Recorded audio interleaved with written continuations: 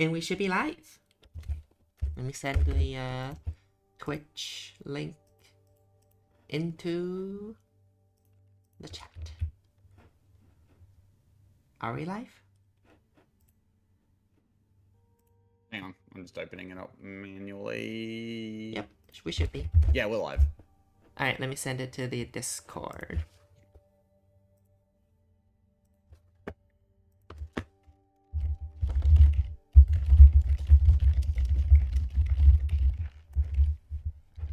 I wonder how many people will actually even get for the appreciation stream this week.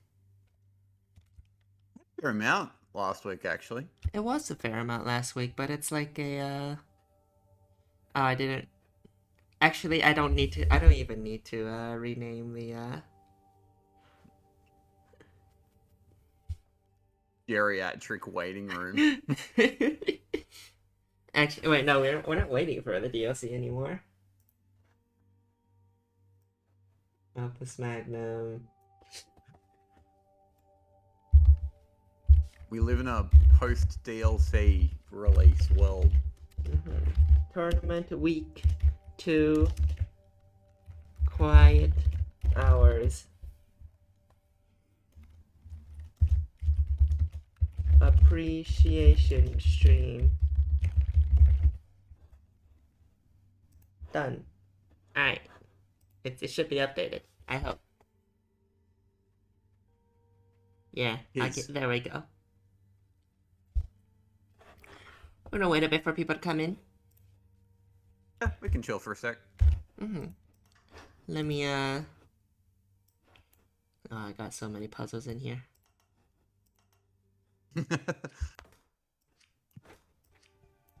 Place all these in. You know what? I don't have the Mr. Puzzle mod that tells me how many of each product has been outputted. Should I get it? No idea where it is. You'll be useless for latency. Yeah. Sometimes it may be useful. I don't know.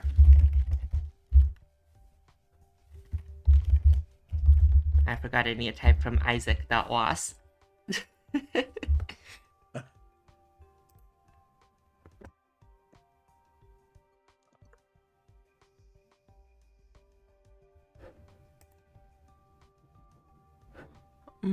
Chat, I'm so far behind on the week 2 that I still don't know what a Neapolitan strat is. Oh, you know what Neapolitan ice cream looks like, right? Let me Google that real quick. No, I do not. Do you know how to spell Neapolitan? Yes, I know that one.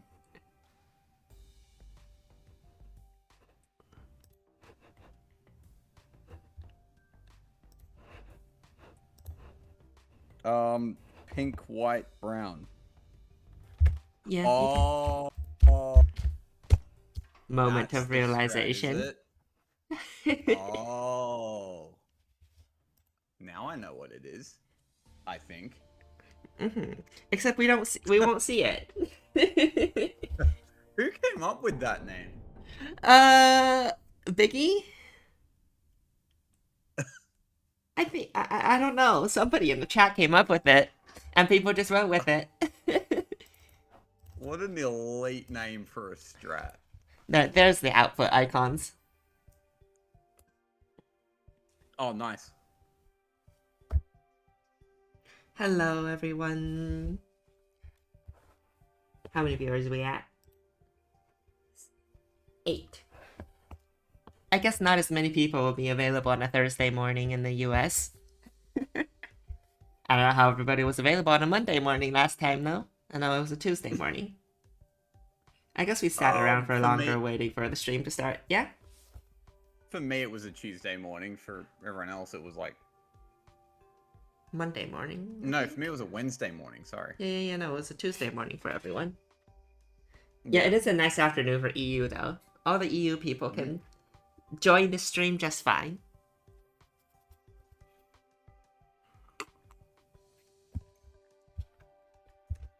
Let me also get the parsers up and running.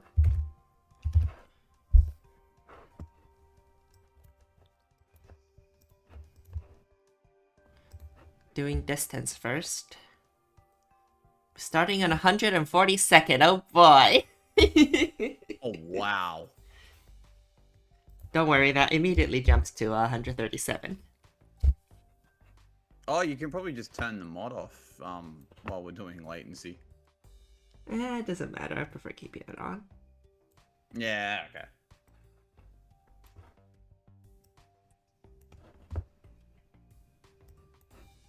Because, you know, it's kind of annoying to turn it off and then on again. Because you have to restart the game and everything. Unless there's a setting. Mr. Puzzle might have included a setting. Oh, if there's not a setting, then yeah, you do have to like restart and everything. Oh, okay. Toggle output counters. The key Oh, is there's J. a toggle. Yeah, there's a toggle. I did not know this. Thank you, Mr. Puzzle.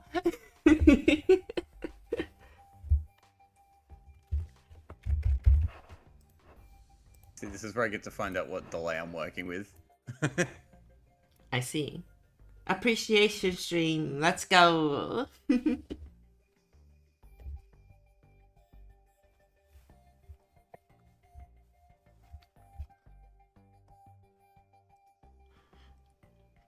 Last time I named the geriatric waiting room because we were waiting for the DLC to drop.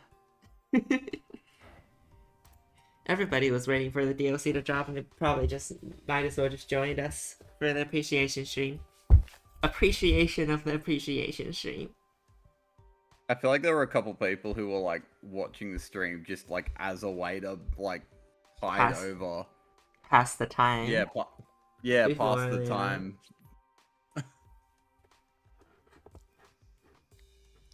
Before the DLC released. How's that been going, by the way? That's been going great. Any it's just... behind the scenes insider info that we can learn of? Nothing I'm willing to say on stream, but okay. Still working. Still working. Still working on it. It probably won't be long before you hear some kind of news. Wow, we have calcification in this puzzle? Who'd have thunk it? Damn. So how much thinking have you done for this puzzle? Oh, me? How much thought have you put into it? So you know how Desk Weasel just said check the DLC out for like 30 minutes and then back to the tournament puzzle? Literally flip it for me. I checked out the puzzle for like 30 minutes and went right back to the DLC. Do you have any thoughts about it? Like, immediate thoughts about the two metrics? Okay, so Latency's secondary looked terrifying. And it was where most of my brain power went. Just trying to figure out how fast I can move atoms and trying to do some arithmetic for how long will a theoretical stick need to be, because I knew like passing it through sticks with bonders would be the way to do it, but I had no idea what the ideal length of the stick was, and I would have had to like iteratively figured that part out. So, what will you be building your sticks out of? I mean, obviously, Neapolitan exists, but what you imagine? Yeah, not knowing about Neapolitan, I would have just made more sticks. Or actually, maybe the Neapolitan would have occurred to me anyway, because you can walk the salt over as well. I don't know why you would put salt in the middle, though. The point of... I mean, it's not in the middle, it's just those three colors. Oh, okay. No, because I'd put salt on the end because it's all about latency. The point about like sending the salt out is because you get to start sending the stick out early, and then part way along the passing along, you drop the salt and animismify it. And the point of Neapolitan is that animismus takes time, so you want your last thing to be debonding, and that's what the vitae, and that's why you need the vitae on the Moors. And as for the other metric, calms, you were there when calms was invented. Having been around when we came up with the metric and saw what the first couple of Calms puzzles looked like, I Uh-huh. could smell a one-arm cycles puzzle from a mile away. Me too. That one I'm not at all surprised to hear about. Uh-huh. That's pretty much what I expected when I suggested the metric. Well, if it was expected, then that's fair, because I do think one-arm cycles is like genuinely an interesting underexplored It is, but I quote don't want to unquote. spoil it a bit for everyone and be like, oh, it's gonna be one arm cycles. That's a metric. Have fun. No, Yeah, well, that's yeah, too exactly. easy. You have to make the logical deduction that it's one-arm cycles. Yeah. It was fun seeing the top one arm cycle solutions though. And there were a surprising amount of solutions in the top few that were more than one arms. Yeah, There was a right. really there was a really great three arm solution by Kalioresis. And there was a two arm solution by Gui and Evanov, I think. Under the Yeah, pile right. up threshold. It was nice. It was a great stream to watch. My general one thing I actually that did come to my mind before the deadline was I remember when we made the original Calms puzzle. The name Superconductive Copper. That's it. And we That wasn't specifically put. cards. Yeah, it was. Was it? No. Yeah, it was. Superconductive Copper. Yes, that was Calms. No, and the reason I bring it up was because specifically we put in like 6 inputs or something, and the winning solves were not one arm cycle solves because there were heaps of inputs, so you wanted like more arms to grab them. Oh, But when we did it, it wasn't cards. It was arms plus 2 times cycles. okay, never mind. Yeah, that's why I No, didn't okay, do the thing. okay. The raw Calms puzzle would have been that Quintessential quintessential catalyst. one that I made. Yeah, yeah. Yeah, and it's just like one big input to one big output or whatever. And Mm-hmm. the point I was trying to get at was that the fact that there's only one input is like perfect for a one-arm cycle solve to like take the cake. Uh-huh. Yeah, I don't If it know. was I like haven't had 13 inputs to one I output, don't think I've then had you multi-arm cycle, multi-input cards before. I don't know if it's gonna be. I guess you just have to have another arm to handle the other input. I wonder what would Yeah, have happened if we did it for superconductive copper. Because I reckon that you would have wanted more than one arm there. I have no idea. But I think that's enough waiting. I think we should be good to go.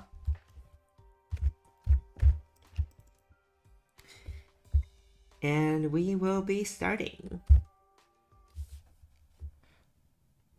In 142nd place, the Ninja Diffuse, the typewriter, 2-arm version.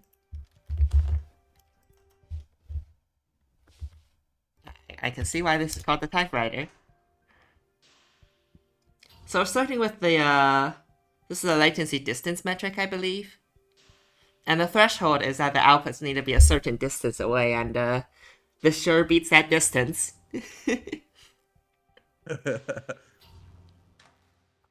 But this does look very much like a I solved the puzzle solution though.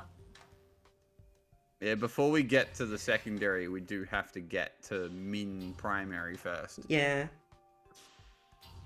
And this one is at the latency of 405. Once we do get to the min primary, I will talk about how that's calculated and everything. Arm 2's got an easy paycheck today. Yeah. Arm 1's doing all the work, and all Arm 2 has to do is just throw them in the holes. It's just sitting there waiting again.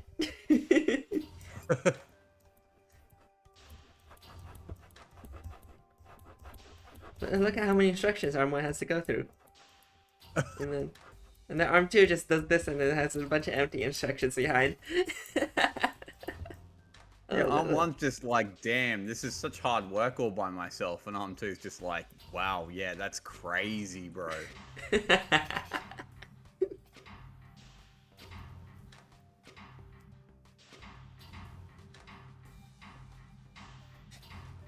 But yeah, that's a solve. I can see why it's called typewriter though. It prints out a line and then it sends it upwards. The solution is satisfying to watch? Sure is. But alright, next up we have in 137th place at 104 latency and 12 distance, Latency Max D.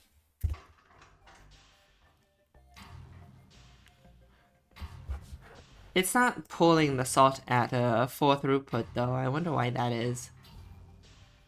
Oh, it's because the Morse has to get out of the way first, huh?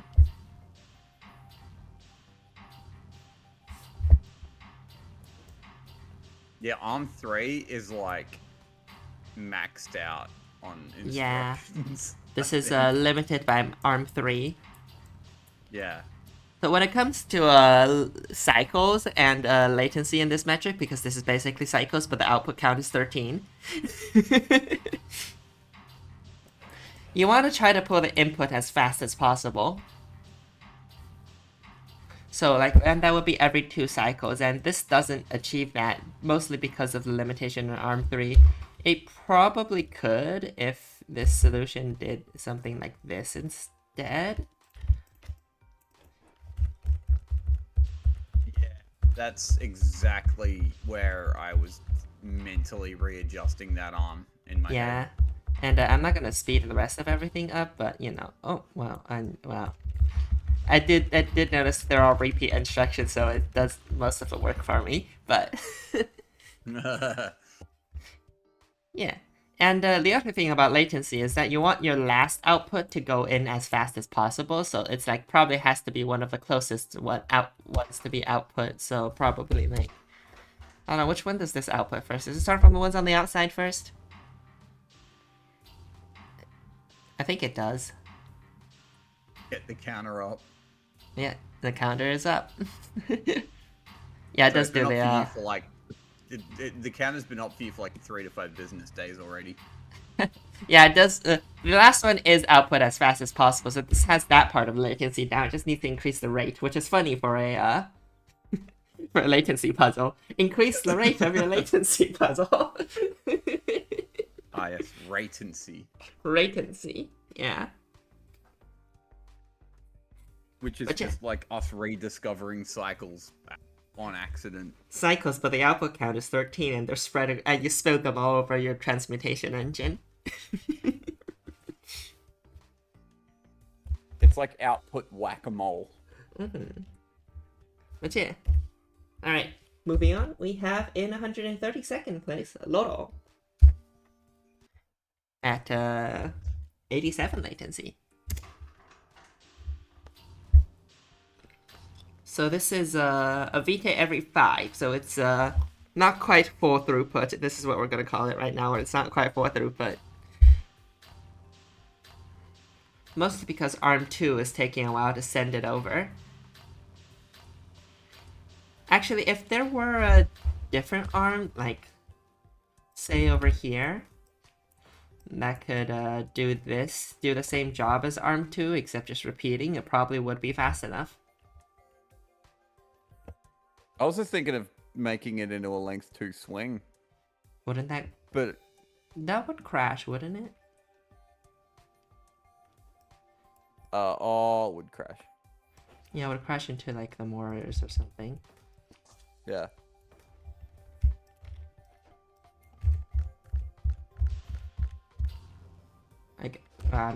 This is, 6R for other reasons, too. Oh, true. True that. The other arms are... These arms are, like, doing... Yeah, these arms are 6R.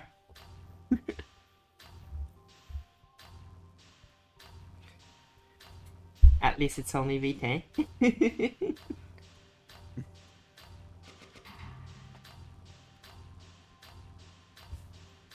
We're tinkering the solves and making them in latency.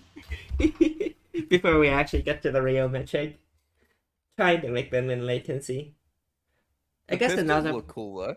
Yeah, they do. A lot of the solutions actually look like this that I found. Just that it makes it easy to think about how to output 13 fucking VT. Alright. Next up, we have in 130th place at 71 latency, George 10. I think that's a new name. Welcome to the tournament. Speaking of solutions that kind of look like that. Oh, this one's thinking about distance, but doesn't quite have the latency down. Yeah, this is a 5-hour solution, it looks like. This solve looks What like is... a victim of if I swing the salt too early, it'll crash into the moors. Yeah. Seems like it.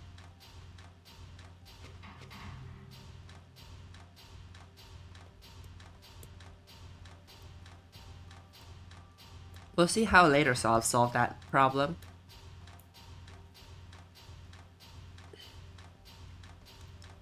But yeah, I don't know if this would be min latency though. Animus Miscliff is mean, it is.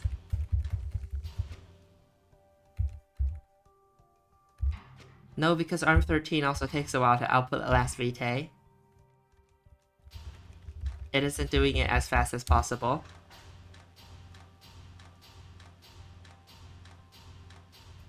So yeah, even at max rate, this wouldn't be at min latency either. I'm guessing this question came up on stream, but why 13? I actually have no idea. Kazian actually designed this puzzle for a different metric that we didn't use entirely.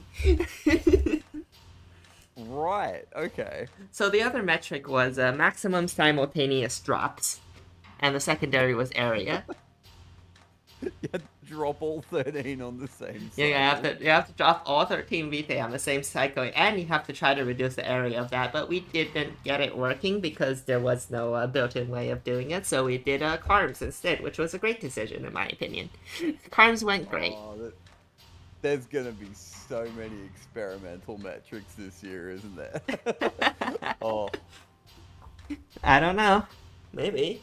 I mean, you look. Maybe. Have you looked at week 3? I don't know. Those seem pretty normal. I have briefly looked at week 3. Yeah. We're back to relatively normal metrics. Yeah. Cost, rate. That's some normal metrics. We shall see when week 4 comes out, though. Your CARM solution, Curse Inferno says that their CARM solution can drop all 13 at once if you just align the drop instructions. I need to see that. But alright, next up we have in 129th place at 70 latency thingy. For the second metric, which... Wait, the second metric is CARMS on the website, isn't it? I guess this could be a CARM solve too. I suppose.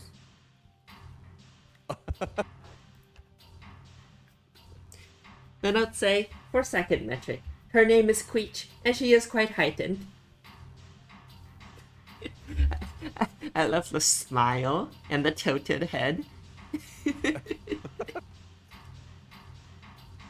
What's it saying to the right? I think it's just like this here. This is Queech. That's her name. Oh. My notes actually spell Queach, but I don't know. I could see QX be pronounced Queech.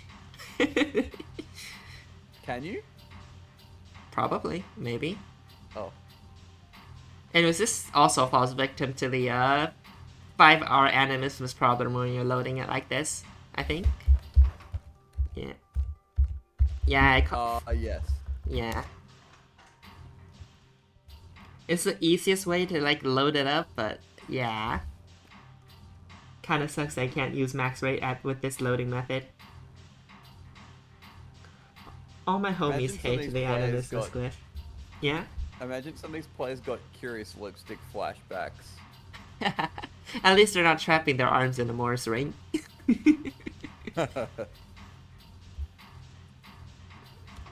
But alright. Next up, we have in 128th place, Charlie the Daemon. Been seeing her around a lot in the modding of this. I think this is truly latency. Where is this shit starting? This is distance, alright.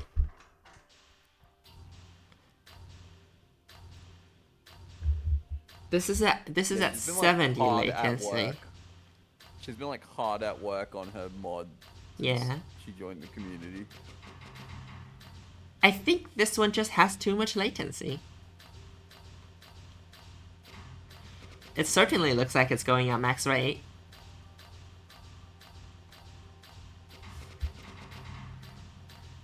Yeah, there's just too much latency. Since the 13th Vitae has to, when the 13th Vitae arrives, it has to go through this swing, this grab, this, and then sending it all the way here before it's output here, and that's too many cycles. It's spending like, this is the actual latency limited solve where it's like taking too long to output the Vitae, and that's why it's not at min latency.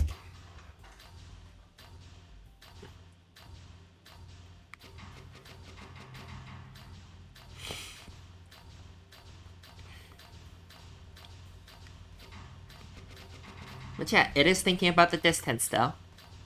These outputs are spread far apart.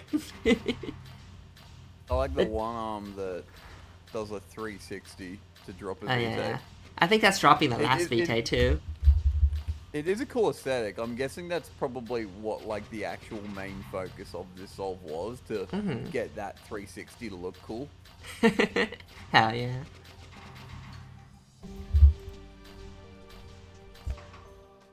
Alright, next up we have in 127 at 68 latency, Don Jamon. Last time I didn't know how to pronounce it.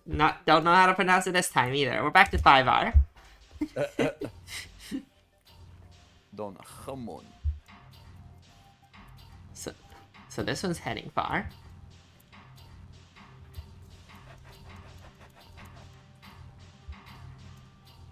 So people have been discussing why 2 rotations is better than 3. And the main reason is that 2 rotations gives the same distance as 3 rotations, where the third rotation doesn't actually increase the distance. Yeah, interestingly enough. Someone in the event chat has made a diagram to make that clear. Actually, I can probably make a diagram here too. Because, like, say this is...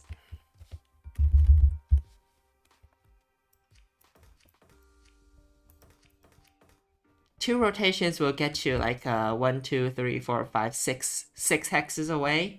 3 rotations will also get you 1, 2, 3, 4, 5, 6 hexes away.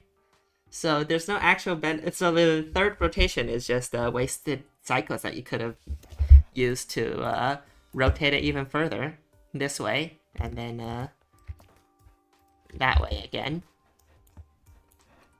That's why 2 rotations is better than 3. I saw someone explain it in the chat like that, and I was like, ah, yes, that makes a lot of sense. But yeah, this solution falls victim to 5R and doesn't achieve min cycles because of it.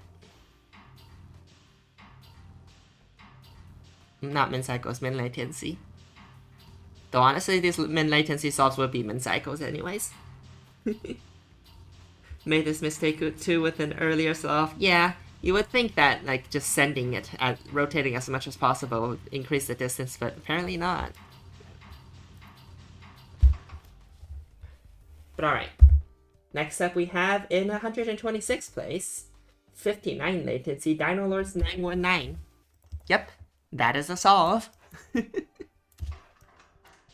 Also, interestingly, doing 3 swings, I believe, is identical to doing 1 swing. Just constant 1 swings all the way? Yeah, because of a regrab? That's the same. Yeah, it's because the same of the as regrab. doing 3 swings. Yeah.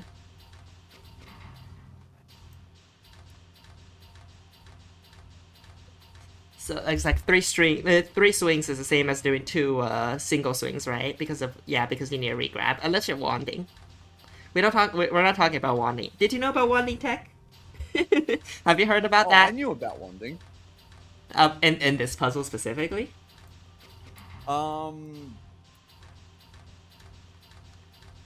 I didn't get that far down into my thought process before not thinking You've about the puzzle anymore. yeah, you've heard But about I it from suspect, the puzzle though, right? yeah, I like it would have popped into my head if I went deeply enough into it. Mm-hmm.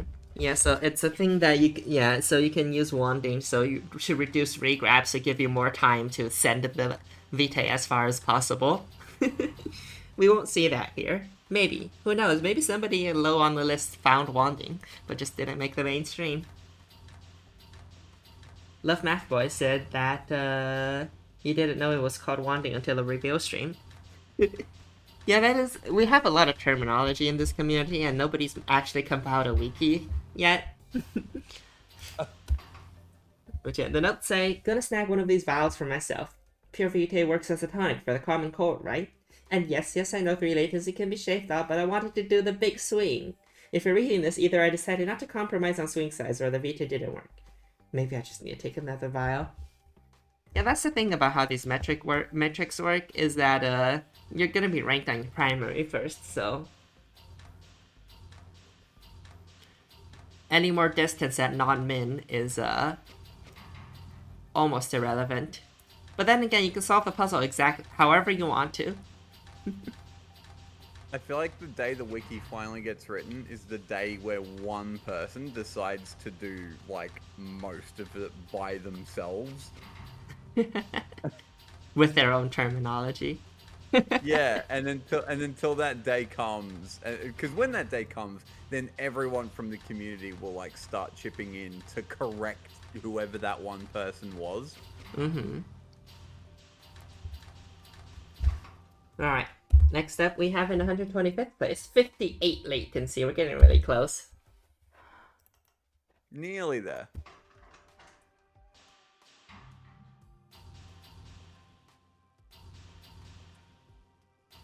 I think this doesn't get min latency because of the alternate. Is it the alternate? No, it's not. So it looks like we're gonna have to turn this on again. It's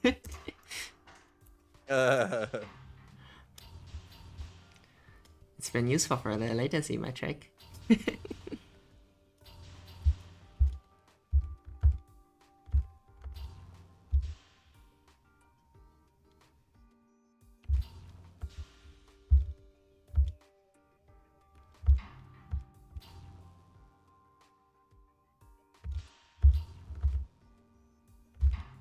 Oh, I see. It is because of the alternating. Because ARM1 can't load the 13th fast enough. I see. Because ARM1 has to load the left Vitae all by itself, it can't load the 13th fast enough to grab the yeah. Oh, yeah. Because so yeah, there's one time, yeah, there's a one input grab that's missed. That could have been probably ARM2 pushing it with a minus instruction. Because ARM2 just goes ahead and starts to load number 14 up. Yeah. Well, I mean, it doesn't. It kind of. Oh, okay. Yeah, it could Well, just it may do as this. well have, because it had Yeah, the cycles to do it's it. just doing nothing. Yeah. Yeah. So close to minimum.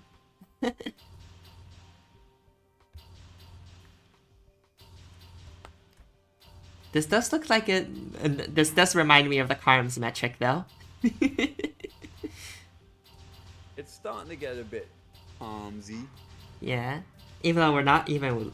This isn't even a Carms metric. but alright. Next up, we have at also 58 Consultant Sorcerer. That's distance, alright. So the first one gets sent off.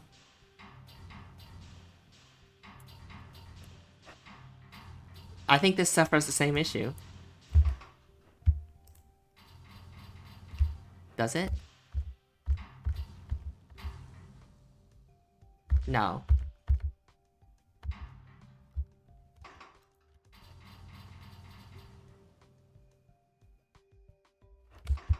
Maybe?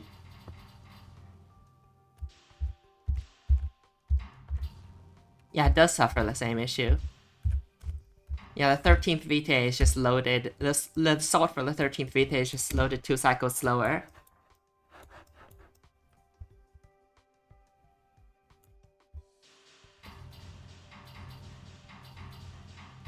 This one in particular sure is going far, though. That's a 56 distance right there.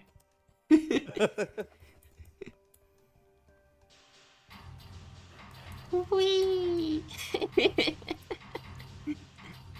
And does that one last swing. Is the stream choppy for anyone else, or is my internet just crapping out? It does look like the stream isn't working well right now. I can let the solution run for a moment to let it come back. Okay.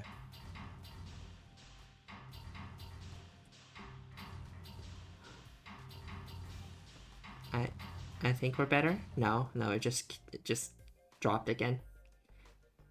It's periodically choppy. Yeah, my internet isn't the best. It's been choppy lately. Hopefully this isn't a problem with the recording, because I'm pretty sure this is an internet issue.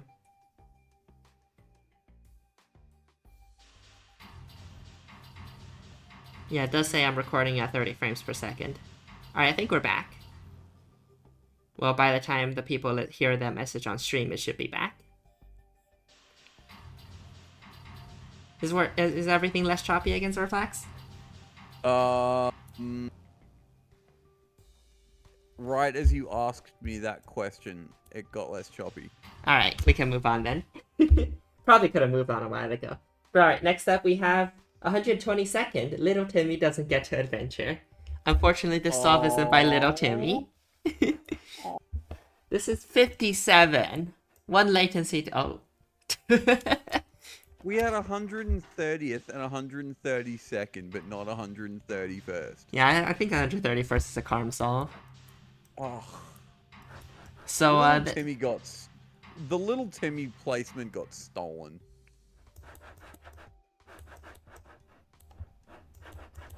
That's a cool layout, actually. Oh, this is before the halt instruction existed. I thought it halted, but no, it didn't. I know it's gonna reset. It's gonna crash.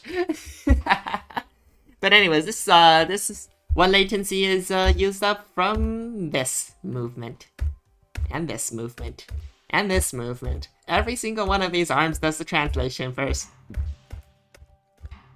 before sending it to the animus, and that's where the extra one latency coming from. Anyways, the notes say, "Hi all, this is my second tournament solution and second week playing the game. I hope I'm understanding the metrics correctly, and if I am, this should be a decent solve. The update made me sad. Originally, Arm 1 ended up going around and cleaning leftover atoms to finish the outputs. Timmy no longer gets to do this. Poor Timmy. I love the support and kindness from the community. Also, should I be submitting a solution for both metrics? Yes. Yes, you should.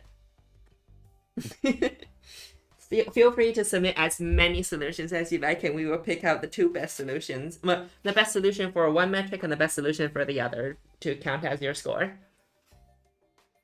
Do we need a disclaimer on events.crytelli that says, please submit as much as you want? This is automatically handled. I don't know, maybe. But something... I don't know, we have listed it on the in the main page, the announcement page. I believe. Tunk. Arm 1 has returned. Who is Little Timmy? I'm curious now.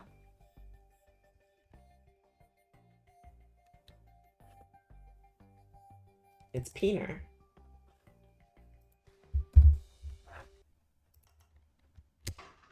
Yeah, this looks like a Karm solve. The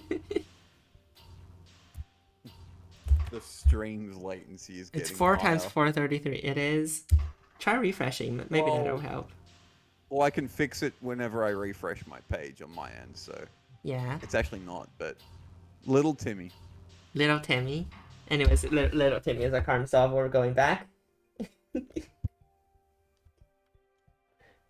Next up in 121st place is a Karm solve, I think. I don't know, I'm looking at it anyways. Yeah, that's a Karm solve. But it happens to be a min latency. Welcome to min latency, everyone! We did it. We did it. We made it. There's actually a lot of min latency solves for Karms. Just because people are going as fast as possible. 121. 121 people got min primary, yeah. But alright, let's look at our first, this is a great area solve. It's a bit arm heavy on area, but yeah. Next up, So we finally get to think about area. What the fuck is this? Max area. What am I looking at, GG goal? GG goal. More arms, lower latency.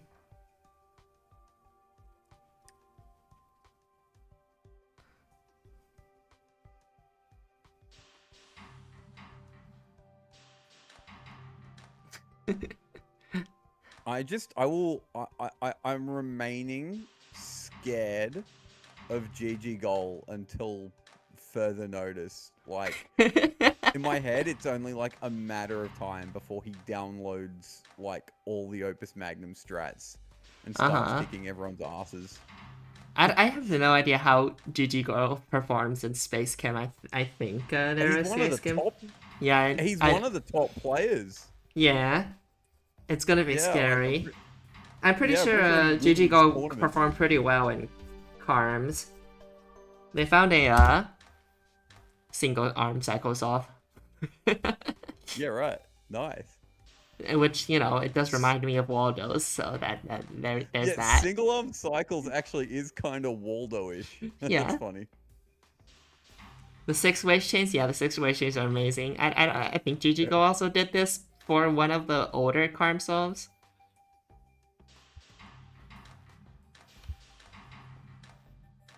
But yeah, this is the furthest distance GG Go got with the min latency.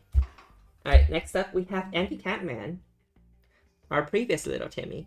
I think this was the week 1 Little Timmy. In 119th now.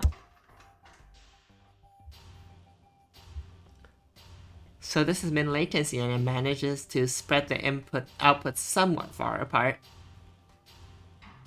I believe the farthest ones are this bottom left and the top right one, or the top left and the bottom right one.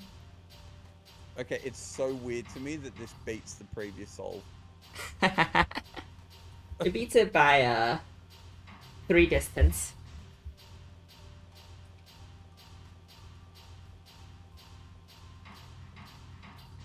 So if I were to just like take one of the VTs, like the first VT, and put an arm on a track and just like minus instruction as far as I can, I would probably like that strat will still beat these solves for now. Probably.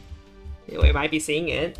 In 118th place we have 不传礼遇 with a 新解决方案2副词. Well, this one is rotating. It's doing the single rotates though.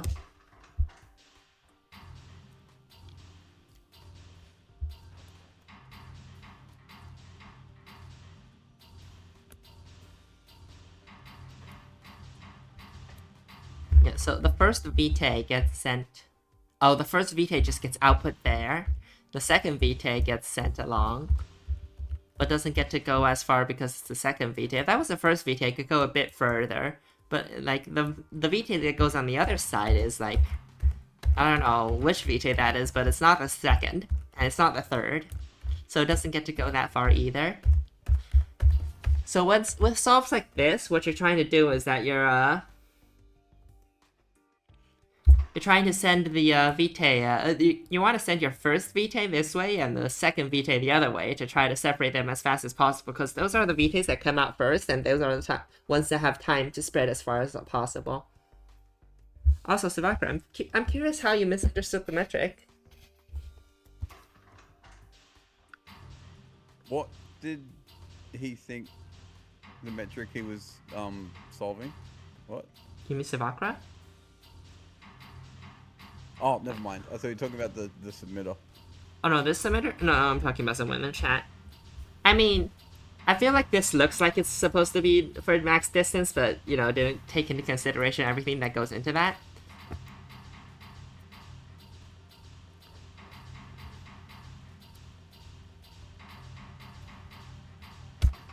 But yeah. Thought Metric just wanted every output to be as far as possible from every other output instead of just 2 of them. Ah, I see. Yeah. I can see that misunderstanding happening. Alright, next up we have in 117th place at 72 distance.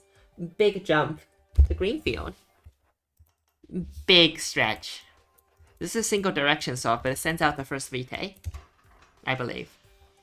Yeah, look at it go. So now we're struggling to beat. Alright, so now arm on track wouldn't beat this. I would need 2 arms on track. Heading in opposite directions to beat this. You know, I'm curious why arm 5 isn't larger.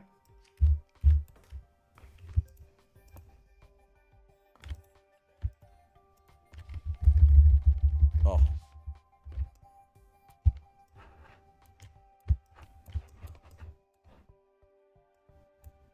Ah, shit.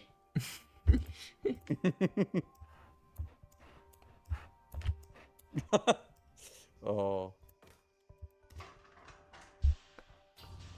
Actually, that's the first VT.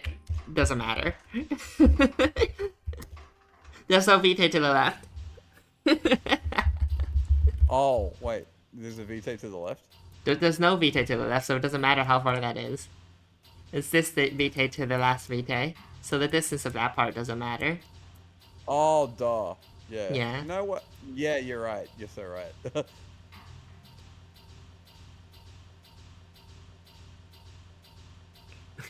DRM released during the last appreciation stream, right? What happened there? I was gone. We looked at the metrics. I didn't actually end up. I ended up staying up pretty late doing the DRM stuff that night. I'm not gonna do that tonight. Oh, we just got through the rest of the stream, really, which Yeah. was like an There hour wasn't that much after left. release, Yeah. because Zach released it an hour early for some reason. I still got some records though. I'm happy about that. I still believe armor polish area is still mine. I think. Maybe somebody secondary optimized it.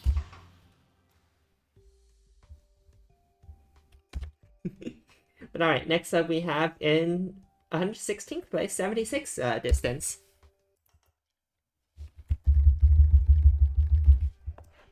This is still single direction. Oh, well, one of them is in the other direction.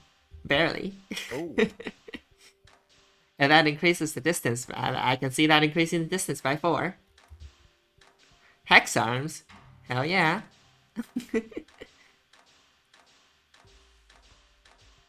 Okay, so still single rotation. Yeah, we're still in the single rotation solves.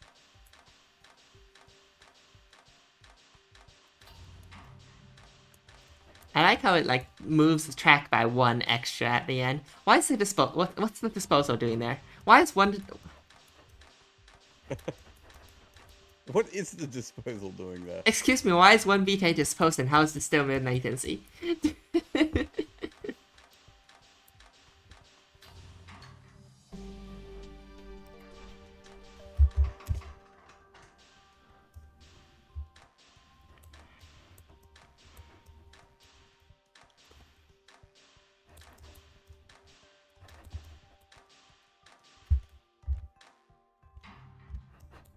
Why is 1 VT disposed?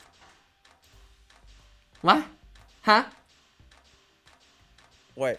Probably I didn't track see a loop VT get nonsense. disposed. It's getting disposed. It's not disposed the first loop, but it's get this. I think it's track loop shenanigans because you can see 2 arms on track loops down here, and that means there's going to be a 14th VT loaded. Oh, okay, so it won't trigger on the first Yeah, and loop, those which is the only arms one aren't that programmed matters. out to 26.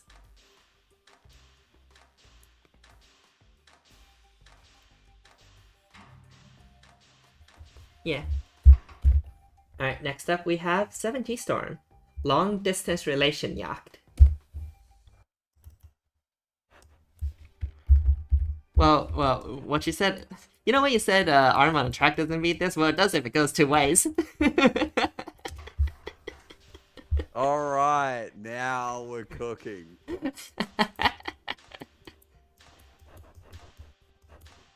You know what? It's actually pretty cool seeing 7T Storm up in the rankings a bit. Mm. I wonder if it's better. No, it's not. We discussed this. It's not gonna be better if we change the angle to 180.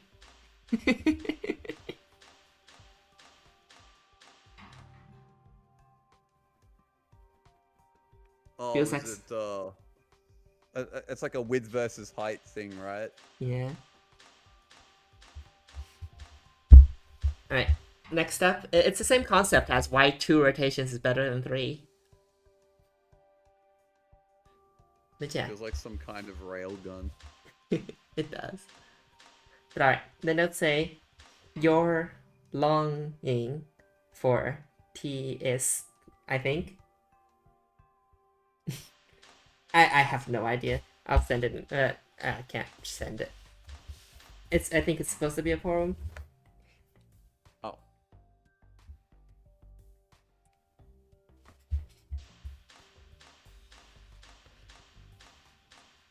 Odd things like parts of stream repeating or skipping. I don't know. Do you get that, Zorflax? I'm not getting repeating or really skipping. Yeah, that might be your issue then, Heave. Maybe. I don't know. It hasn't been choppy for a while on my end. Although I did bump down the resolution to make sure it's not choppy for me. Oof. But alright. I don't even think that's going to affect it. I think I just did that out of like an abundance of caution. Because I'm like actually commentating. Mm-hmm. But alright, next time we have in 114th place. Next up, we have in 114th place 107 distance. 10 more distance. Okay, we're back to swinging. So That time yeah, was- now the arms race starts here because translational movement is no longer enough. Oh, this is Swing. this is bonding, but it does the triple swings. Oh no. Oh.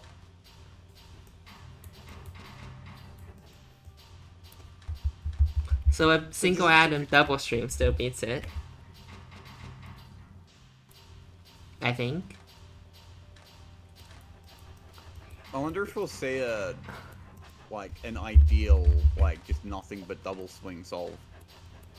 Soon. I mean, the stream started Also, pretty well. Yeah, you were saying? Oh, I was just reading the Twitch chat comment of it only bonds VT with other VT. Yeah. I mean, I don't think there's gonna be much else down here. I believe. The bonding tech, we barely saw bonding tech at the beginning of the mainstream. Yeah. Next up, we have in 113th place at 121 distance, Not Happy. This is doing double swings. This is also spending a lot of cost on disposal. We kind of changed that in the end, but you know, some people might not have gotten the memo. Oh, what? This is one thing. What? This is one thing, but for single atoms.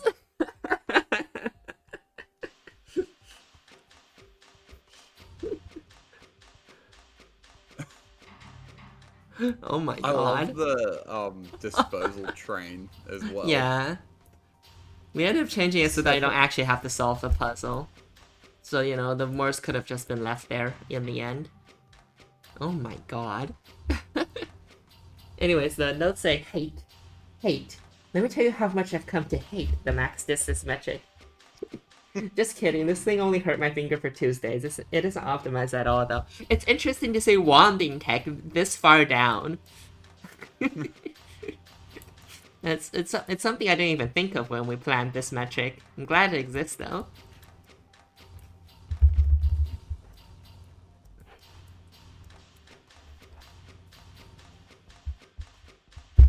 But alright, next up we have in 112th place at 126 distance, Buggy Code. Latency 56 and Projectiles V3. Thought about doing a long stick of Morse to help throwing the VT, but implementing this clearly above my pay grade. Instead, we have length 2 swings. Though why are the regrabs so slow?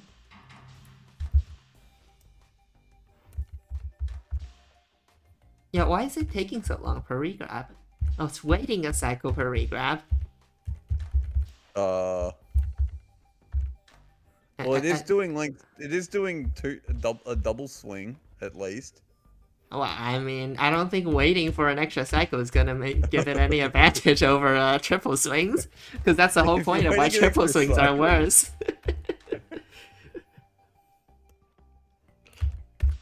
But yeah, you can grab atoms instantly the moment they're dropped on the same cycle.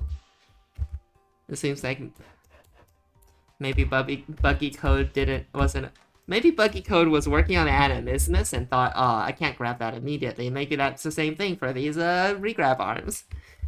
Yeah, Animismus is special.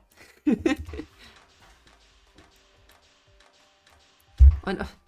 But Arm 8 seems to send it, I think. No, yeah, they all wait a cycle before regrabbing. Probably because that's how the Animismus works, and Buggy Code just assumed that that's the case for all regrabs. Oof. Funny how that doesn't matter for the latency, though. But, you know, the arms just don't get to go as far. The atom doesn't get to go as far. But alright. Next up, we have, at 127 distance, one more. Fallen Healer. Beaten by 1. Beaten by 1. Hopefully this does regrabs better. It is, it's doing regrabs. But it's doing doing 3 swings. It's doing triple swings, so effectively no, but like, you know, that's why it's only 1 distance better. So if we combine what we learnt from this solve with what we learnt from last solve, we'll have Iris, we saw your solve. Yeah, we saw your solve, Iris. I like how it's bonding pretty early, but I think you did triple rotations, and that's why it didn't score as well. Yeah, it was bonding, but with triple rotations. I would hate if proliferation, animismus, unification procced every 2 cycles. Oh boy, that would make loading it even scarier, even more annoying. Loading it would suck. It would. I could only imagine the cycles nightmares that would happen in that world. Uh-huh.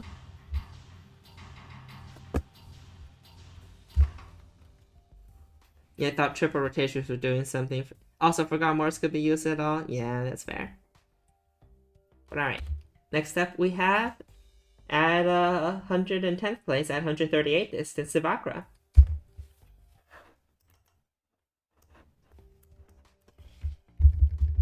I can see what you mean by you misunderstood the metric. What is this? What am I looking at?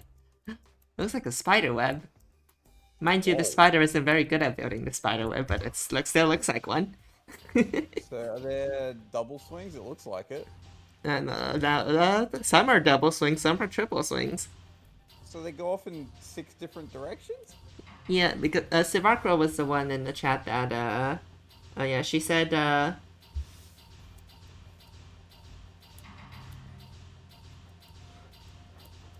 she misunderstood the metric and thought it was a maximum of minimum distance between outputs. Oh, so this is trying to maximize that number. Oh, but this was a lot higher effort than that last solve where we were talking about this. Yeah, biblically accurate solve indeed. You know what this reminds me of? Have you ever seen that image of spiders on drugs? Oh, I have. Yeah, trying to weave webs. Trying to weave a web. This reminds me of that. Go home, Spooty, you're drunk. Anyways, the note say, if it wrong not to give the latency solve a better shot, and I think I don't have practical knowledge to make a good solve for this kind of metric. Unfortunately, also the wrong metric, but still good effort. Still beat quite a few other latency distance songs. But alright, next up we have in 109th place at also 138 Distance Planes. Icy track. This is we're back to single rotation, which is about as effective as triple rotation.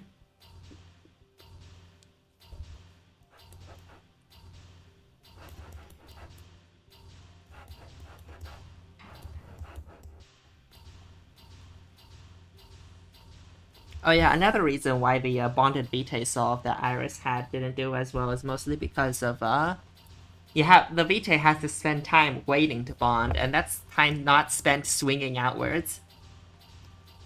So that's why solve. That animismus is being loaded. That's the Kazian trick. Which one?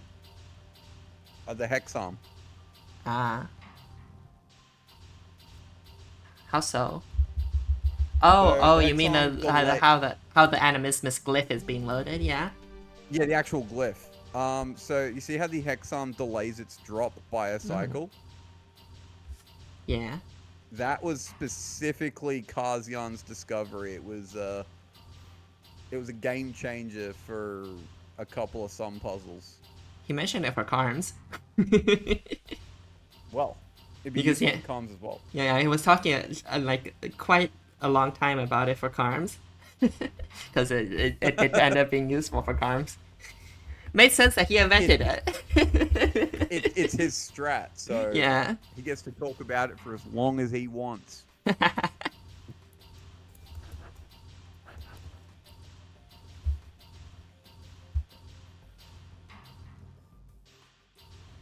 Hello, Hold My Faith. We're doing the appreciation stream for the 2026 Opus Magnum Tournament, which is a lot of words you probably don't understand if you've never seen this game before. Oh yeah, I do have the trans flag in my profile picture. Hello. But alright. Next up we have in 108th place at 141 distance, MK Tess, which I think is a new player. Is he? Who? What's the name, sir? MK Tess. Oh, that might have turned up last week. I think so, yeah. Yeah. Anyways, this is single arms again. No idea what it does better than the previous solve, but it does it better by 3.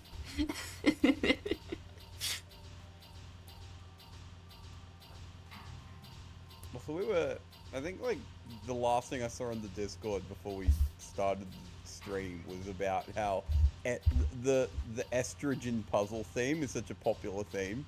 It is. So many trans girls in this community. Trans women. Which is funny because we can now make testosterone themed puzzles, but no one's done it yet.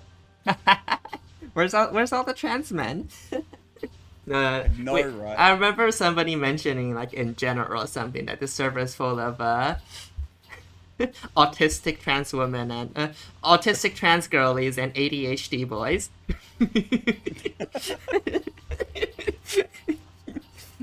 Okay, yeah, you got me with that second one. I think Rebix was the one who mentioned it.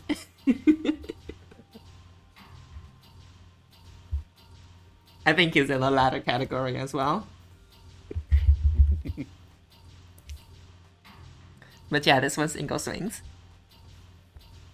But it's actually just like a nice, clean, sensible way to do the single swing strat. It's going off in 2 different directions. It starts swinging as fast as possible. It's good. I also like these solves where then the intermediary the arms that send things out also just output. That's reduction on cost, because you don't need extra arms to output all that shit. Yeah, you don't. Yeah. Alright. Next up we have in 107th, Rosa at 144 distance. 3 distance more. Everyone's talking about it. 2 Moors into a car. Are we gonna see Moors bonding? Also, straight track. Tenchi probably doesn't matter, but I'll check. It doesn't.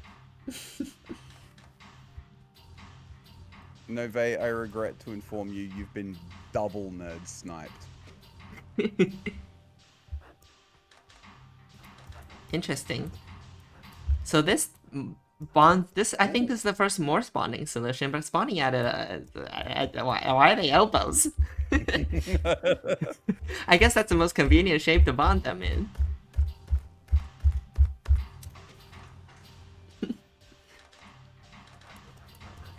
Well, look at those elbows go.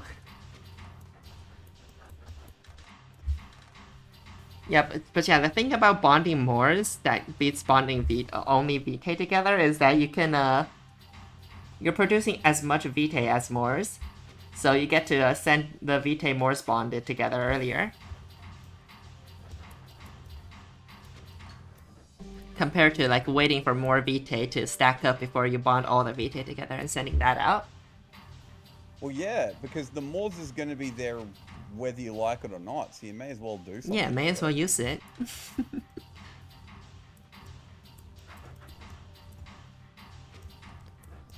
Bonding Moors was the main consideration for this metric.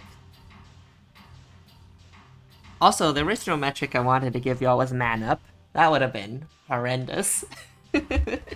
Man up would have been horrific. It would have been. Oh, 56 is way too many cycles. Yeah. No, I mean, to be fair, the original plan for mana was you have 13 inputs as well. Oh, okay. So it would have still so like latency primary. Yeah, or cycles. 12 cycles isn't that much. Or what, 15 or something. Wait, 13 inputs, 13 out. Oh yeah. Wait, yeah. 15 cycles wouldn't be that much, I think. Transmass. Yeah, that would have been meatier than the original puzzle, but you would have had multi-arms and tracks, and you would have still had all sorts of strats. Yeah. Alright, next up we have also 144 distance, but way cheaper, Stack Mapper. Wide mode. I guess triple swings still do better than that previous all for some reason. It does do like it does only do double swings at the end, but I don't think that matters all that much. Since it just ran out of cycles to swing it once more. It just swings for as long as it possibly can before outputting. Yeah, very simple solve. Surprised it did better than the previous one. Oh, I guess it's as far. Yeah. I guess there's actually not that too much advantage to the elbow being swung. Well, the elbow, it was like being handed off in a way that didn't really seem to actually add any yeah, that much distance to it. Yeah. And then it has to spend time just sitting there waiting for the Moors to bond, because they did bond 2 Moors to the Vitae.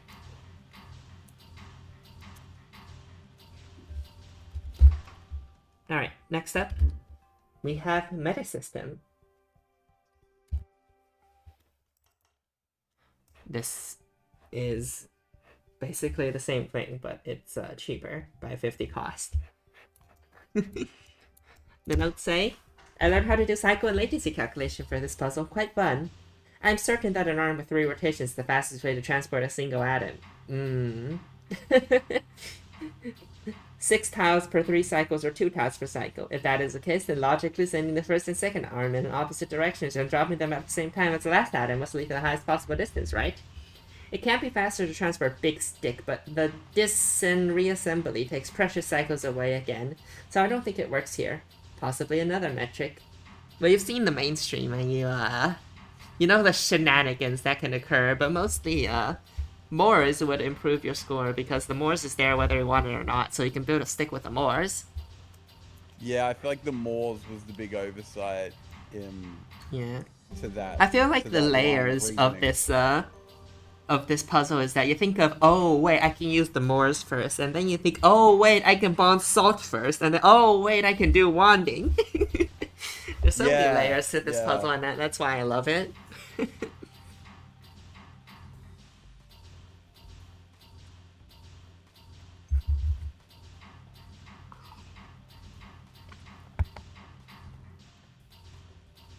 And if you want to go the other way, you can be like starting from even lower. You can be like, oh wait, I can do double swings instead of triple swings. Oh wait, I can send them in both directions. So many layers of like techniques that you can implement. Yeah, they're like there's like a bunch of different like tiers. It reminds me of how many of the strats did this person realize? Yeah, and like the last solve is a culmination of all of them. Yeah. But alright. Next up we have Charlie Creston in 103rd Hot Potato.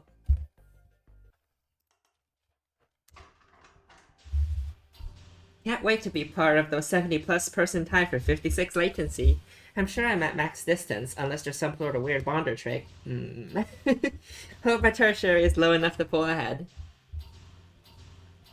Well, you are ahead of the 144 distance pack. 104? Well, welcome to our first tertiary tie. Exact same cost too. Exact same cost. So, you know, Charlie Creston was ahead in terms of tertiaries. Because after that, we move on to higher distance. Because then also in 103rd, yeah? Charlie's solve outputs all 13 VT at the same time, right? Does... Maybe. Hell yeah, simultaneous outputs. You'll love to see it. But yeah, also in 103rd, S Penguin. Sorry, I don't speak Scandinavian. I have no idea. Or is it German? I have no idea which one that is. I think it looks like New Solution. Probably German. Oh. Oh my god, the O with the umlaut is so wide in the overlay. Alright, the word copy makes me think it is German, but yeah, I don't think the game is translated to any other Scandinavian language either. It could just be Dutch, but no, Dutch doesn't have umlauts, I think. Okay. But yeah, same cost. Not simultaneous outputs though. Same distance, same cost. I think this is the maximum we go with single handoffs. Single handoff 3 rotations. Interestingly, this solve has the same trapezoid track setup that the last solve did. Oh, it does. So it's basically the same solve, kinda, sorta, with a different VT output method.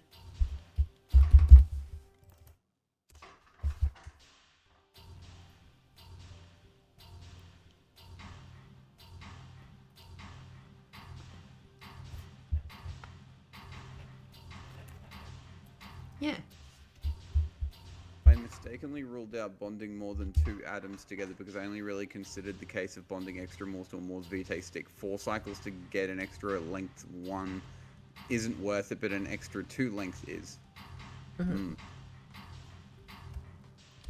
But alright, next up we have, at 147 distance, increasing the distance finally, Nove system.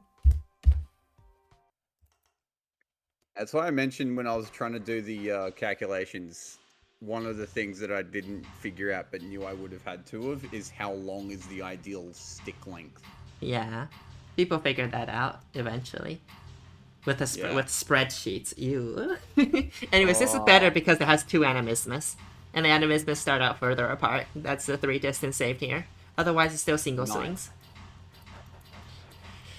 Anyways, enough say. Emerges, mouth covered in vitae, surrounded by bottles. Pink soda.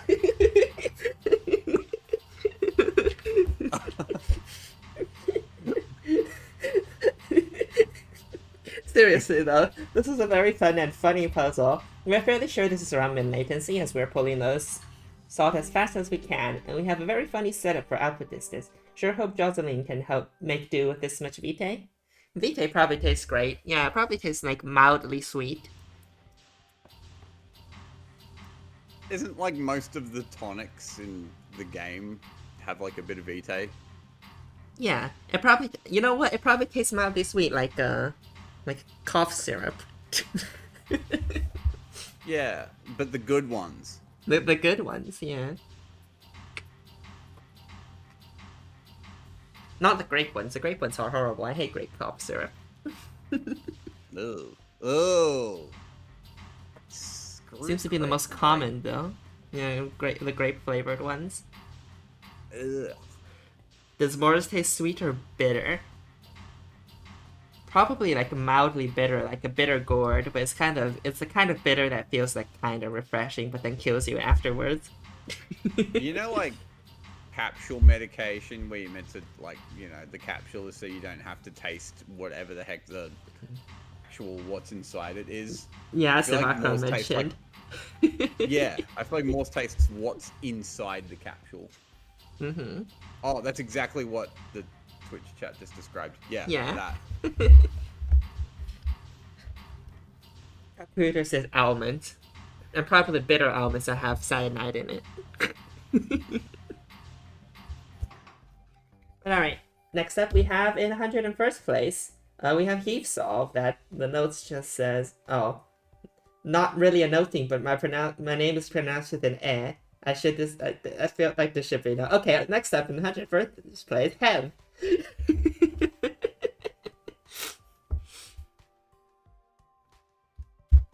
At 149 distance. I made the exact same mistake, like, repeatedly back when Hev submitted to the 2024 tournament. Okay, Hev, that's in heaven. Got it. Single rotations, 2 vitaes, like... 2 animismus. So same distance as previous. No, it's 2 more somehow. Don't ask why. I don't know. it's somehow 2 more distance.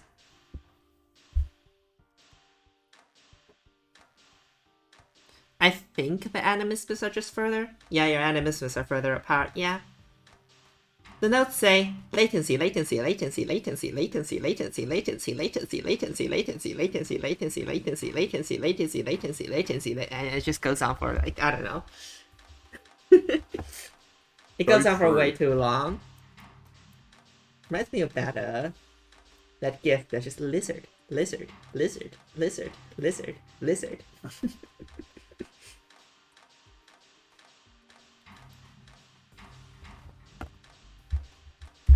But alright. Next up we have Hazel at also 149 distance, but at 1,120 cost. 100th place. Congrats. We're at 100, everyone. We're at 100. Let's go. Congrats on top 100. Anyways, yeah, this is a cheaper version of a previous solve.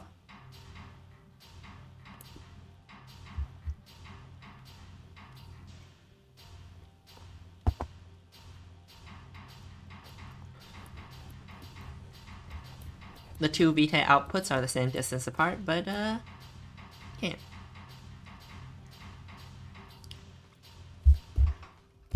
This is a very neat, clean layout, actually. Mm-hmm. It is, and that's why it's cheaper and better in the placements. All right, next up we have a 99th at 150 distance, JPiv. Why have you done this to us? I'm not sorry.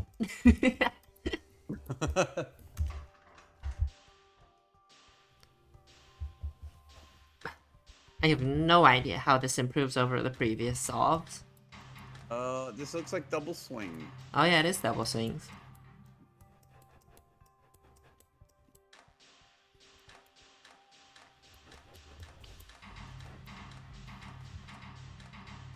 Then I'm surprised how double swing doesn't actually even increase the number by that much. Yeah, it's only 1 hex.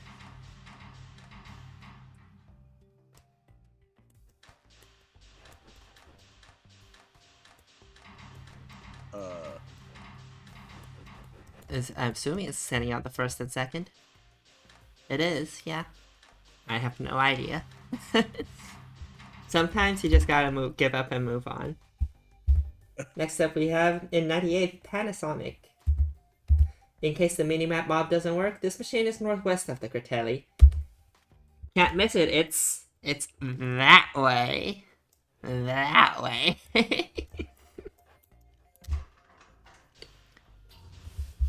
Just feels like an identical solve to the previous one, somewhat.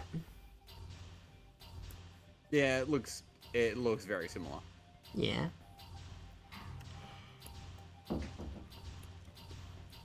The Vites are in a weird orientation, though.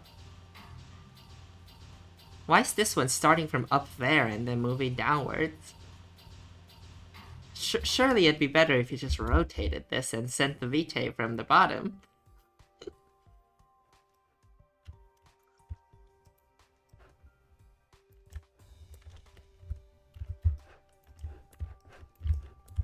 Tinkering detected.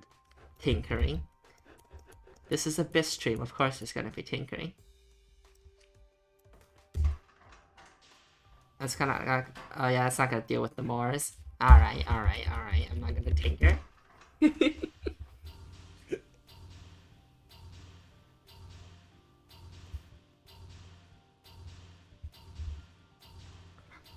But yeah. Next up we have, at 153 distance, 3 distance up by Fuyu. To the far lens.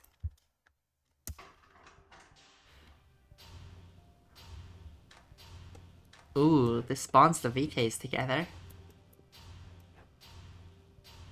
I assume 2 Vitae is actually the maximum for, like, having to, like, in terms of saving, like, loading time and then swinging time. Yeah, because if you like put a third Vitae on, then like that's 6 Vitae between the 2 sticks, and that's already like half of your Vitae. But this is also doing single rotation, so who knows?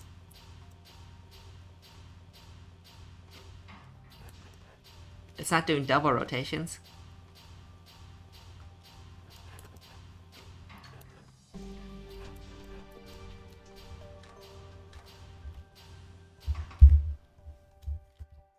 Next up, we have in 177 distance. Holy shit, huge jump. To J. Tomar. Oh, that sounds like something just got discovered.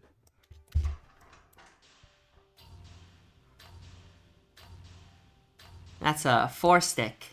And double swings. Yeah. This feels like a significant breakthrough. At least in terms of double swings and sticks. The notes say, I felt so silly not joining after my incomplete candidates for TI snow amputation. I felt silly for not joining after my incomplete candidates for TI snow amputation would have ended up way more competitive than I expected, so here I am. I figured out 4-length blocks strike the best balance for extra speed from being a block and having time to exploit that speed. Except my spreadsheet was probably 98% off by 1 error, so who knows. Its result never lined up with the machine, but every version returned 2 4-length blocks, so hopefully that is still optimal. I'm sure it's still possible to do this a bit better. The handoff to the stick bonder looks like a weakness to me, but I'm not planning on optimizing that unless I figure out why the spreadsheet estimate is wrong. The title was more true of version 1. So, if this person didn't submit for week 1, does that mean new name? New submitter! Let's go! Should be. Remember back in the day when you used to be able to keep track of every new submitter? Oh boy, yeah, no, not anymore. I can somewhat keep track, probably. I know I haven't heard of J. Tomar. I know I can probably catch most people I haven't heard of before, but like I might misinterpret like people that have appeared before as people that are new.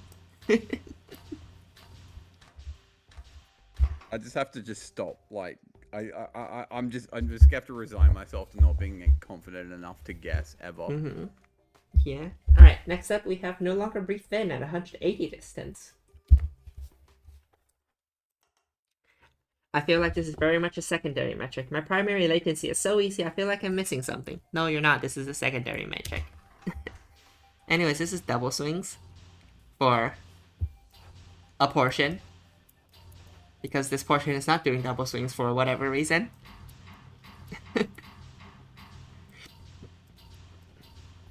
Yeah, it just like starts halfway through for some reason. It's like a bent stick. Nightcap, you can go check the spreadsheet. I don't have it open.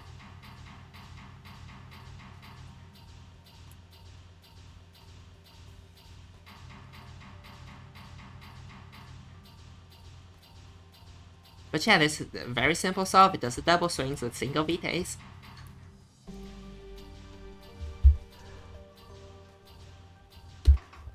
I'm pretty sure Nightcap is Nightshine.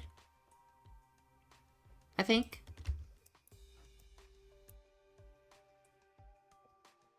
Yes. Yeah. Alright, next up in 94th place, we have Tessa. I'm pretty sure this is a new submitter. Think she did quite well. In the other metric. I remember hearing her from the other metric.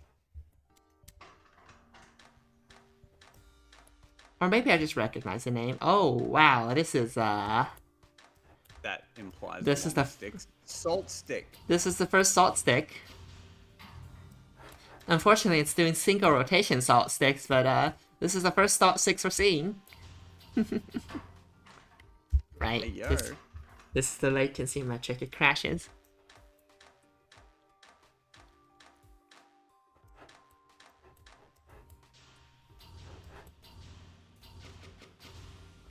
Nice.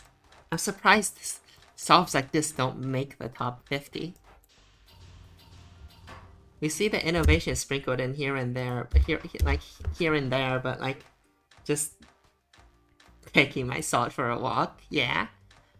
The power creep is very intense. You have to like get all the innovations in order to score well, and this one's missing the double swing innovation. Yeah, it's like you better hope you don't miss something important. Mm-hmm. Or you'll like lose 30 placements. I feel like that's even happening to top players. Like they miss one thing, they just like. Yeah, I don't. We miss haven't top seen any 30. like top players yet, though. Not quite yet, Yeah. but like I meant like I had last week's stream in mind. Oh, when I was yeah? saying that. Fair. Top 50 has been so absurdly competitive both weeks. I feel silly for not spending more time on these. Yeah. Yeah. At least week 3 is gonna be better. There's not as many. There's Yeah, not gonna be as many submitters. There's probably gonna be at most 100. Yeah, you officially have to really know your shit to make top 50, at least for these early weeks.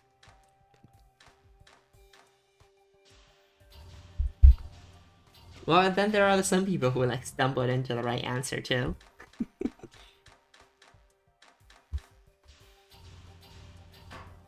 The thing about new wacky metric is that most people are on even footing. The winner for this metric was a Love Math Boy, which is a new player to the not this week, but like a new player to the tournament from the Celeste community. See that. Yeah, Celeste people are scary.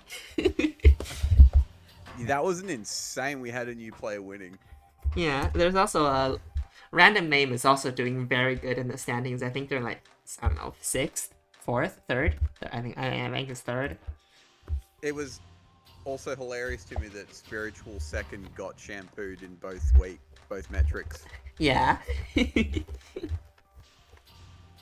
Oh yeah, Video Cake, you're from the Celeste community too, right? One of Mara's friends.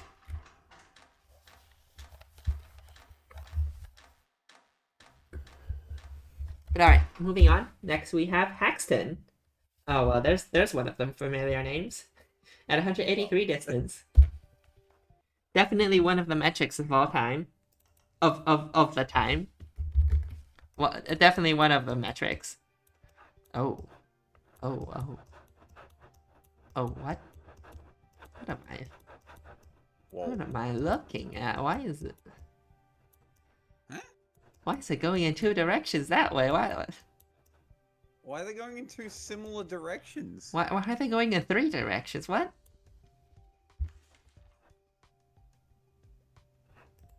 New solution 2.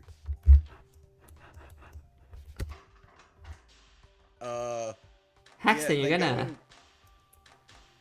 Oh.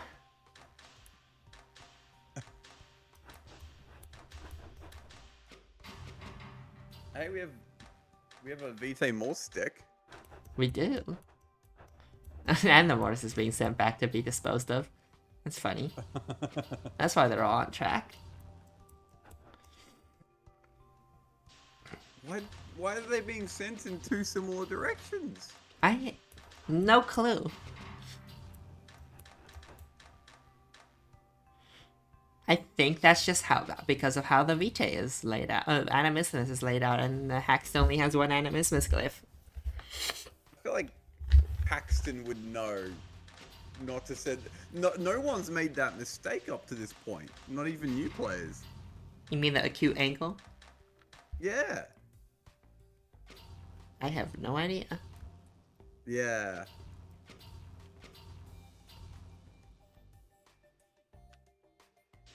It does still go pretty far, though. It's still over here at 93 to 183 distance. Okay. Moving on, then, we have Fish at 186 distance. 92nd place. It's Salt, except it's triple rotating instead of single rotating.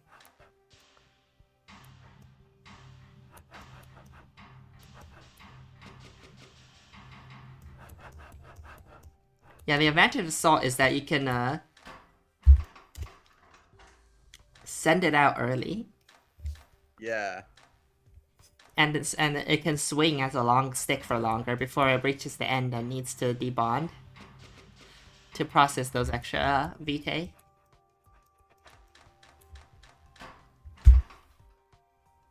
The notes say pretty happy with this solution. There might be some idea I hadn't thought of that's further. I tested the 4-length molecules on the left, and it doesn't go as far, but maybe I messed something up. Can't really think of how to improve cost. If 56 isn't mid-latency, I will eat 26 grains of salt. Congratulations, you don't need to eat 26 grains of salt. But, you know, I'm pretty sure you have by the time this stream happens compared to the deadline. That's not a lot of grains of salt.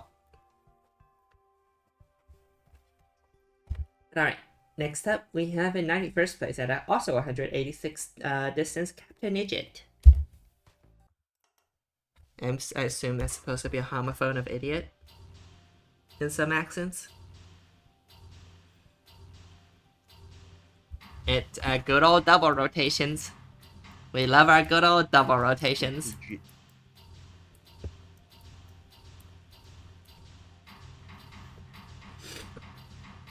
It's just a straight double rotation solve. Yeah, yarp. It's not even two animismus, it's just straight up double rotations. Doing better than, I forgot who it was that we saw before that had a section of that just wasn't double rotations for a moment. No longer breathed in, I think. Yeah, I think so, yeah.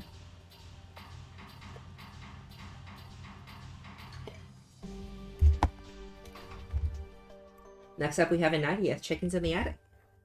Also at 189. I assume with a very similar method.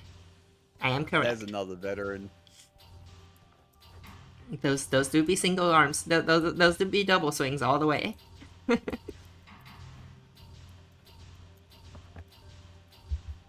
Same distance, same method. Slightly cheaper.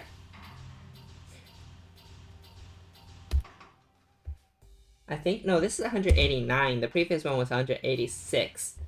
Why is it farther?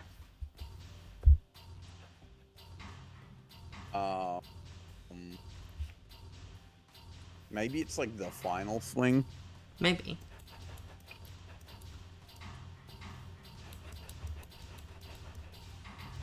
Probably. I can't tell with these solutions. They're barely visible. Almost 200 distance is 90th? Crazy. Yeah, it is. Next up, we have at 100, also 189 distance, but at 820 gold, 20 gold cheaper. Captain Ninja says the first left arm on your on their triplex swung to avoid collision with the animismus. The first arm triple swung to avoid colliding with the animismus. Oof. Alright, next up with 89th, we have Petracat. Also 189 distance, but 820 gold. Yeah, I think 189 is the simple double swing solves. So we have another tier. Mm-hmm. The notes say, I believe this to be the optimal solution that doesn't use any giant rotating arms, or whatever it is you all call them. I think 56 is the optimal cycles. The Animus engine needs a 2-cycle startup, and then an arm can grab a Vitae every 4 cycles. It needs to produce 13, and after that it takes 2 cycles for Mara to pick up, rotate, and drop the last Vitae. So 2 plus 4 times 13 plus 2 is 56, but who knows? You would be correct. 56 is the minimum. Sometimes we have these puzzles where the primary is really just a restriction. Yeah, that's how I usually think about metrics like height. You don't actually think about height as a challenge. This is why I like the puzzle. This is why I prefer the current scoring system over the metric scoring system where you consider the primary drops. Yeah, the old metric scoring system was just like, it's just impossible to regulate with all the insane metrics. Like metrics are just too statistically variable, and you want all of them to be worth the same, and there's just no numerical way to pull that off. I mean, there's like the Panic Tournament, the first one to ditch that system, and the first metric was lexicographical cycles. The one that that won't even work at all with the metric score system. And most people wouldn't have been around back then, but before Panic's tournament, back in like 2021 and years before that, metric or like scoring system debates used to be like an annual event. Like at the end of every tournament, everyone would gather around to debate and argue and bicker about what the ideal scoring system should be. And the year Panic changed it to get rid of the metric system, those arguments magically disappeared.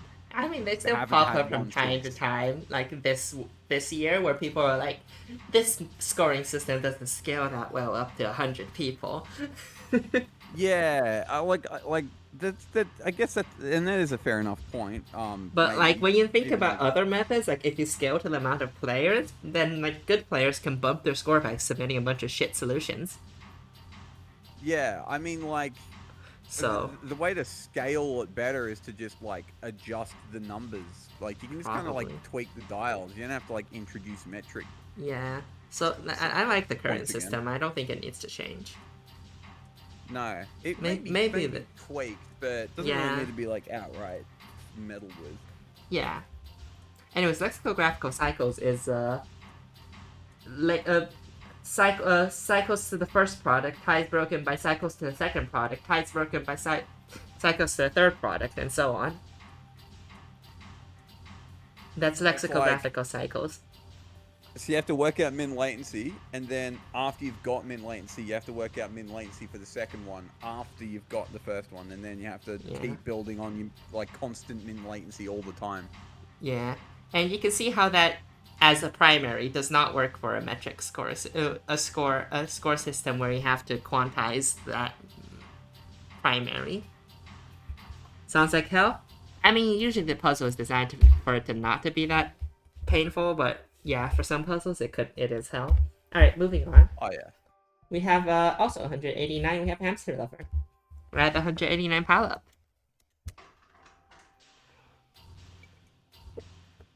The notes say, help, I keep finding ways to make the first two Vites move away from each other quicker. First, I have everything moving in the same direction using track. Then I figured out I could send even and odd products in opposite directions. Then I figured out arms could move things faster than track. Then I realized making the arms move the product twice was slightly faster than once each in taxicab metric. I think it's probably possible to bond a VT and Morse together to get more distance per swing, but that seems annoying to do without losing cycles. So you know how we're talking about like those different tiers of realizations? Answer Lover just perfectly calculated that here.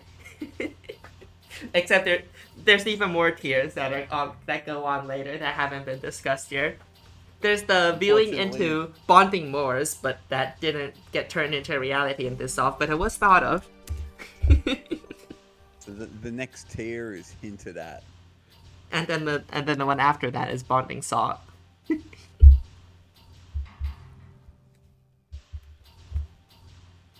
But yeah, otherwise this is a very simple double swing Saw. Also, there's the slightly optimized technique of having two animismus that we're gonna probably see momentarily. But in the meantime, we have another 189 distance off at a 785 gold. Thankwart. Zach, please let me zoom out. Zach, please. Oh god, Zach thinks we're nerds for wanting to zoom out. Zach, do you know email him your audience? Unironically, email him about wanting to zoom out. Yeah. The more emails he gets about wanting to zoom out, the more he'll realize we actually want the function. Well, I mean, I'm sure Luna's gonna put it in the community edition. Eventually. Yeah. That day might be a while away, though.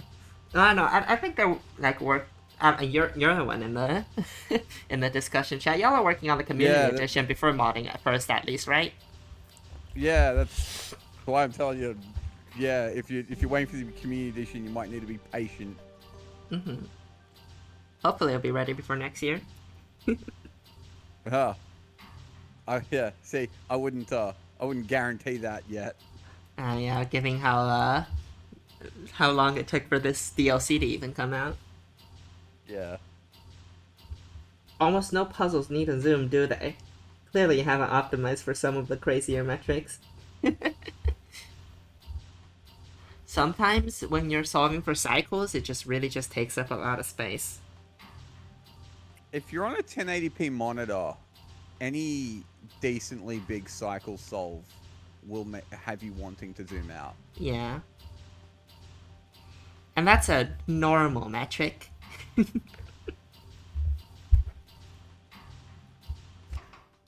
Alright, next up we have Nightshine in 86th place, also 189 distance, but even cheaper, I think. Yeah, by 5 gold. Let's say it took some thinking to make 4 cycle loops in a way that didn't collide. It took other thinking to realize how best to get the darn things away from each other. Another logical leap is to make the first and the second ones to drag away from each other, and a mess of programming to make the central cogs work best. But doggone it, I didn't expect to be anything less than meta primary.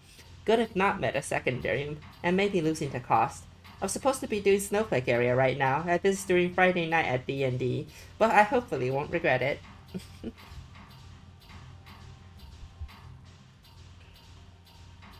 But yeah, simple solve. It works. It's an 86. We're at a big secondary pile up at the moment. I've noticed. Yeah, this is these just double swing solves. Yeah. Also, to answer Charlie's question in the chat, the 360 swing was pretty awesome.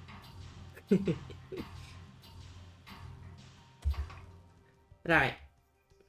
Next up, we have Sushi Dragon at 10 gold cheaper. Look at it go!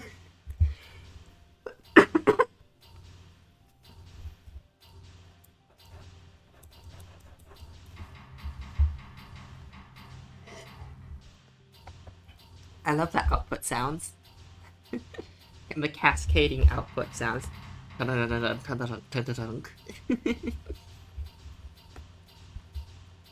have game audio? Oh, I do if I turn on the Twitch stream. Yeah. I can't hear it on my end. But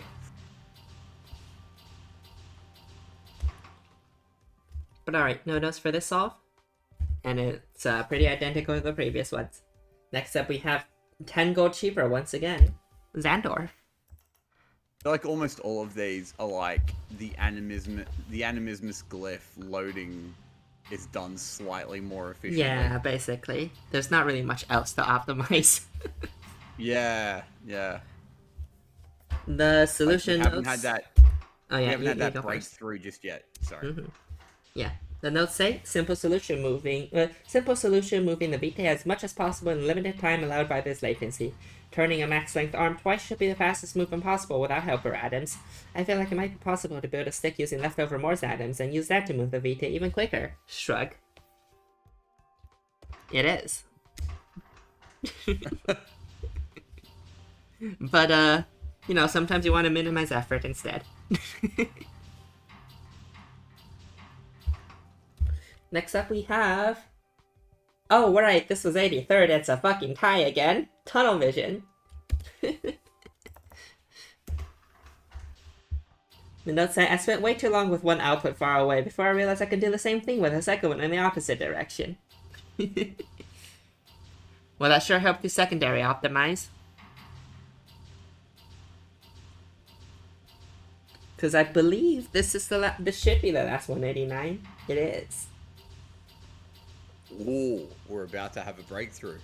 I think the breakthrough is putting having two animisms further apart. Oh, okay. Micro breakthrough. No, it isn't. What is this doing? Why is this better? How did this find an extra? Oh, the track. Oh, the one track. Right, that's one distance further. Yeah, that got like you beat 8 people doing that.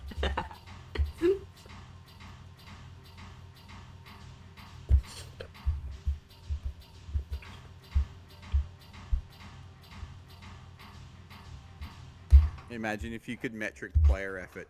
I would have won week 2. I think that's called speed solving. Less time is less effort, right?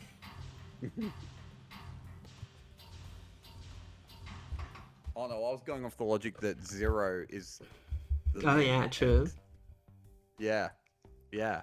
Imagine trying to get the worst score possible, and the worst score is actually the winner. Actually, wait, no, that's that's just a pitch drop. Hey, we've done that before.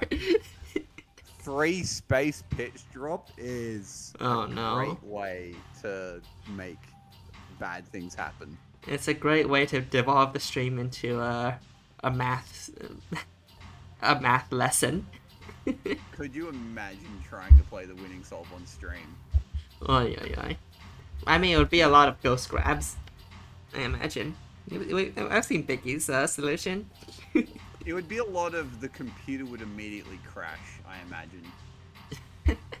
No. I think a lot of them are actually not that many instructions. Well, I see if you took it to its logical conclusion though, True. you do like Biggie's Oh, yeah. titration, but like times a million. I don't think times a million is even that significant when it comes to numbers that Sorry, big. when I say times a million, I mean the number of parts on screen. Oh yeah, true. I don't mean how long it'll take. I mean like it'll just crash your computer because there'll be too many I fucking. don't know if more parts will increase it though. It'll increase the cost. Yeah, oh yeah, if you're increasing cost, I guess. Alright. Yeah. Next up, also 190, 850G, Friday Fairy. Well, there's just a track in the middle here. Okay, let's hope the solve isn't beaten by 10G. I sure hope that wasn't important. Why is this even better? Oh, it's the two animismus. I didn't even notice this two animismus. Yeah. So we've had our micro breakthrough of a second animismus glyph. Yeah, and that means the Vitae start further away from each other. Just naturally. Move a bit of the swinging to the salts in the middle.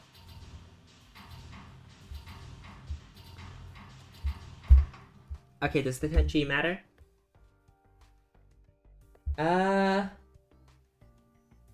No. No, the next solve is 780G. Oh. That's significantly cheaper. Yeah. We're back to single animismus. I assume one of these can move on a track. There it is. The notes say, this metric was quite fun in my opinion. Took some iterations to find this design. I first just swung once in the arm chains instead of twice because I wanted to grab just one output with one chain, and the remaining ones with the other. Turns out you can do better. I'm interested to see how other people went about maximizing the output distance. What's the L metric in this? That's latency. That's the amount of time to output all the outputs once. The amount of cycles to output all outputs once. That is basically the restriction metric. It's not the main metric. It's to make sure that not to be confused with looping if you've been checking the leaderboards out. No, this is a completely different L. This is why you can't just build an arbitrary long waste chain, right? Yeah.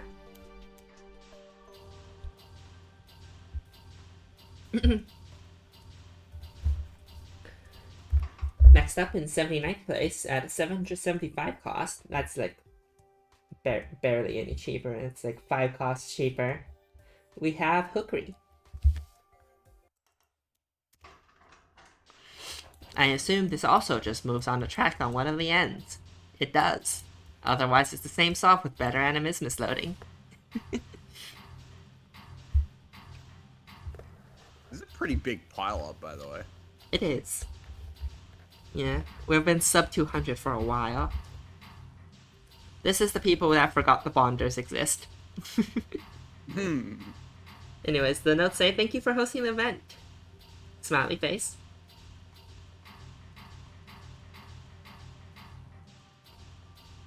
I'm just here for the support, but I'll receive the thanks regardless. I like hosting events, they're fun. No, not Euclidean, it's Taxicab. We do not want to calculate Euclidean, that's pain. That would suck, yeah. Yeah.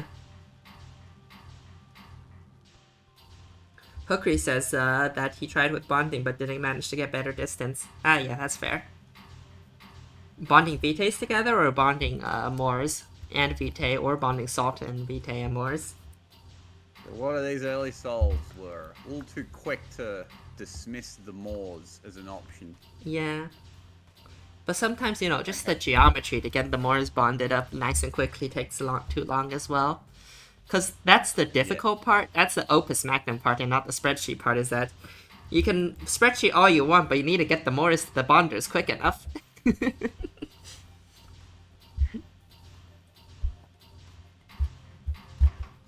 Alright, next up, we have equals you equals. Quiet hours the long way. 770G.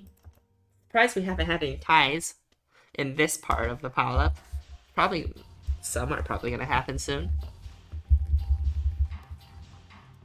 Anyways, one of these is on a track, and I don't know which one. This one, bottom. No, say equals equals you equals equals. Seems like 2 rotates gains the same distance as 3 and is faster than tracks. I can only hope that there isn't some combination of binding and binding that increases distance in the same latency. Oh boy, there is! I have some bad news for you. Well, I'm sure they found out 4 days ago.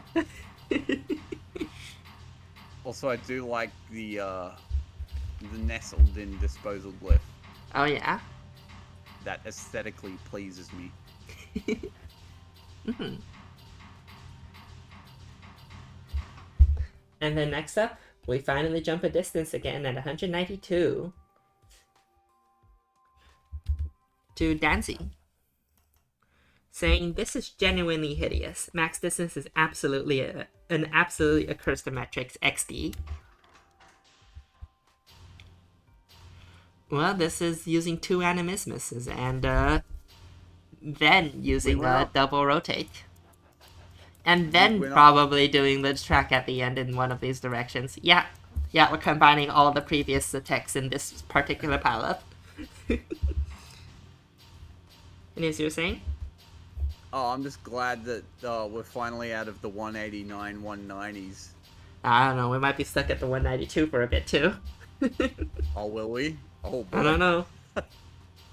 I actually didn't look up the scores. I only looked up like what was the winning I number. don't and remember then- either because but you know it's fairly easy to fall into this 192 place. I guess you can make the salt even further apart.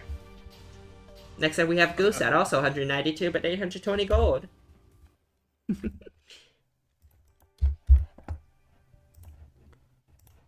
Squiggly gubbins. Oh yeah, the salt is further apart, but I assume there's no track at the end. Oh no, there is. Why is this worse? I have no idea. Anyways, the notes say, it's just my other solution, but with more arms to move things faster. Also, this is the solution that has inspired me to finally look into mods to allow for zooming. You know what, that makes perfect sense. Also, while we're on the looping solve, I'm gonna take a quick bathroom break though, so I'll be right back. Oh, does that mean it's Zorflax yapping hours? It is Sorflex yapping hours. Go ahead. How we doing on this fine Friday morning, chat? Okay, it's probably Friday morning for exactly none of you, but the point remains.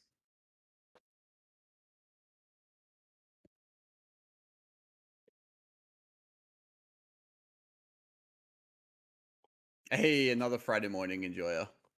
I feel like with this puzzle, because I did obviously I did pretty well week 1, but then week 2 came along, and then the DLC dropped like shortly thereafter, and as the one of the people involved in that creation of it, it was impossible for me to ignore it.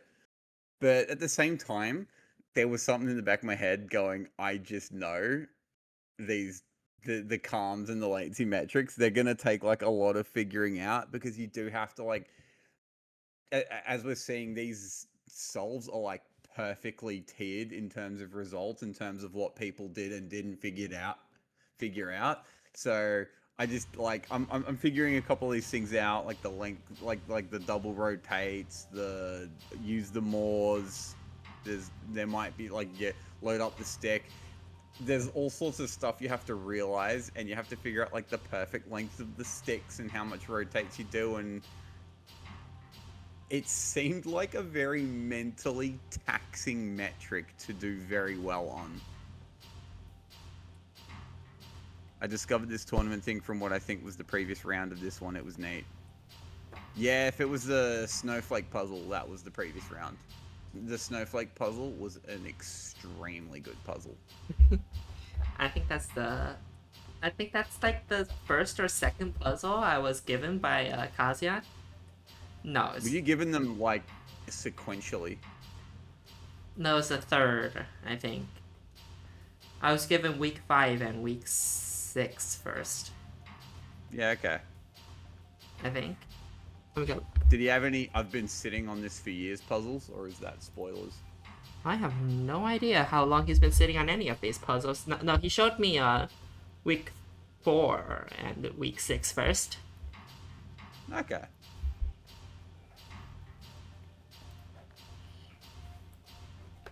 You'll find out what week 4 is like tomorrow.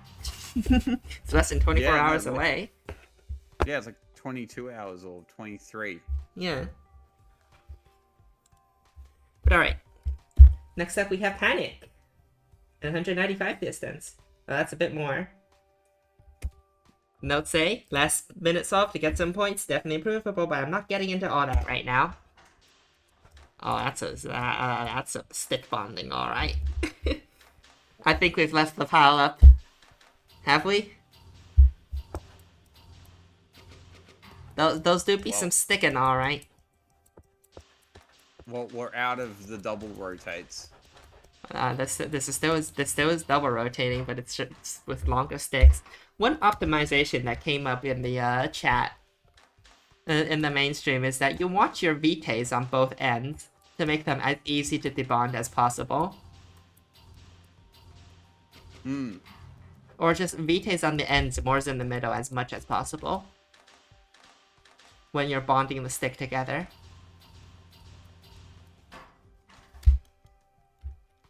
Yeah, because the faster you get them debonded, the more cycles you get to spend rotating them instead. Yeah. The later you get them debonded, yeah. But the later you get them debonded is decided by how fast you can debond them.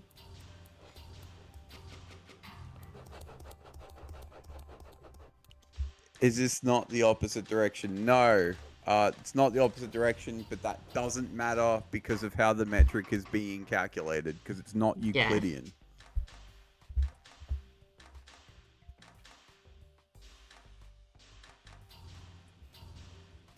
Alright. Next up we have J at 195 distance. The Yeet. I think this is the same distance. Yeah, it is, but it's cheaper. Never mind, we're back. We're back to the double rotate. It took a brief detour. It was fun seeing something else while it lasted. But yeah, this the animisms are further apart, I believe. I think that's the main difference. Then I'd say this is one of the silliest machines I have ever made. It reminds me of a Celeste technique called the Depths Corner Boost. When I learned to speedrun, we called it the Yeet. I really appreciate that this solution is very elegant, mostly a very elegant machine, but 2 Vitae atoms get yeeted into the Shadow Realm.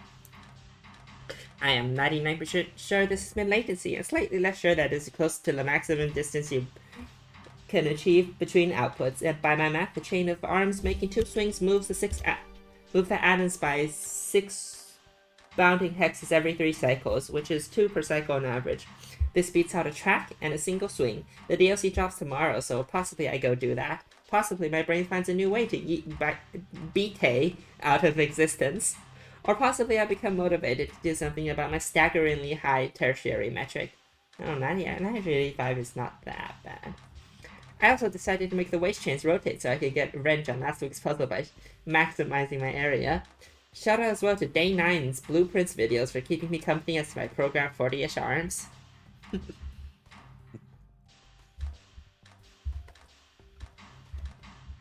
Alright, next up we have 42 and 73rd at 196 at 820G at 56 latency. I forget that you're not about to say 42 Genius 42. I don't know, is 42 Genius 42 somewhere around here? Hope so. I don't know if you made it mainstream or not. The notes say, silly metric but fun. I suppose this should be mid-latency, but it's probably not light speed. I suspect better solutions will make a stick of salt and pass that way down before the mass debonding, transmuting, and then outputting. Or maybe a stick of Vitae Mors? What is something similar to this on the other half? Probably the optimal length of the stick is like 14, I'm not sure. This requires some math that I haven't done. All those notes and this solve just does... just this does the simplest thing. I feel like there's so many players, like, submitting for the tournaments because, like, they've come here from the Goodbye Galaxy video. Yeah. And they're still, like, innocent and bright-eyed and, man, these are fun puzzles and, like, they're breaking down all the strats, like, you know, how you would when you're, like, getting into speedrunning or something. Mm-hmm. They haven't seen, like, a Critelium rate yet. Or a computation puzzle. Uh-huh. They haven't seen the horrors. They've only seen the tip of the iceberg. It goes deeper. But like, I mean, once you participate in the tournament, you'll get like how much the depth goes. Like even in just this wacky little puzzle where you output 13 fucking Vitae and that's it.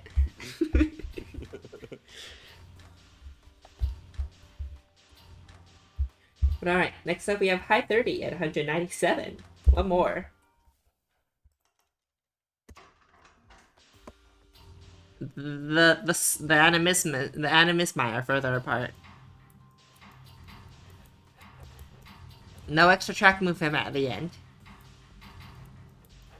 I suppose if we see a 198, it might include the track movement. The notes say save tertiary by disposing.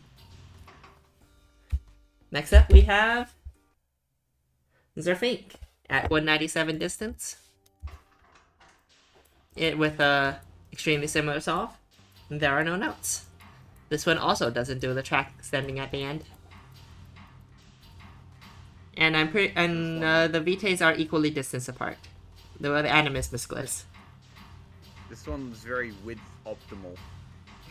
I'm sure they're all pretty with optimal. I think they all are, but this one actually is vertical. Yeah, I mean, like, a lot of width solves look like this. I mean, a lot of solves look like this and this. It's not that much difference. Oh, yeah. Rotating it just made it look like everyone else's solve. Yeah. It went from, oh, cool, it's vertical, to I've seen this solve 10 times before.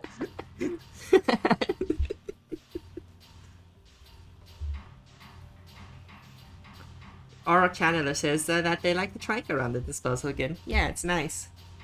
I actually did, yeah, see that like 5 seconds before that comment popped up and mentally went, yeah, cool. Alright, next up, 198. Pretty sure that includes an extra track.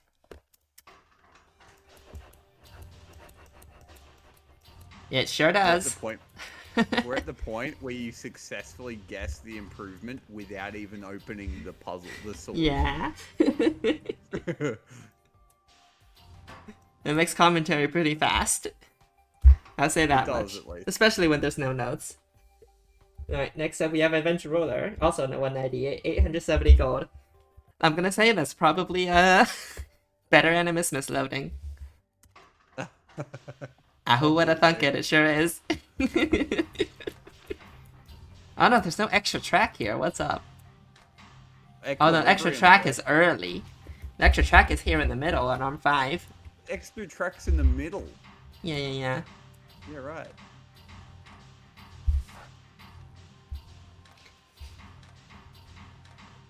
I guess that also works. No reason it shouldn't.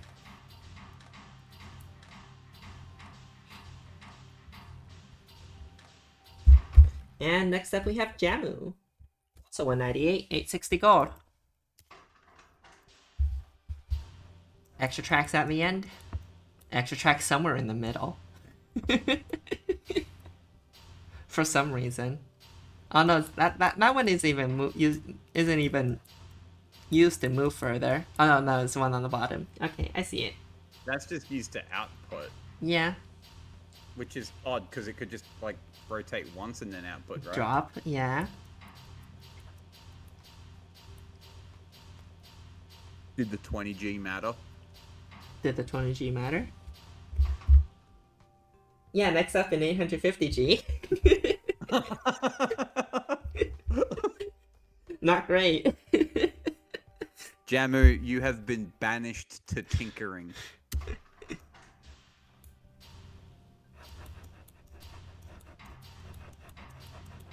Yeah. Not saying I spent Wow, more time configuring FiEdit to loop through replacing the arm chain than it would have been to do manually. I'm fairly certain this is the maximum possible without bonding stuff together and building a big stick, but I'm similarly certain that strategy will prove things further. This feels like a low effort solve, even though most of the effort was actually spent on dealing with FiEdit. I can't remember the last time I saw Not Great really take the gloves off and go full ham on a puzzle. It's been a long time. Yeah. Not Great is here for the participation points. It'd be cool to see him just like go nuts on a min-rate puzzle again or something. Yeah. Sears Guy says that they like how the output rhythms of some solutions sound. Yeah. And our channel is saying it's kind of neat seeing all the different places people putting their retail outputs. Yeah, though I do believe just on the way is probably the most often. I guess not much. When in terms of effort, you want them close, but like just all already accessible points. I'm thinking like what Not Great's done here is probably just like this is probably min effort because like you only have to program that one arm. Yeah, exactly. Two, like 4-ish arms. And the rest of them only have to swing once for the whole entire loop. Yeah, next up we have Desk Weasel. 850. That 20G would have mattered a lot.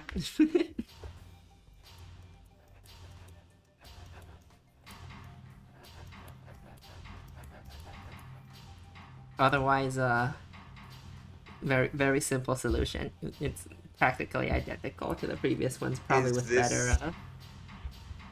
Desk Squeezel's wondering if this is the best solution without a Bonder. No, we still got 198 coming up, but I don't know about that. The note saying the metric was a bit of a stretch. Pun intended. Thank you, Desk Weasel. And no, I don't know, but the next solve is 830 cost by Spectria. That sounds like better animismus loading. Oh yeah, it sure is. And let's say that feeling when the puzzle frustrates you so much you add new functionality to finally the setup is getting close to usable to deal with it. This feels like a very obvious solution that will probably be a palette because we're all too lazy to use them or just want to carry the Vitae. Where's my arm grabbing arm? Yeah, you are in the Arm palette. grabbing arm. We've been in it for a while, and we're in 65th. Arm grabbing arm would have made this an insanity metric. It would. I mean, I think that would have made it this arbitrarily extendable. Oh yeah, you go off to the far lands Yeah. and then Okay. go to the and then the alternate universe board. Anyways, we left 198 finally into 201 by IB Piran, which I believe is a new submitter to this week.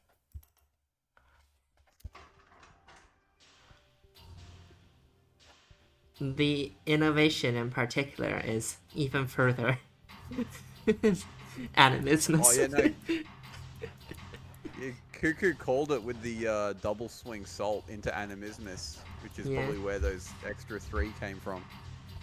In fact, there's no probably. I'm sure that's certain. Salt has a double swing into animismus, yeah. And then the third one to just do the faster method. Yeah, to get min latency. Yeah. But yeah, the double swing is also helpful right at the very beginning when you're first grabbing the salt input. Next up, Reinen. Also 201.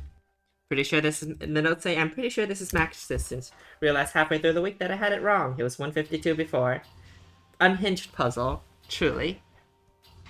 Alright, we're seeing the double swing innovation. Double swing input innovation. New tier unlocked.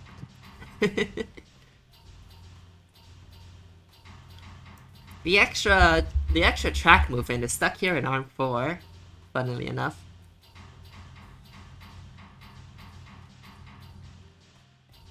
It's not at the ends this time. And next up, at 895 gold, Astonova. I've never had so much fun in the first 5 minutes of a puzzle after realizing I would be having some runaway Vitae. What a great metric. Top 50? Ooh. Just missed it. 62. 62nd. Anyways, this is double swing again. It's pretty insane. I'm guessing you needed a Bonder for top 50. Basic.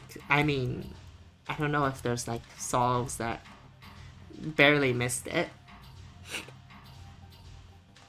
Well, at the very least, you couldn't get into top 50 without one. Probably. We shall see. I don't quite remember what the actual top 50 was. No, I mean, you already know. I don't remember.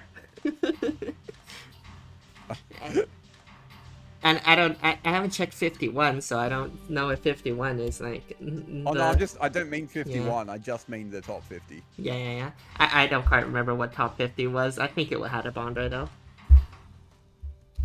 But yeah. Next up, we have Winged Pearl. 890G. 5 costs cheaper. Yeah. 5. That's a single hex of track. Yeah. Funny, because this has 4 animismus glyphs in the middle. Whoa. You'd imagine that might be more expensive, but apparently not. Anyways, no notes in this solve? Next up, we have in 60th, Evanov. 860G. Just hope Evanov. I didn't miss tech. Oh. Oh, Ooh. Wing Assault gains more distance, but that's probably not hard to find. I can dispose 12 more, but there's still one to go.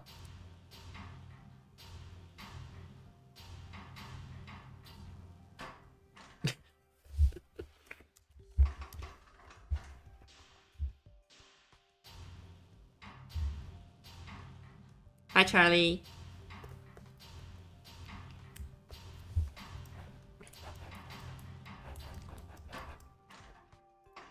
Yeah, this just missed. This one's a missing the bonder solution. you hate to see it. Next up, we have Golden Boy with a lot of notes at 835G. Mediocre solution. Alright, okay, I'll meow out your solution again.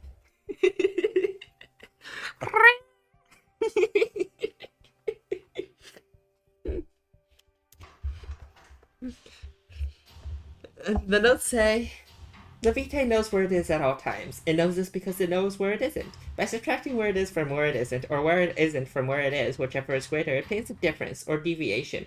The ARM subsystem uses deviations to generate corrective instructions to drive the Vitae from a hex where it is to a hex where it isn't, and arriving at a hex where it wasn't, it now is. Consequently, the hex where it is now the hex that it wasn't, and it follows that the hex that it was is now the hex that it isn't. You can guess the rest of the copy pasta. I'm not going to read the rest of it. Are we still on the first metric? We are still on the first metric. Reading the rest of the notes is left as an exercise for the viewer. Also, sharp-eyed viewers would notice this is 58th place and not 59th.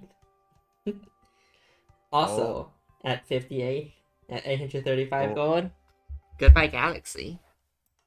Whoa! Goodbye Galaxy missed bonders entirely.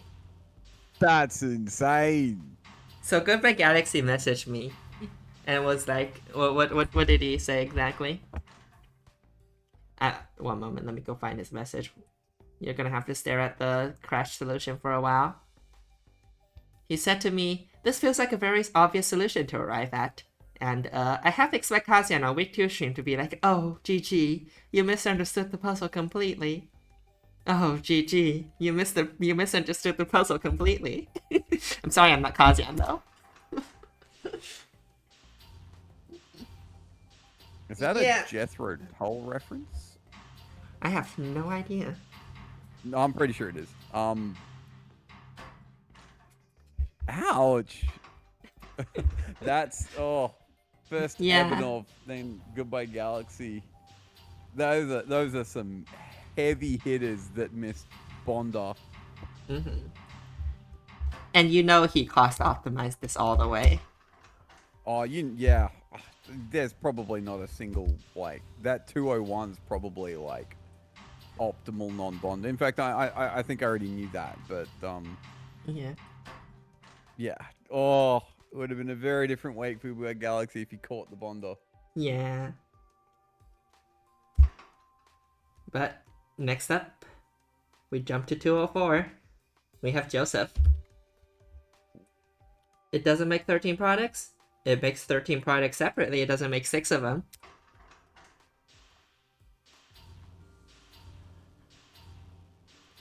It makes 13 products. It just doesn't make 6. 13. It doesn't make 78. Yeah. Anyways, the Bontos are back. Welcome to Bonding Solves. This is bonding 2 one way and 4 the other way. Crazy how you can get the Bonder solves and still not make the mainstream. Right.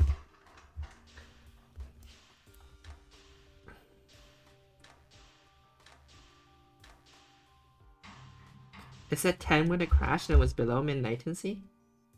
Oh, yeah, that's probably because of a halt command that we can't see here. Rip halt command. Yeah. The halt command is just deleted. Oh, yeah. Modded. Because halt command was allowed at the end of the week, but I can't see it here on modded. So, oh well. I still disagree that the solutions didn't have to solve the puzzle to count. I don't know, call me old fashioned, but I think it should have brought the victory screen up to count. It was just an implementation error on my part. Okay. Yeah, but like we just decided to roll with it. Yeah, if I was host, I'd be like, nah, change that shit. Yeah, because originally I modified the parser for a man-up, but the man-up parser simulates area, and area simulates the whole solution. Oh. But once I removed that, none of these metrics do that. Latency, distance, cost. Distance can be calculated. Distance and cost can be calculated without any simulation whatsoever, and latency is only the first product. So yeah. Yeah, I found that out on Critelium when I was shocked to find that Sum was actually giving me the most trouble to render because of the area that Sum needs to calculate. Oh yeah. And Sum solves having 6-digit area numbers. Oof.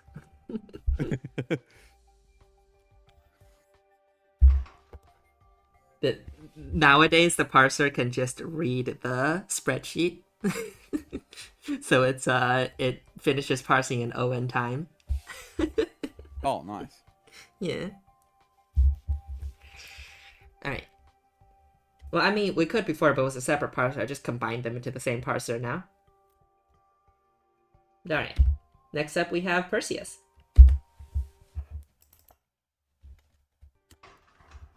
Biggie, I heard you came up with the Neapolitan name. I just want to tip my hat to that. Banging name for a tech. That's what I remember. I'm not sure if that's like... I'm not sure if she was the one that came up with it, but I remember Biggie was one of the first people to call it Neapolitan.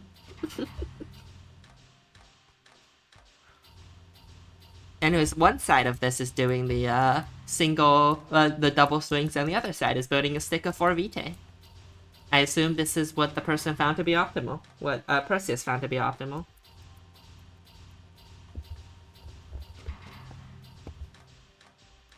I'm curious about in the Opus Magnum file lands, if you actually loop it over to like so it crosses. Oh god. In like, are you actually still on the same board and it loops, or are you actually like in a parallel? You know, nobody abused Farlands for this metric, but I bet you could. Oh, okay. Biggie didn't come up with the name. Yeah.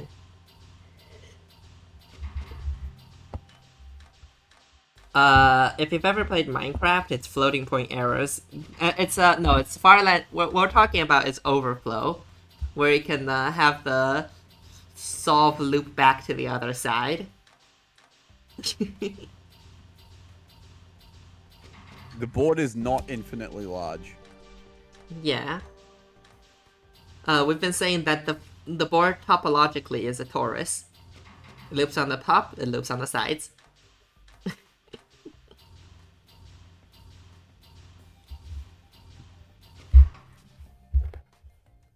I just want to use the sentence, but first I need to explain parallel universes to describe an Opus Magnum solution. I don't know if they're... I think Panic proved that the universes are not parallel and that the board is actually just a donut. Yeah, he probably did. Anyways, next up we have Leganeski. 209 distance, that's same as the previous one. This one uses this one also builds a stick of 4 and sends that off, and the other side is just, this is practically the identical solution to the previous one, but it does it in less cost.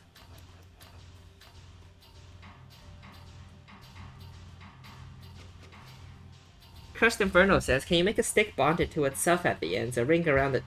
Probably. It'd take forever to do that because the numbers are huge, but yeah. I assume so. Be cursed. Probably like crash your game as well, but yeah, you probably could. The notes say, I realized about 11 hours before the deadline that the Glyph of Animismus is not limited to one copy, which changed my solution from one of the classic blunders. And then 54th, we have BTSP. Slightly cheaper. Same stick lengths. These people did their maths.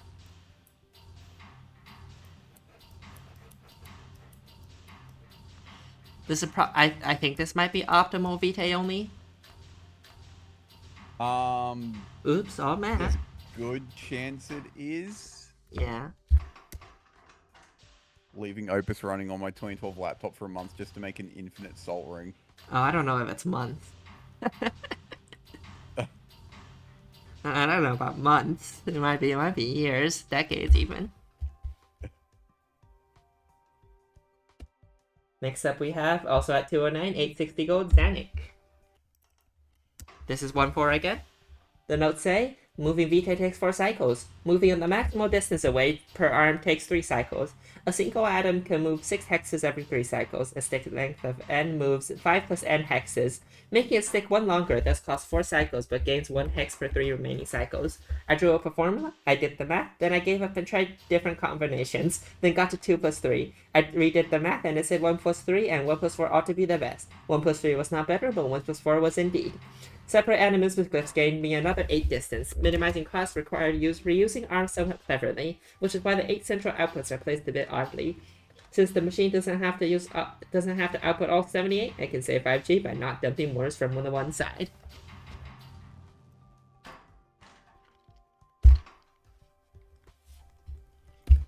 And in 52nd, we have Moraconda.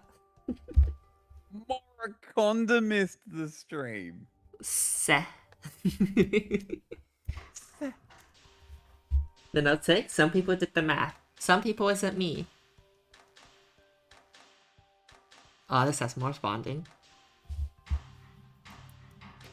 Oh, look at that stick go. That didn't do the math.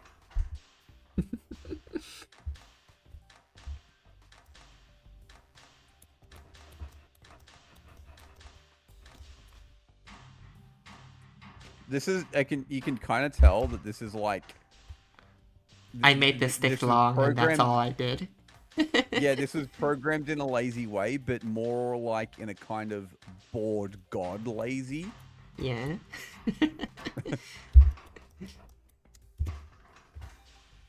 Alright, who was the unlucky 51? Brother Mojo. 215.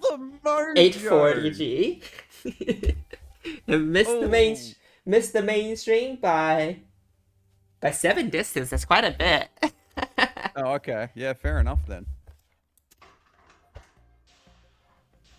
This is a single. Oh, look at the innovations in this solve that didn't make the mainstream. It puts the Vitaes at the end. Wow. This is what I'm saying about why Vitaes at the end is optimal. Wow, he even did that part. Yeah. And didn't make the mainstream. Unfortunately, he didn't do the part that was mathing out the optimal stick lengths. Yo, was his stick too long or too short? Too long. Okay. Yeah, that's okay. Yeah. The notes say arms 36 eking out 1 extra distance unit. Minimize instructions for no reason. Also have a looping version that costs 60G more. Yeah, figuring out how long the stick needed to be was where I stopped.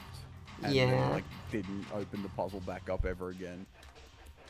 That would make sense. Which would have hinged on... That would have decided whether or not I would have made the stream. I mean, you could have thought of one thing and you could have made it for slightly a bit further. Yeah, and also Neapolitan. Yeah. But yeah, this is the last solve we will see for this metric. Everything else you can see on the mainstream. I believe we started actually pretty simple at... Oh yeah, 42 Genus 42 on the other stream. I believe it was like a V... We could check it out right now. I believe it's like a... He gets to make both streams at once. Oh yeah, he's just very simple. Vitae Amores. Congrats on making both streams. The slight bit of Maximize overlap. view time. Oh wait, I read the wrong notes. Wait, does Brother Mojo have notes? No, Brother Mojo doesn't have notes. I accidentally read Genius 42's notes. Ah well. This is the 50 plus stream. We are including 50, I guess. But alright. And that will be all for the latency distance metric. How to stretch even further, you have to go check out the mainstream. It's on YouTube right now. 50, you've placed the double feature for extra exposure. But yeah. Now, we can zoom back in. We're back down to Earth. It's calms time. It's time for Carms. Shit, I crashed the game. No solution was already deleted and I deleted it again. What a great segue.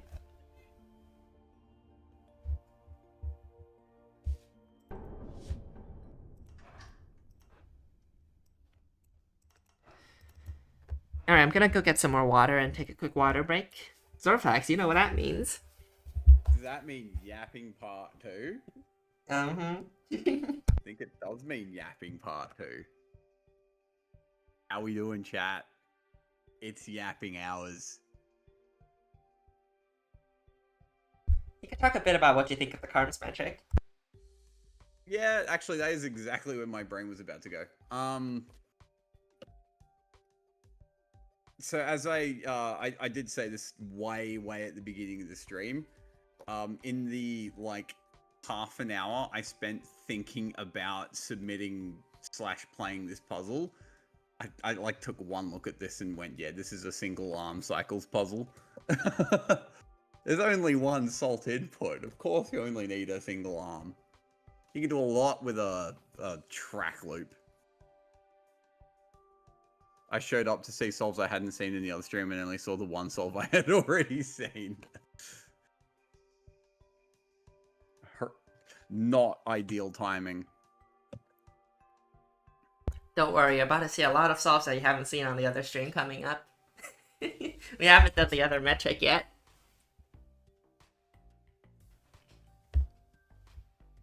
See, I think anything north of 50th place on comms is gonna have some like we're gonna get some nice big cycles. So we're gonna get some nice big arm counts, and it'll be interesting to see if anyone like got like close to something approaching min cycles. Because low number better, right? Oh no, we saw that. We saw 3 arm min cycles on the mainstream. Oh, okay, never mind. Yeah, the 3 arm min cycles did make the mainstream. It reminded me of well, in lubricating solvent, that second place pie was actually just the RG solve. Yeah. Yeah, there was a whole was a whole ass pileup in in the mainstream that was there was a whole ass pileup that was 3 arms min cycles and 4 arms 5R. Oh, okay. So they had analogous pileups. That's interesting. Yeah, like 3 arms min cycles like made a it was 4 arm min late. It was 5 arm min 4 arms 5 arm min latency. Yeah, other way around. 4 arm min cycles, 3 arms 5R. Yeah. Thanks for correcting me. No, those were 2 different pileups. Yeah, 4 arms min cycles was the lower pileup, and the 3 arms 5R was the higher pileup. Well, it's better. Funny how comms actually leads you down. Sometimes leads you, like if you're willing to increase the arm count a bit, it can lead you down the same path that ends up being very helpful for like min rate and min cycles, even like in terms of a cost secondary kind of way. Mm-hmm. I mean, what was the secondary? The secondary was area. Well, sorry, I meant like the cost secondary on rate or cycle Yeah, rate. yeah. But alright. We will be starting in 134th. Do we get a little Tabby Timmy? Tech. We shall see if we get little Timmy or not. don't tell me we're skipping little Timmy again. I don't know. We shall see. But first of all, we start with this solve. My heart can't take it. I need to see a little Timmy. This is 8 arms at 599 cycles.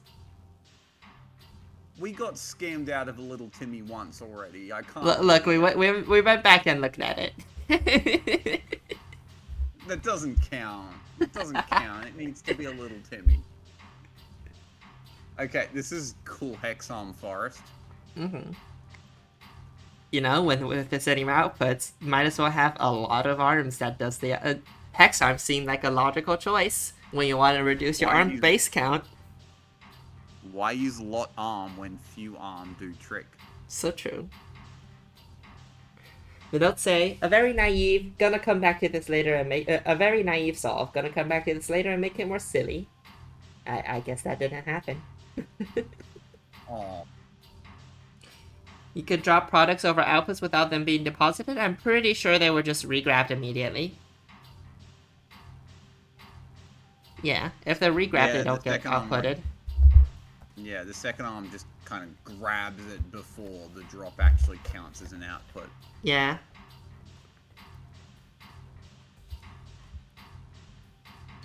I mean, we've been seeing it a lot in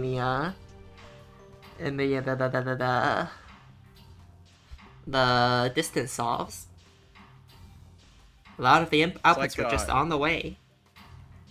It's like if you hold a ball like facing towards the ground with your hand up, and then you like let go and immediately re-grab it. It's like, oh, it didn't drop. Oh, it didn't drop. Mm-hmm. Right, next up, 133rd. Looking good for little Timmy. 7 arms. Last time it was looking good for little Timmy. I'm not going to trust it. I don't know. This doesn't look like 7 arms to me, Barry. What's that? What arm 8 doing? Arm 8, I don't know. Arm 8 is on the bottom. It's quite integral. It's outputting.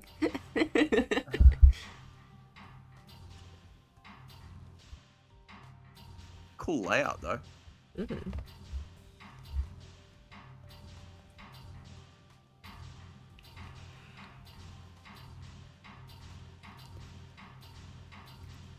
But yeah, this has a lot of pistons doing outputting, which, also makes sense. Pistons can do a lot, and, they're like, it's 40G.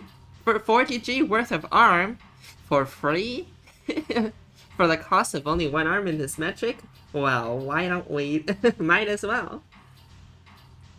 That Squeezel says, where were some soft drops? They were for the other metric. They are distant softs.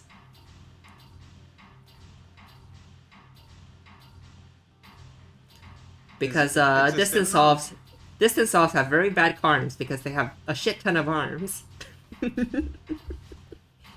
It's a 7-arm solve if you reject the number 8 as heathen wizardry.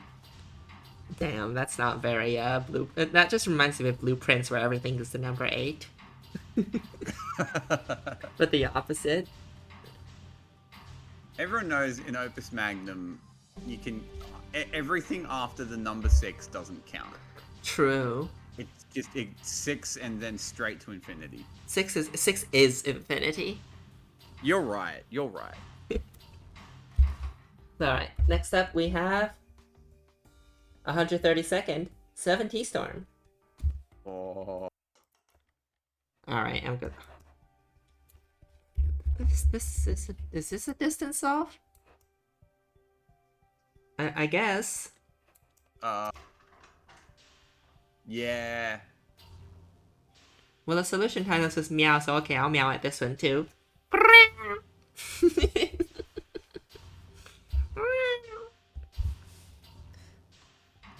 I guess this is also a distance solve. But we saw 7T Storm on distance, and she did better than this one. I guess it was an earlier distance solve that does good enough on Carms, because it only has 5 arms. Yeah. Yeah, I think it is a hybrid.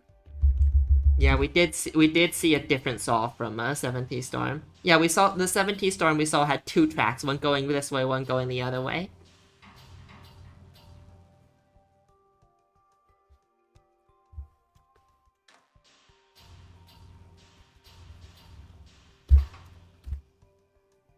And what everyone's been looking forward to? In 131st place, Little Timmy! Sushi Dragon. Yay! Things stupid caramel metric. With 2 arms at 1,401 cycles.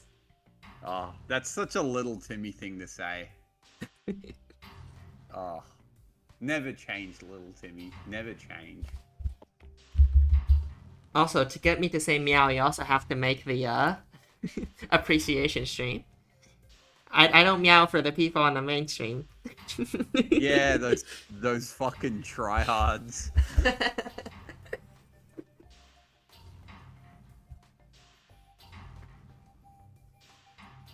Not like little Timmy.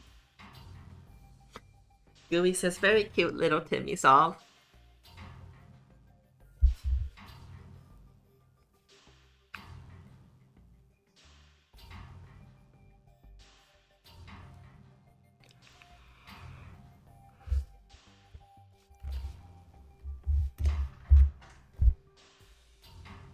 It's min plus 6. No. No, it's min plus 7. We're so close to min plus 8 area. Imagine if this was min plus 8 area. Then it would be exactly what Dark Brick described.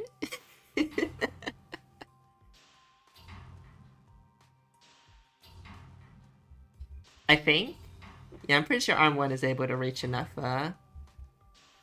If it wasn't for that one big length 3 swing that clipped 6Xs, yeah, that one. This would have actually been like, it wouldn't have been min area, but it would have been, you said min plus 2, right? No. The Dark Break said if 131st solve min plus 8 area solution gets shown, he's gonna crash out or something. So Little Timmy is canonically min plus 8. Okay, yeah. This is min plus 7.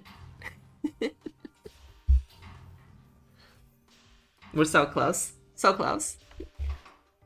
You have to account for the extra min plus 1 area that Spiritual Shampoo would have inevitably gotten. But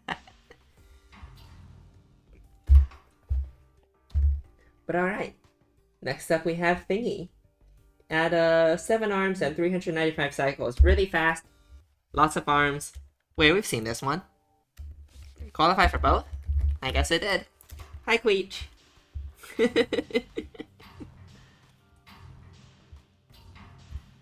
We've seen this one.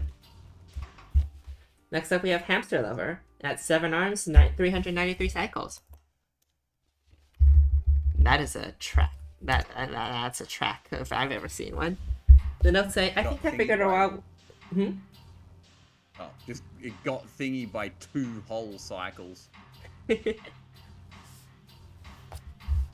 Anyways, the note says, I think I figured out why there's 13 outputs. Wonder what instruction secondary will look like as this was a bit annoying to program. There might be a way to output every 4 cycles without adding arms, but the only solution I found added 2 arms and this solution beat it out. I got bit by the optimization bug this week. This is the first time I've actually tried to optimize an Opus Magnum puzzle. So, yeah, this is the situation where a hex arm would be really useful, but it just isn't here. I think the reason arm 7 needs to be on a track is there's just some places that aren't quite reachable.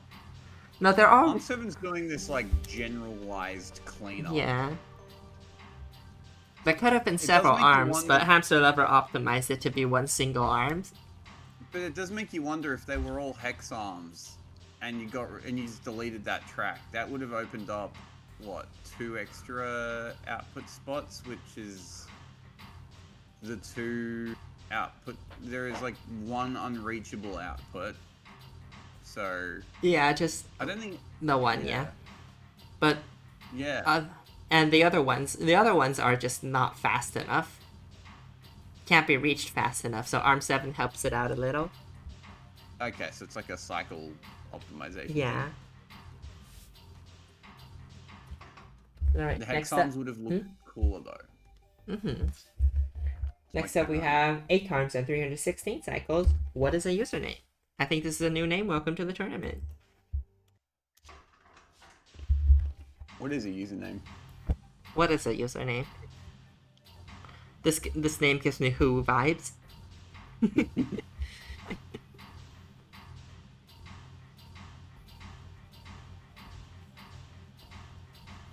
I don't think this is optimal latency, by the way. I'll put the one in the middle last, I think. Yeah, it does. No, I'll put it first.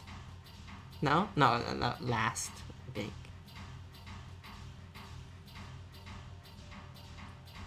So that's not gonna be optimal latency. I think? No. It's alternating. Okay, it doesn't output it last.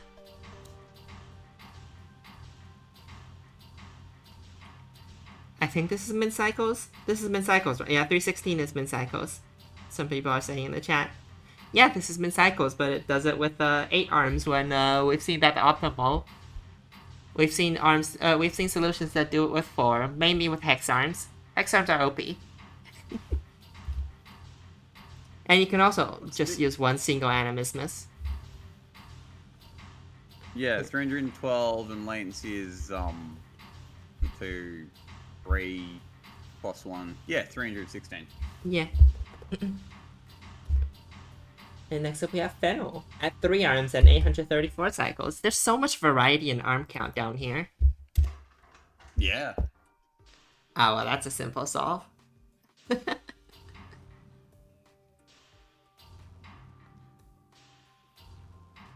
This is genuinely the solution speaks for itself moment.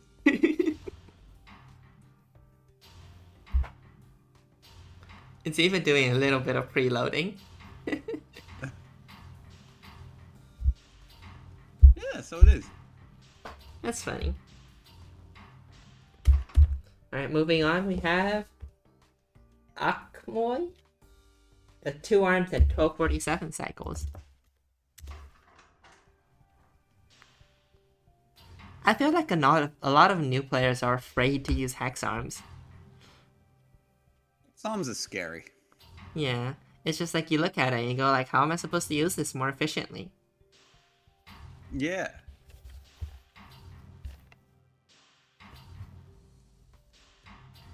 Just thinking linearly with a single piston doing one thing at a time is way easier on the mind. Way less taxing. And this is why I like to do area solves. Well, I mean, I mean, the metrics that I tend to be good at are usually hexarm heavy metrics. Yeah. I wasn't immediately, I don't think anyone starts out good at hexarms, but you just, it's just, for me, it's just inherently fun to just, grab, rotate, drop with a bunch of shit in hexarm hands and just see what happens, because it's just, fun and involved, and if you get it right, you do 3 things at the same time, and it looks wicked.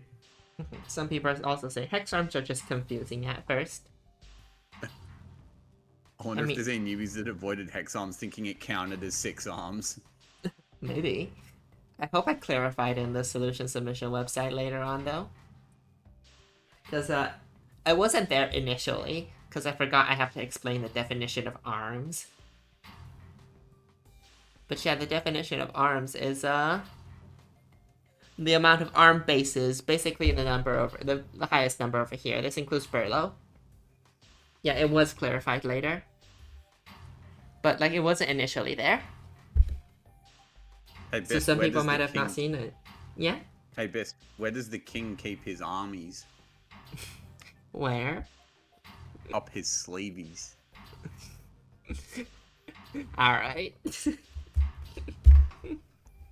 Thanks, Orflax. This is this is the high quality commentary we all come here for. You're very welcome. All right. Next up, we have at one arm at 2,492 cycles, the Ninja Diffuse. Oh, it's a single arm typewriter. So you know how the original solve we had like the second arm, which just did the outputting. Well, that second arm left, and now it's all just arm one's job. Oh, okay. So Arm 2 just like went out for a smoke break and never came back out. Yeah, basically. The It notes was say already Oh, yeah. doing practically nothing. What a lazy bastard. The notes say, still learning, not the best at optimizing things, so I figure I just focus on one arm to minimize that portion of the equation and give myself a single metric to focus on since I'm new to these. Pretty slow to be honest, but I like the aesthetic.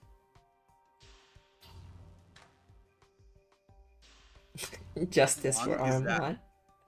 Arm 1 is that guy that gets stuck with all the work in a group project.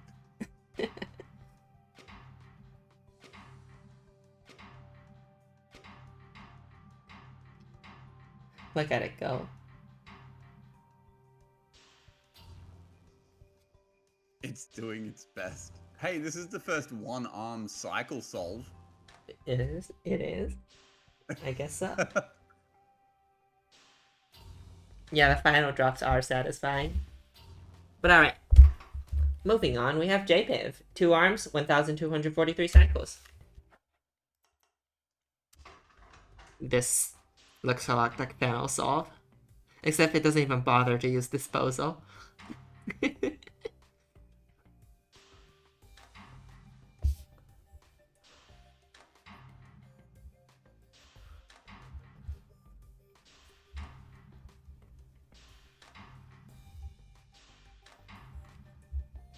Yeah, this is kind of just Fennel Solve.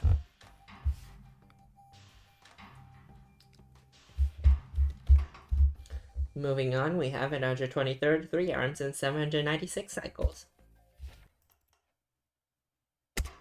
The solve sucks in cycles, but we wanted to at least have a better solve than the help score that is our Latency solve. Yeah, that's fair. Latency solve has so many arms. I don't get why you'd waste chain when the disposal glyph is right there. I don't know. Felt like it. Didn't matter ultimately. No.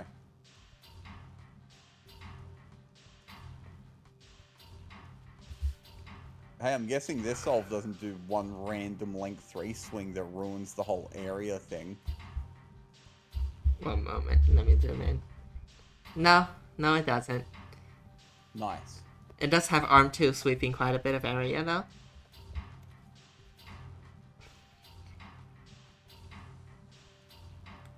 Which might be able to be less, but I don't know if arm 3... I bet arm 3 probably crashes into arm 2.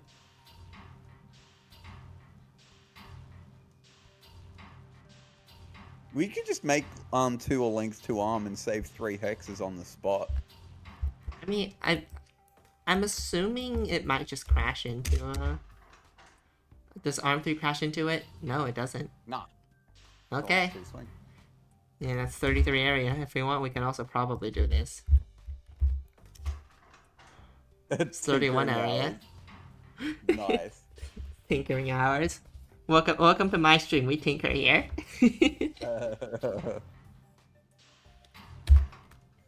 Alright. Next off, Wolfenmax. At 3 arms, 785 cycles. We're getting lower on the cycles count. This is a conceptually very similar solve. Except it uses a piston and saves even more area. Wow. Now, if we just make arm 1 a piston. Would that be fast enough? Well, I mean, given the speed of Arm 2, it certainly would.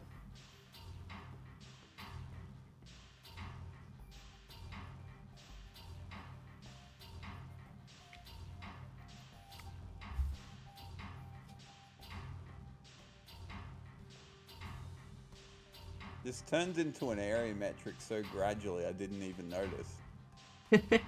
The secondary is area. And we will leave it probably sometime. Next up, we have at 783 cycles with the same arm count, Volson Tire. These are probably going to be very similar solves. Yeah, we're arriving at the area where it's one arm disposal, one arm loading, and one piston outputting. So what you're saying is we hit our tier again. We're at our first pileup. The notes say, "You got me with the calcification glyph. Silly puzzle." You know, it happens even in the game. I believe refined gold has calcification. Yeah, it's always on by default for some reason.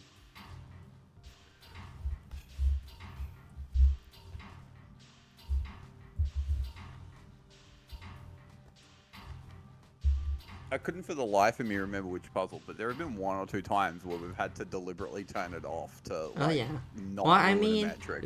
that was last week. Oh, I completely forgot. Yeah, Yeah. last week had Calcifier off.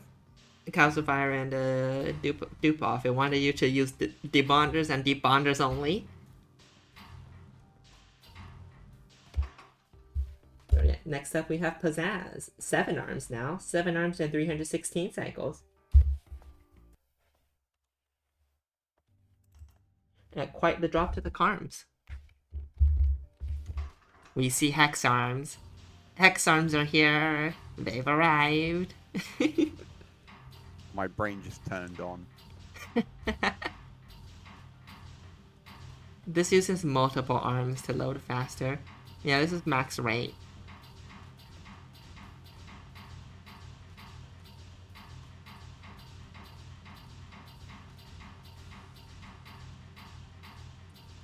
The hex arms are really helpful here because they don't need a reset to grab the new VP that comes in again. That's the main advantage of them here.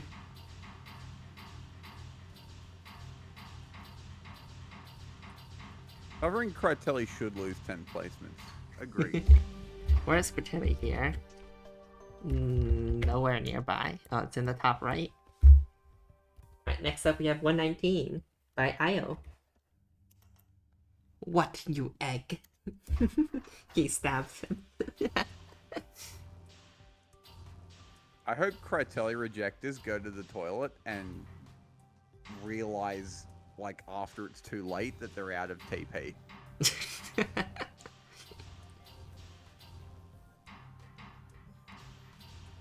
Okay, maybe that's a bit too far. But then again, maybe it's not.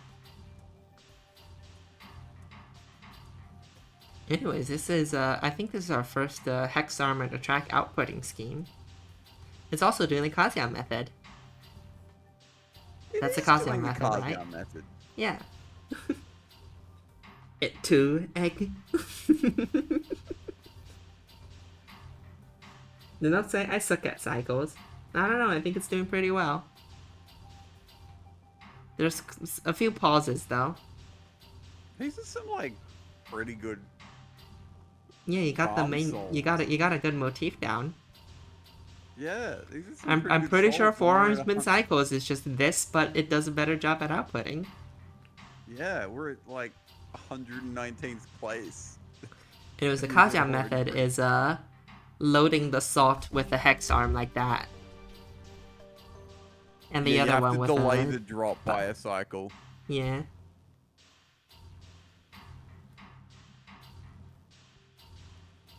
So that you can grab the V-Tate as well? No. It's so that the length 2 swing doesn't crash into the VT atom. Because the VT atom is still like halfway through its generation. Mm-hmm.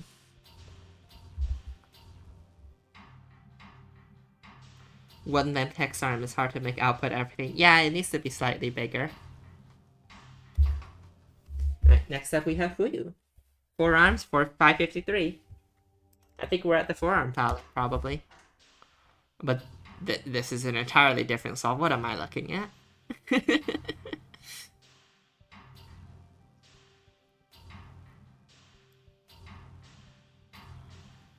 I guess arm 3 is the output arm, and arm 1 sometimes helps out in outputting as well. It's a lot of output. It's a lot more output sharing between the different arms, because they can help out a bit. I heard you like hex arms, so have 3 of them and a bi-arm as a treat.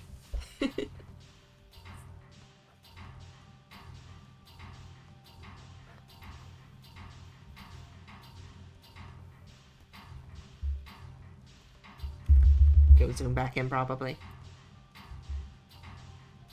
Hmm?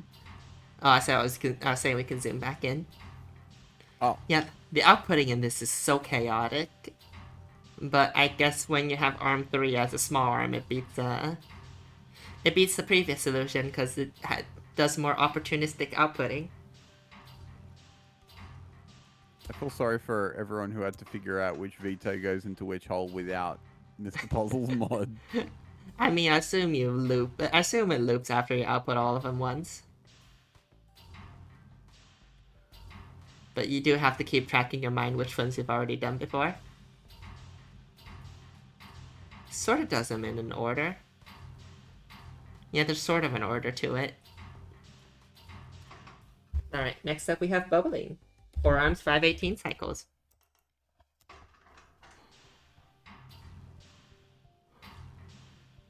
We're back to pistons. Oops, all pistons. Yeah, right.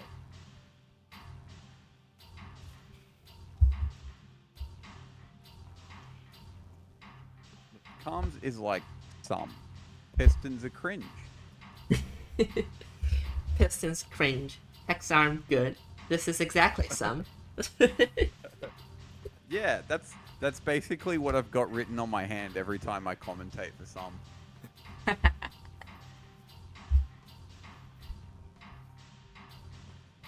But yeah, this I assume is just able to handle the outputting faster than the previous solves.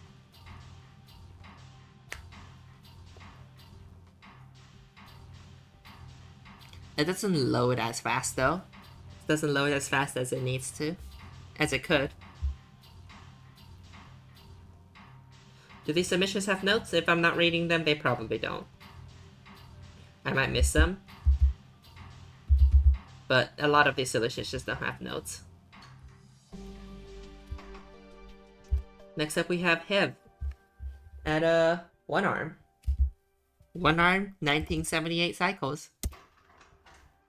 The notes say, I know both this and my other solve are really bad. I already came up with better solutions to both in my head. Unfortunately, I just had no motivations to work on them before the deadline. Ah, rip. I mean, that's okay.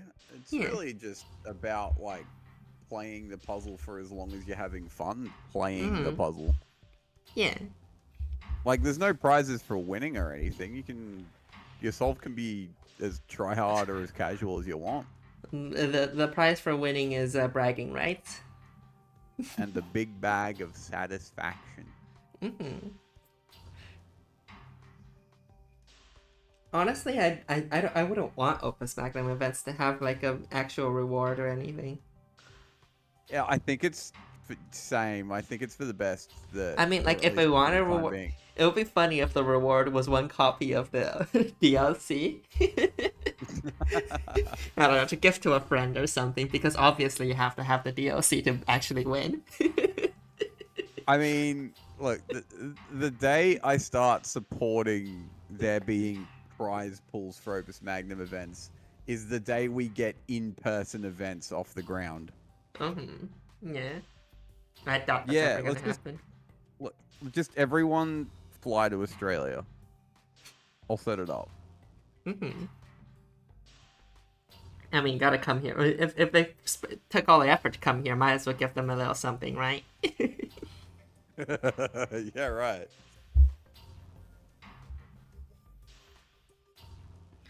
But yeah, single piston. Doing a lot. Pistons are easy to program. But yeah, no, we don't really want prizes because it like makes everything like way too stressful than it already is. And suddenly, like, if you The found like competitions are stressful enough, even when there's no prizes, and like imagine how much more complaining there would be. Yeah, if like there were and if actual someone found stakes. like a cheating exploit or whatever, like Yeah. that, suddenly they have more incentive to abuse it. So no, Because a lot of things we do rely on a bit of an honor system. Mm-hmm. That's I mean, like if there's ever gonna be a prize, it's probably not gonna be like anything valuable. It's like a joke prize or something. I don't know. Maybe one of Right, those no, the Opus Magnum patches. That would probably be a good prize. you get I heard 20 Crytelli bucks. Mm-hmm. The Zachtronics collection. Congrats, you win. Now go play another Zachtronics game. Alright, next up we have Consultant Sorcerer, 5 rounds, 393 cycles.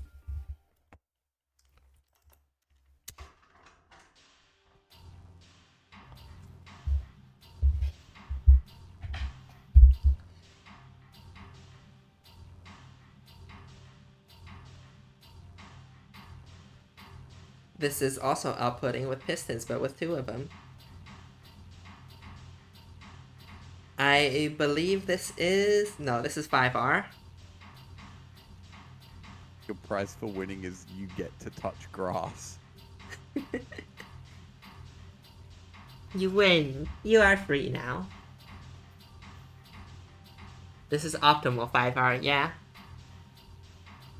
Though, we have 5R solutions that... we've seen on the mainstream we have 5R solutions that are 3 arms, but, you know, those are hard to find. This one's pretty good at it, what it does.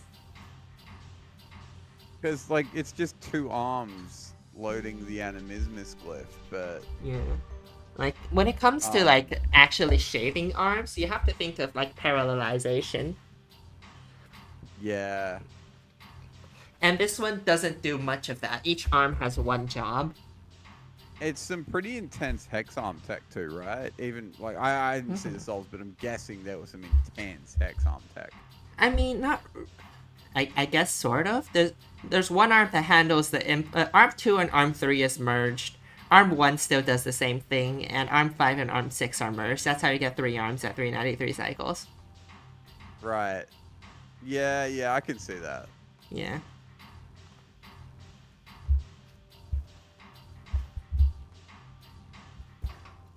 Alright, next up we have Fallen Healer at 6 arms with 327 cycles.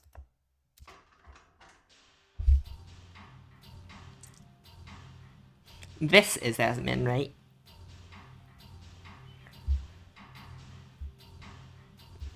Right, mate.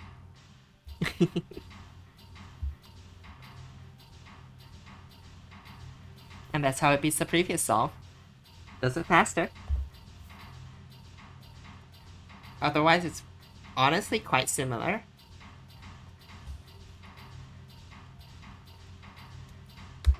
Gooey asking what's Homestuck.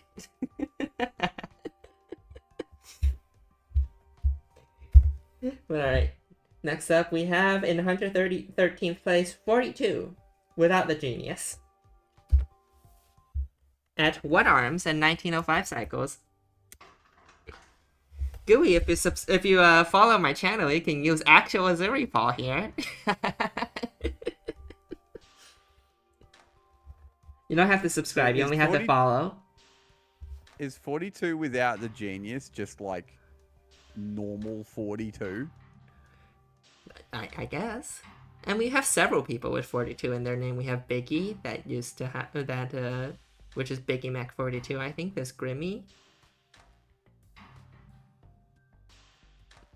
42 Genius 42 going, who is this copycat? Yeah, that's what I was thinking. Non-genius 42, just standard 42. Mm-hmm. Biggie is it. And then Biggie plus Genius 42, Genius 42 was Team 42. So this guy gets an auto invite to Team 42, right? Also, waist chain and area secondary, yeah. I suppose it's... No, it's not Yeah, faster. disposal glyphs Is are it? expensive. Yeah. They cost so much. So much.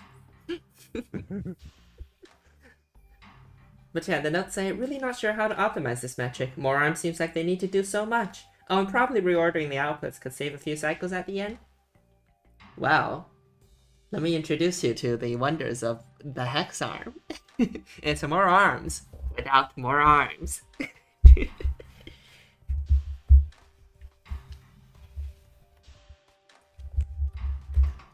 But yeah. Next up, we have equals U equals. Back up to 6 whole arms at 317 cycles. That's 1 off min cycles. It's probably just 1 latency in terms of outputting.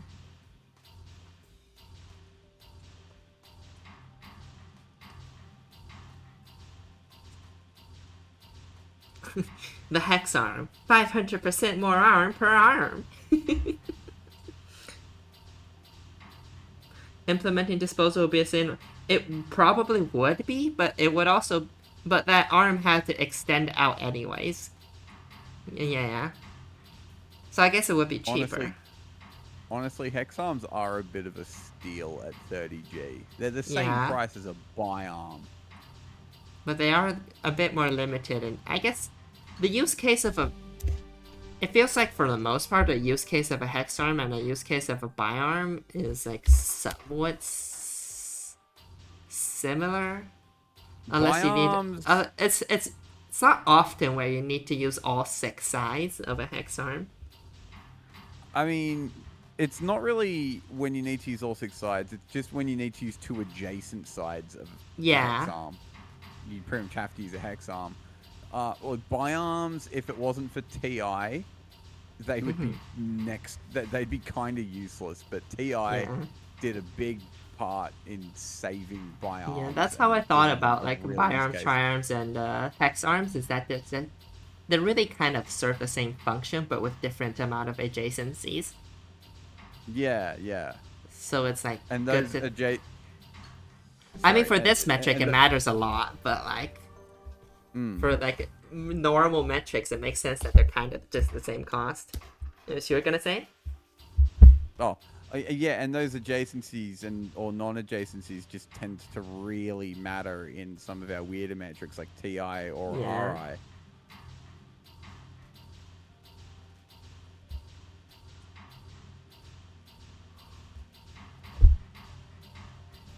Oh yeah. It does make sense to have arms for every factor of 6. I in my head I was thinking, I always thought bi-arms and tri-arms should be a bit cheaper.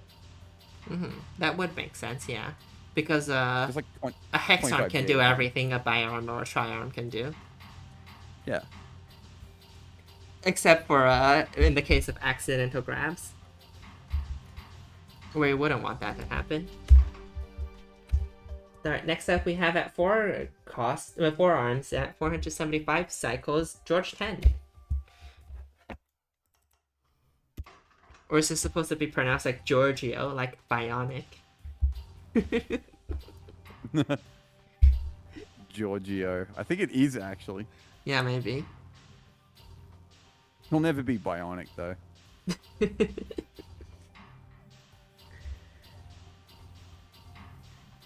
It's also clearly Garage. Oh, Garagio.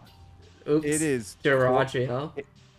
It is 3:15 in the morning, Gooey. I am not reading that well. It is. Yeah, it's 14 minutes past midnight for me. Georgia. Georgia. Giorgio. Giorgio. Dum, dum, ba-da-da-dun, dun, dun, dun, dun, dun.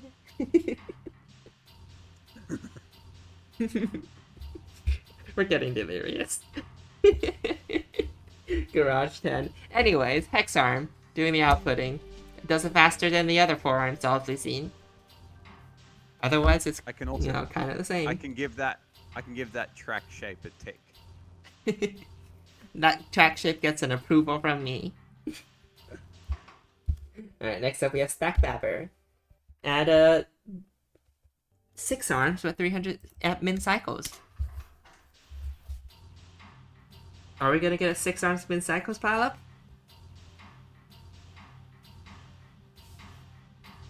Big W. Let's go.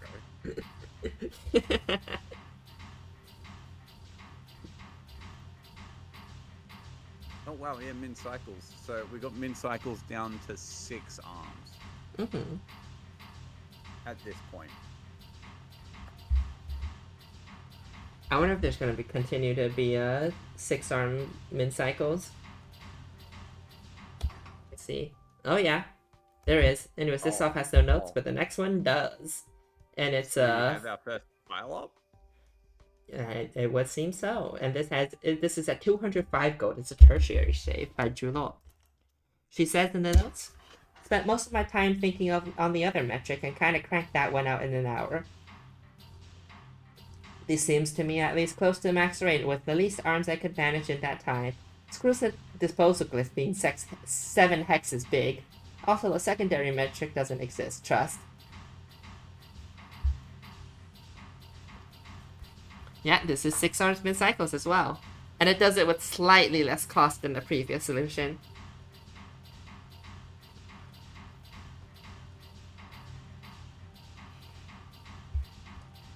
I'm gonna let it finish running. There was a very good Crytelli spot up for grabs. I don't know, some people complain that this is too easy. Oh, those people have... They live their lives without whimsy. It's the little things in life. But next up we have Guchan Liu. I have no idea how to pronounce your name in Chinese properly, because I have no idea the actual tonality. But also at the same primary, but at 39 area. The notes say, just reworked it. I thought less arms would make more than less cycles. Another way, it means I should reach least cycles using least arms. That is a good way to think about it. And, you know, if he did get 3 or 4 arms min cycles, that would have made the mainstream.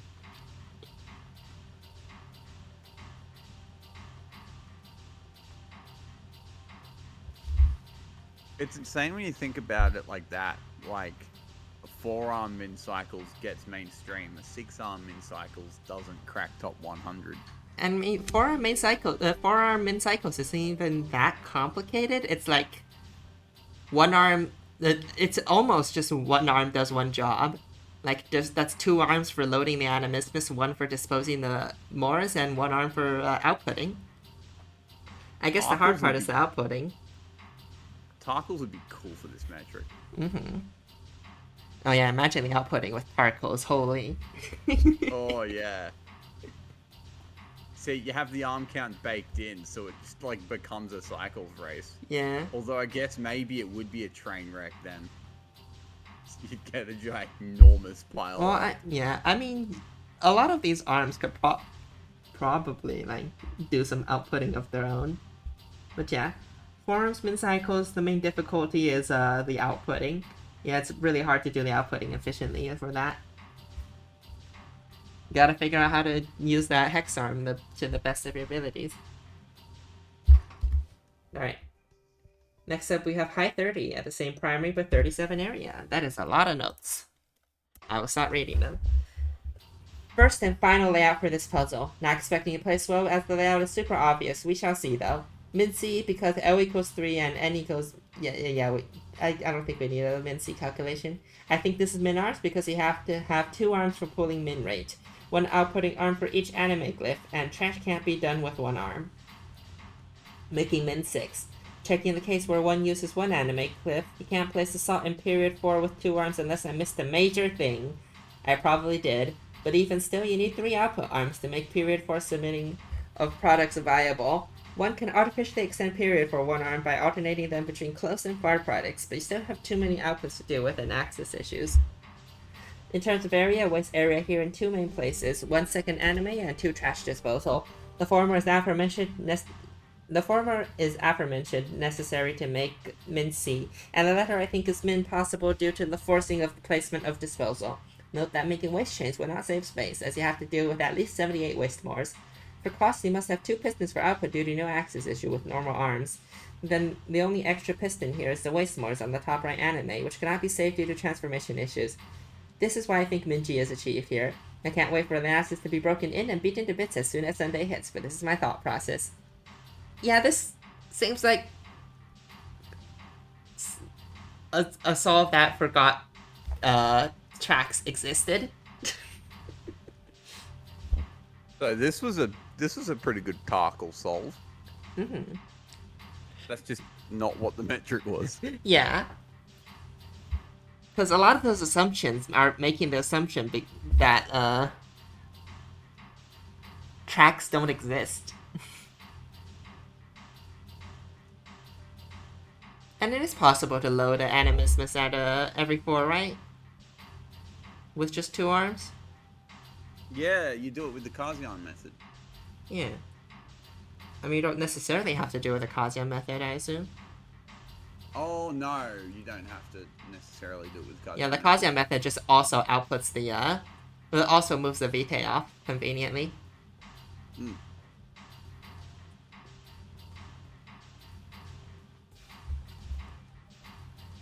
But yeah, while this run, I'm going to use the restroom real quick again. You know what that means, Orflax? That means yapping time. Ah. It's good to be back. Yeah, so Tarkle's was it was ARM bases plus track hexes. I don't actually know why we didn't just go ahead and say trackless at that point, because when you add it up like that, track is very obviously a bad idea, because a single hex of track is like worthless. You need at least 2 to do anything with the track whatsoever, and you need an arm on it to justify its usage. So a single arm on 2 hexes of track is the equivalent of 3 arms. Like, even the most cracked hex arm is not getting 3 full arms worth of usage, because those 3 arms could themselves as the be hex arms. inventor of Tarkos, the point was no track. But back then we didn't have this thing called manifolds or whatever. So that there wasn't solved.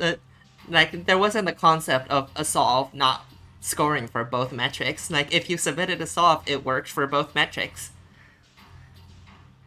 Not true. Good for expensive equilibrium. If you know you've won and you want to flex on people, I'm hoping it happens one day where the first place just, like, it's area and they just place an expensive equilibrium. Yeah, it's like, it's ACG, and then people just spam calcification wherever they can. That sounds like such a Shadow Cluster thing to do. I bet it's already happened. I'm pretty sure Shadow Cluster might have pulled that off before. Yeah, just put the multiple times. Yeah, I believe so. Just the expensive equilibrium.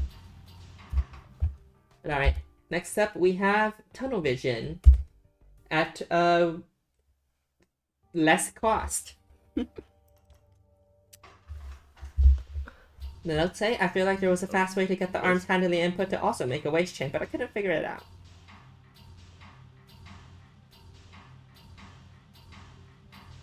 Hello? Yes. Oh, yeah? Can you hear me? Oh yeah, I can hear you now.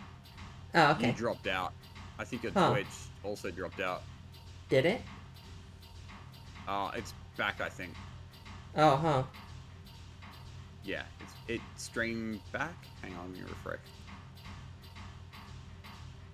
Yeah, we're back. Yeah, I saw it went to 0 kilobits per second for a moment there. Oh, rip.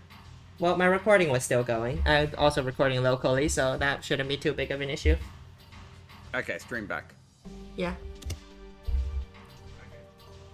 Alright, I'll wait for the adverts to Oh yeah, run. I've got an ad blocker on my browser now, so. I don't know if that I don't know, I have an ad blocker and I get Twitch ads sometimes too. Yeah, Twitch ads actually do make it through the ad blocker sometimes. It's really Yeah. annoying.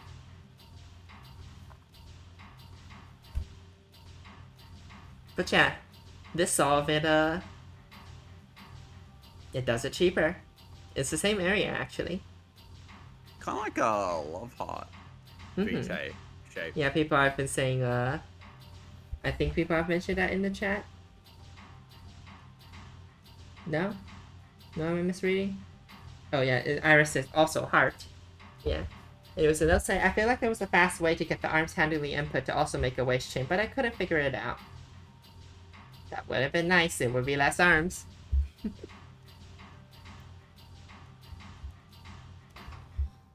Alright, next up we have Dragon 5112. Saying, why does my solve feel like a Rorschach test? Rorschach test. I think that's how it's pronounced. Yeah, Rorschach test. I could think of a way to hypothetically optimize this solve, namely by transitioning both modes with one X-arm, but I wasn't able to get the geometry to work. My guess is that optimal arms for this would probably be end up 5 arms to get close to min cycles, but not quite reach it. Well. You've seen the forearm, Oh, this has 2 animismus. It doesn't need to do that, but it does. Pretty close glass, yeah. Well, I mean, not really. Like, if that was the guess for optimal arms. I mean, 4 arms min cycles exist, but that's not optimal. Optimal is one single hex arm doing all the work. So if this is a Rorschach test, then Bist, what do you see? I see a bird in a nest.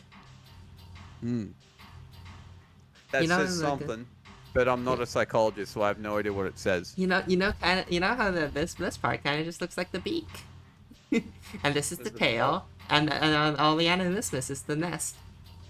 It's a duck, yeah. Iris says it. I see a duck.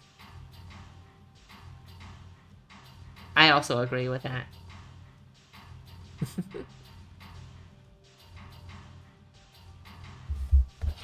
Alright, enough Rorschach tasting. We gotta move on. Next up is Meta System. We're still at min cycles.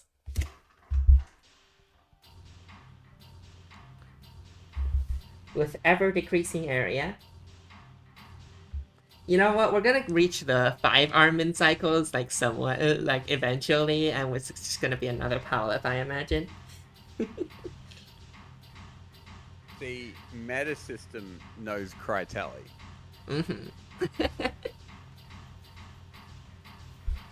Another good Crytelli position will probably be the equilibrium. Yeah, that would have also been a good one. Yeah, because it's just the single-used hex that isn't covered by anything.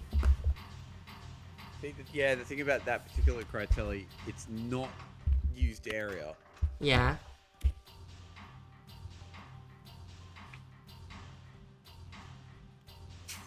Are we doing Rorschach tests on all of these now? People says this one looks like a seahorse. Or do you mean the previous one?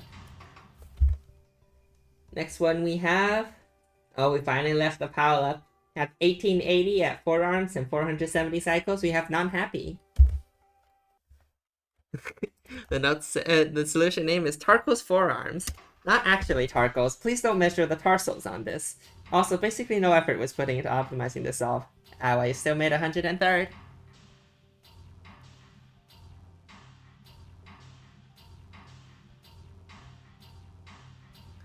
It's less arms and that does better. 2 less arms entirely. The rate isn't as fast, but it's still good enough.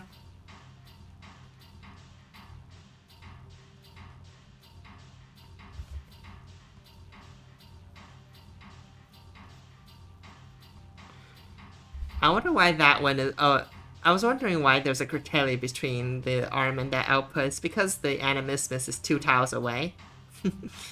So that's just the most logical distance to put it.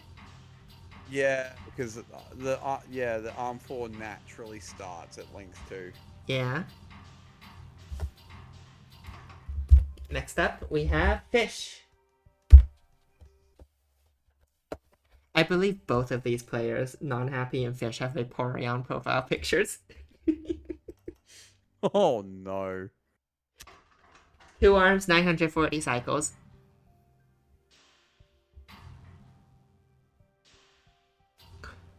We're back to slow saw. It's been a while.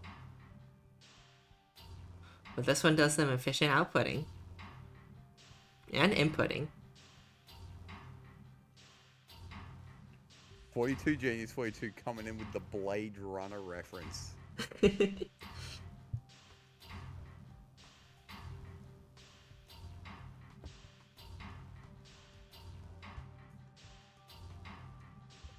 We're back to the area solve hours. We are. And then soon we're gonna... it's gonna like... We're gonna start with area. It's gonna slowly become faster and faster. And we're gonna like... And then before we know, we're gonna be in the 5-arm wind cycle solves. Next up, we have 3-arm 626 cycles by Dietmar. Ah, Hex Arm. I'm doing the soy jack pointing. Hex Arm output. Hexarm, length 2 Hexarm on a track. This is what I'm familiar with looking at. Now this is Calms. Now this is Carms. Oh, look at it. Output 6 at once. Mm-hmm. Yeah, the output is 6 at once like this is like what I'm most familiar with in terms of looking at the Carm solves from the mainstream. This looks like a mainstream solve, it's just that the rate isn't fast enough. Arm 1's doing too much work. Yeah. Again. Honestly, this solve could have made the mainstream. It could have been min cycles if Arm 1 split up its work and Arm 2 it was a length 2 swing instead.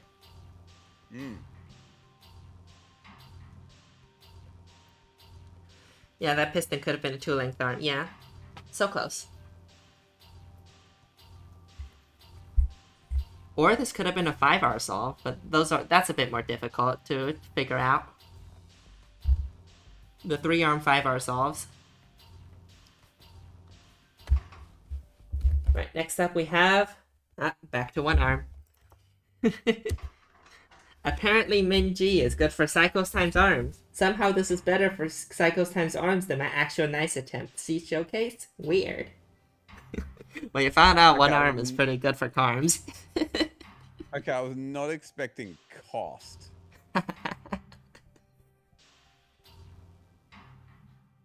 I guess it does. I guess it just does pretty well. Wow, this is. Granted, we're still in 100th place.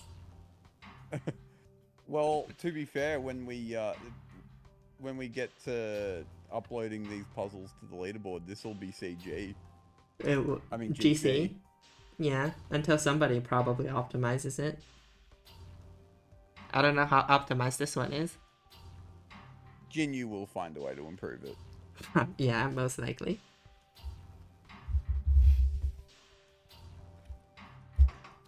Next up we have 3-arm 622 cycles by Smrekish.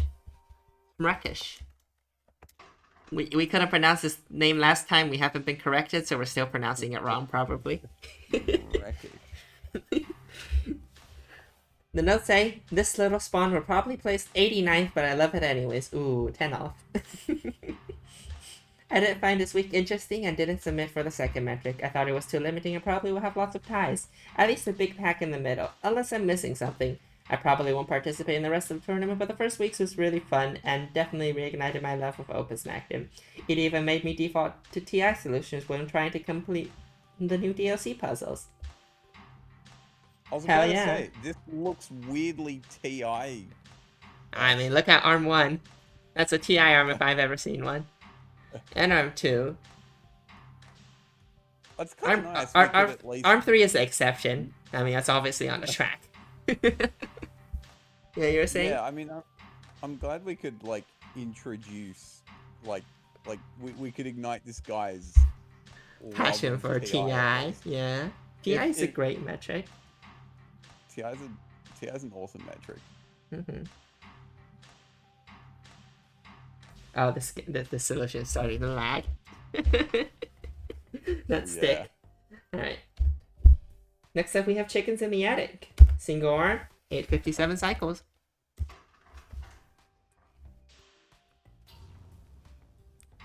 Now, this could be min area, but it isn't. It's min plus 2, right? No, it does the big swings. Oh, I see that more. Oh, couple of swings. I mean, it has to save cycles. This is the Carms metric. We're not actually solving for area here.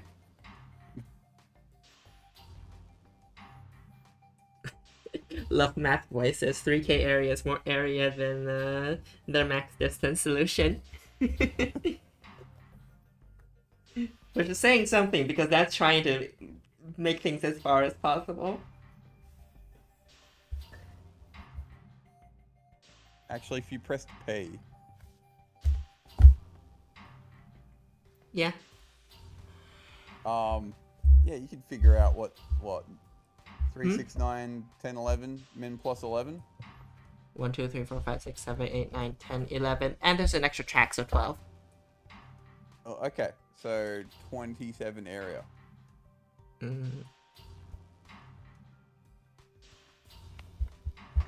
Alright, next up we have Anti-Tap Man at 4 arms and 449 cycles. In 97th place. This looks awfully familiar, but I think it's less arms. Yeah, I think it's like 4 instead of 5. Imagine if we had to juggle ways to get min area on this puzzle. We're not that evil. But probably. Correction, Kazian isn't that evil. I might be. Kazian isn't that evil that we know of yet. I've been the devil on Kazian's shoulder. Suggesting horrible things like mana. You're the intrusive thoughts in his head.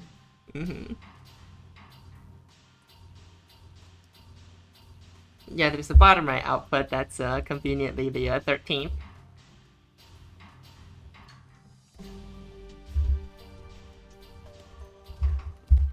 And next up we have Slap Drill. Who says, I'm pretty sure Optimal's gonna be 2 arms, but it's annoying and I don't wanna. This is a really efficient 1 arm, except I expect like negative 70C to be possible. I mean, it went down to 800. Revix had a single arm 800 cycle solve.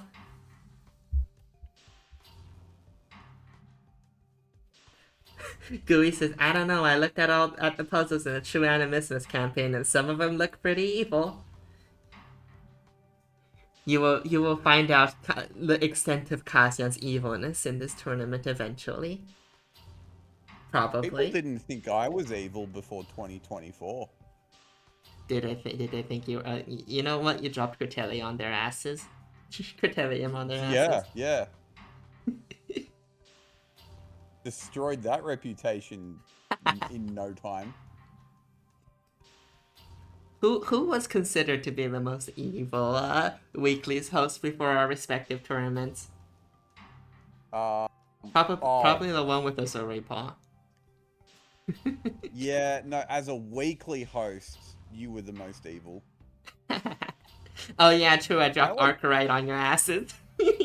Yeah, no, I actually became more evil as time went on.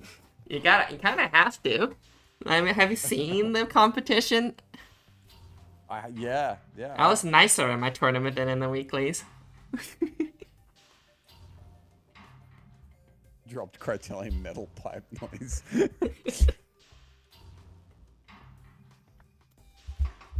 Alright, next up we have S Penguin at 5 arms and 358C. I think we're approaching the, Are we? Are we approaching Min-Cycle's 5 arms? Not We might quite be. yet. 316 cycles times 5 is a pretty significantly small number, isn't it? Well, these numbers been jumping pretty fast. Somewhat. Yeah, we got another couple hundred to go before we hit that point. Yeah, true. Got a while.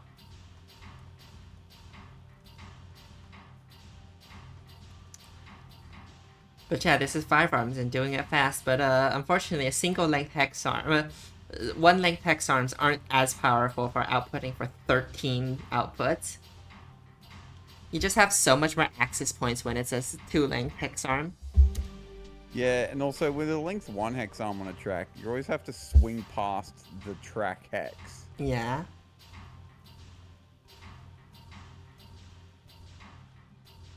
And this is very severely limited by ARM 5.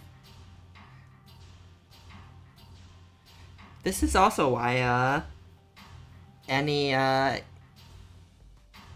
cost solve with track is immediately so much more easier because you suddenly afford so many more access points.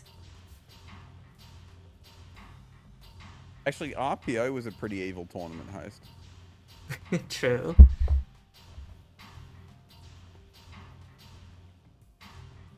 I mean, I'm pretty sure most of us have some kind of evilness in us when it comes to the tournaments.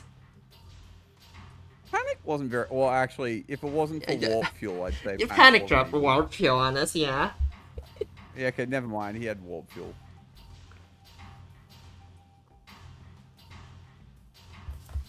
Paxton dropped 2 computations on us. Ugh. Oh, the most evil. I take it back. I was the least evil host. No, I was pretty nice when it comes to the tournament. I didn't drop any cycles monsters. I didn't drop any I don't think I dropped any cost monsters either. The hardest cost puzzle I gave y'all was fucking lubricating solvent. The area secondary on that was kinda evil. Oh yeah, true, but not many people actually did it. What else? I think Film Crystal is probably my most evil puzzle. That or Fulmination, Latency. You dropped AI on a tournament. Oh, true. That's what people hated the most. I remember now. Look, it wasn't that bad. Alright, next up we have Charlie Creston at 1769 cycles with a single arm. The notes say, felt a little bummed after landing in the 120s week 1, but I couldn't stop tinkering with this one and tried several hours. And after several hours, I have something I dare say I'm proud of. Ultimately, it seems like one arm could always do what 2 arms did in less than double the cycles. Probably because every sequence I created had one arm idle for a cycle or 2 or here or there while the other arm worked. If this can't get me above 100, I'll be flabbergasted. Congratulations, you don't have to be flabbergasted. This is 94th.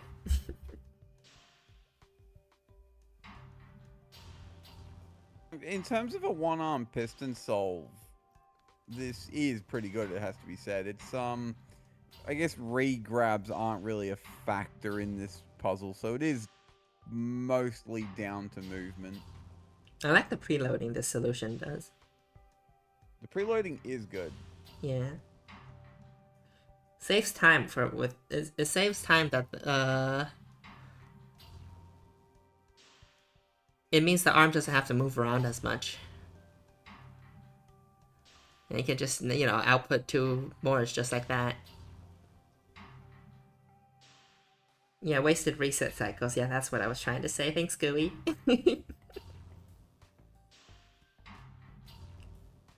Gooey, if you want to, I could also invite you to one of these appreciation streams. If you're available. And if it's too late for Zorflex. Is it too late for you, Zorflex, or are you fine to keep doing the appreciation streams as long as we need them? I'm fine to keep going. Yeah. Oh, do you want to hop on right now? I've resigned myself to the fact that I probably won't be catching main streams when they drop. Sure, okay. Oh yeah, I don't think we need tapping out though. Yeah, maybe I'll invite you next time, Gooey. We shall see.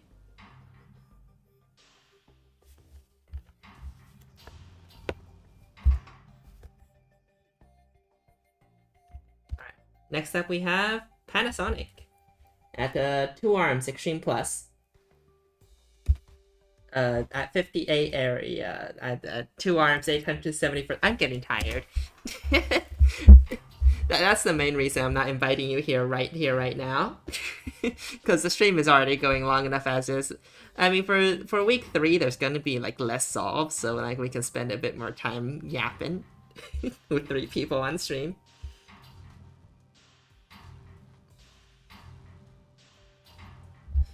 The note says, I tried this with 1 arm, 2 arms, 3 arms, and 4 arms. 2 was the best. Nice balance. 1 is throwing out garbage, and the other is handling outputs at more or less the same time. I swear, if 5 arm unlocks a super fast strat, I'm gonna be sad. We haven't seen the 5 arm admin cycle solves. Can't believe an entire company submitted to this tournament. And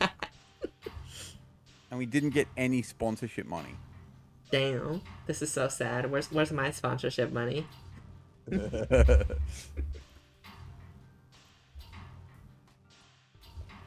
I mean, I very much think week 4 is gonna have more people than week 3.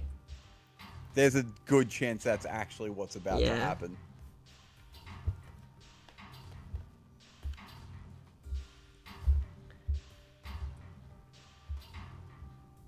We already have submissions from the Trixie Kakamia. I don't know, I don't think I've actually seen Trixie solve for the tournament.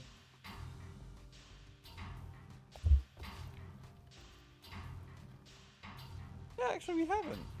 Yeah. I would know because her name is way too long to fit in the spreadsheet.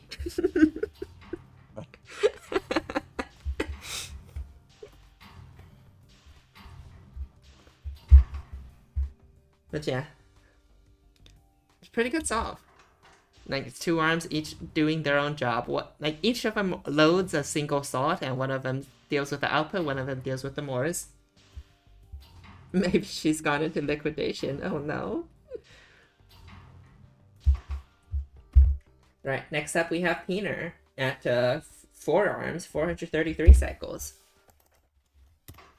Is that the fake little Timmy? Oh yeah, that is the other little Timmy. The fake little Timmy, as you call him. I feel like I've seen this solve several times, but this time it's with 1 less arm. It's the heart shape. We've seen this.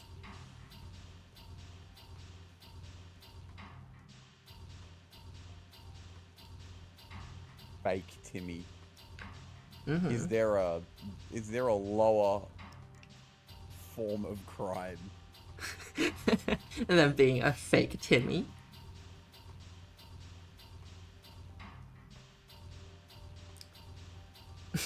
No prizes for tournament winners, for prizes for everyone who was little Timmy. Little Timmy gets $400. Damn.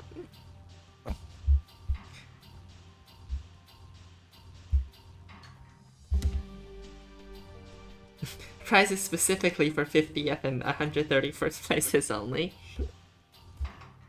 Alright, next up we have Hookery. 5 arms, 345 cycles.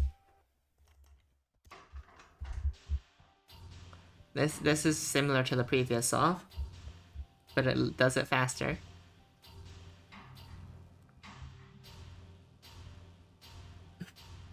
Price for 67th place and it's 67 cents.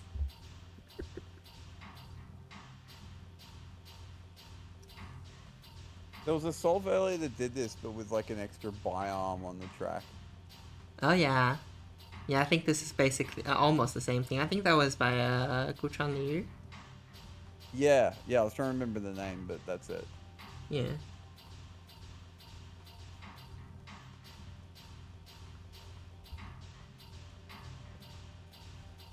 But yeah, less arm good. Why use many arm when less arm do trick? Wise words. I'm running out of commentary, I'll be honest. Next up, we have a 90th place at 5 arms 333. We are rapidly approaching the 5 arm min cycles pile up. I don't even know if there's a power up, but there might be. Oh, interesting. This is doing the This is doing the Kazuya method. Except he has 3 hex arm outputs. And it just all gets like this is different. This alright. This is different. Yeah, this is special. Yeah, I can commentate on this. Those hex arms, am I right? So true. Well, it's actually preloading all the hex VTAs.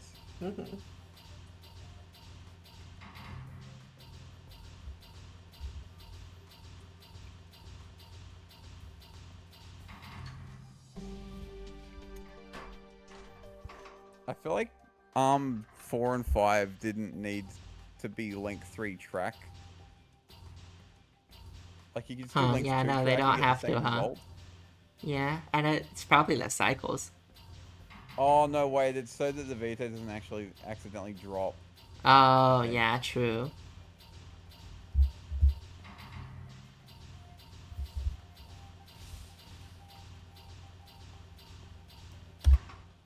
But yeah. Next up, we have Avenge Ruler at 4 arms for 11 cycles. Now this looks like, yeah, this looks like this looks like something I'm used to for the Karms metric.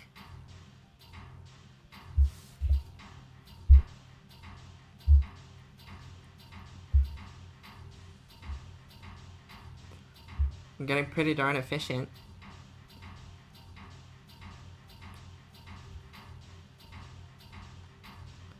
But yeah, this kind of outputting with the ARM 3 is what a lot of the solves in the mainstream did. It's just that this one isn't able to load the animismus as fast, unfortunately. It's sometimes taking 5 cycles, sometimes takes 6 cycles. I think that just depends on how fast the hex arm can be.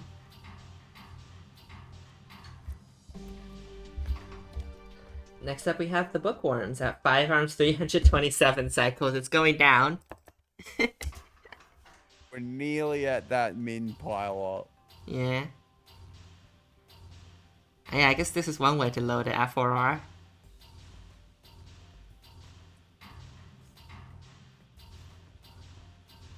This just has a bit more latency. So it doesn't exactly make min cycles. I don't even know if the PALF exists, but if it does, that'll be really fast to go through.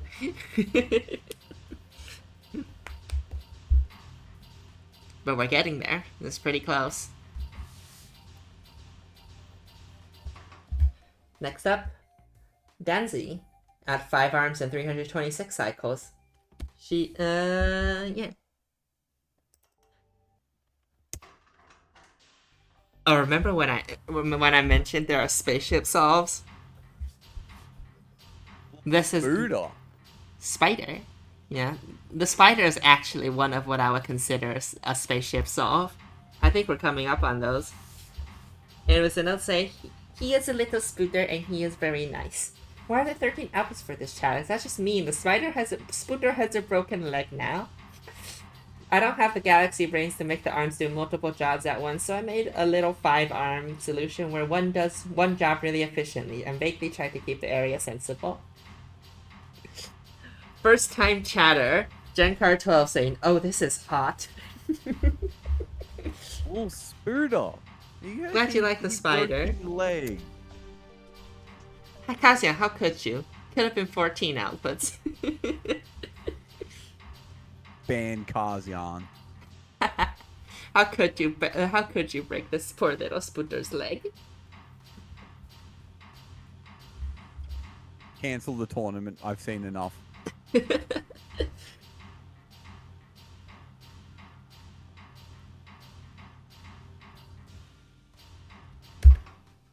Okay. Next up we have Golden Boy. I don't think I have to meow at this one.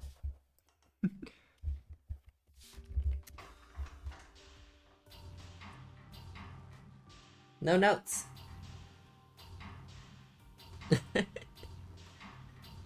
I have no idea when you followed either, Jinkar. But welcome to the Opus Magnum stream.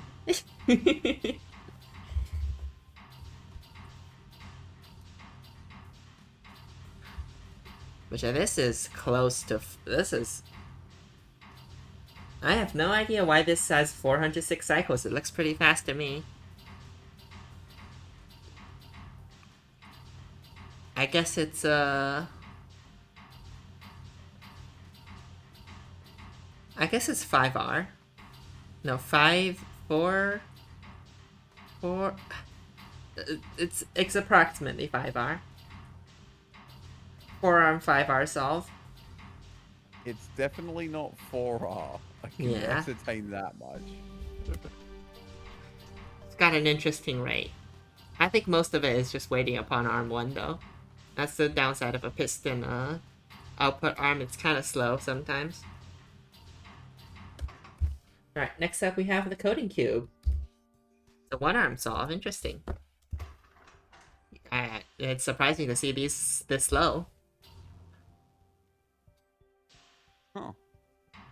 Haven't seen a 1-arm solve in a while. Yeah. Oh, you followed me when I was playing Cobalt Core. Right. I need to stream more games. I've been playing a lot of Slay the Spire 2, but Slay the Spire 2 is too popular of a game. Yeah, this is, you have to optimize for arm time cycles count. Yeah, I played a lot of Cobalt Core. I remember streaming, what I tried to stream was, beating Chloe in Act 1. We did that, we finished it. Maybe you were there for that. The other video games I tend to like, I have like 0 overlap with people in the Opus Magnum community on. Mm-hmm. Like I'm, I don't know, I like Doom, I like platformers, I like fighting games. And then Well, if you like there's platformers, there's a whole bunch of Celeste people in this community now. Okay, to be fair, yeah, there is a lot of overlap with Celeste. Yeah. But yeah, Opus Magnum kind of sticks out like a sore thumb when you look at the games I tend to play. Mm-hmm. Any requirement to start playing the tournament? Just own the game. Yeah, that would be right. You can check out event.curtelli.technology. I'll send a link in the chat. For the week 3 is currently happening, but it's ending after the weekend, and week 4 releases tomorrow. I'm not the host, by the way. This is the extra stream for everyone above 50th place because there are just too many people participating. Oh yeah, and the DLC. This week currently going on, you know, you need the DLC to actually play it. This is the website that we're hosting the tournament on. Feel free to join. Also, the DLC is fun. Yeah, it is. Can confirm. Yeah, when the person who helped develop the DLC is talking right here, not me. The other guy in the VC. I'm not biased. You're biased. Anyways, the notes say, "Hi, I'm quite new to this community. I only started playing recently and sadly missed the first week of the tournament. I believe that my solution is very good in the primary. I first used multiple arms, but then realized that a solution with n arms would need to complete the puzzle in less than 1623 n divided by n cycles, or however many cycles are needed with one arm to be better. Which I thought through and decided that if that is possible, it will not be done for me, but done by me. My best score with 6 arms was something around 1900. I thought that was quite good, but it turns out there's a better way." Gooey says, "I don't see a Zorfax Scratelli in the credits. This is misinformation." I'm willing to bet you were able to pick out my name in the credits. I'll say that. Yeah. Yes, this guy named R Catelli or something. Something like that. Yeah. I mean, I could basically pick up. I don't know. I think I missed RPO. It's probably one name I don't recognize. I think it was RPO. Luna is just straight up called Luna in the credits. Alright. Oh yeah, and Isaac dot It was Was. weird. And There Mr. was Puzzle is Isaac Was. yeah, I didn't see a Mr. Puzzle in the credits at all. Scam. Alright, next up we have 3 arms, 537 cycles, J Tomar. Octopus feeding. Your octopus is missing 2 legs. Anyways, the Hey, notes that's a say different track shape. yeah. The notes say, in my previous solution, I miscounted the number of arms I had. I don't know how. The number is literally stamped on the last arm. Yeah, that is the easiest way to count it.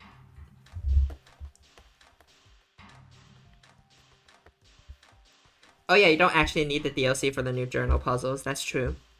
You also don't need it for the halt instruction. Oh, true. There are 8 grippers. I guess this does make it an octopus. The DLC is fun. I like it. I enjoyed basically most of the puzzles. Was there one that I didn't enjoy? No, not really. There were that I didn't enjoy in the beta version though. Yeah, I mean, I do think generally the puzzle design is tighter than it was Yeah. back in the mod. These puzzles have been Zach approved. They're also just cleaner. I remember like the one that Zach absolutely hated that was the introduction to Rivari's wheel. Yeah, he despised that puzzle. You know what? tried- I absolutely agree with him. That was my most hated puzzle from the beta. Poor RPO. I think that puzzle gave him a lot of consternation because he was trying so hard to get it past Zach. You know what that It puzzle just reminds me he of? just It wasn't reminds me of budging. hydrophobic solution or something. What was it?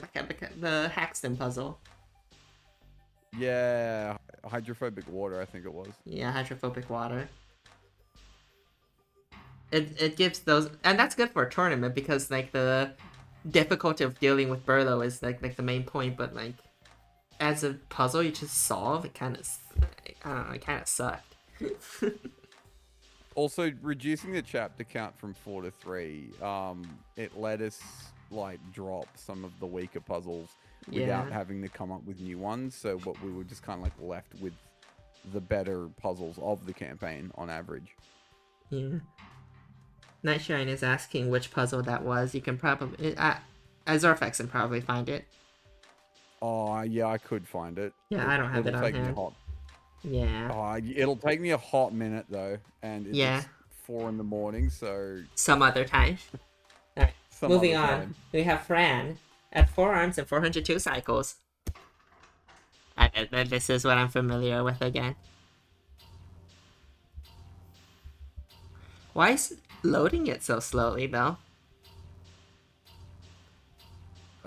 Why does it need to be 5R?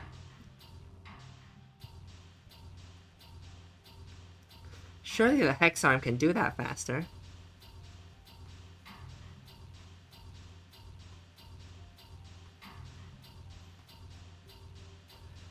Anyways, the solution note says, this is my 16th solution, optimization for Cycles X Arms. I've only been playing this game for 2 weeks, but if it doesn't crack top 50, table flips.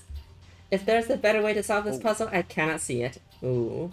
Oh, this didn't make top 50. Oh no. What I'm is feeling stopping from Arm 3 and Arm 4 doing this at 4R? This looks like a oh snap! The length 2 swing will collide with the Vitae. Oof. Yeah. How do you avoid that? Well, that's what the Kazian method kind of is for. Yeah.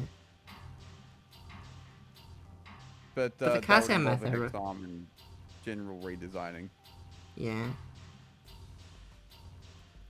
Yeah, that's just a layout redesign. Mm-hmm. Yeah, the length to... Yeah.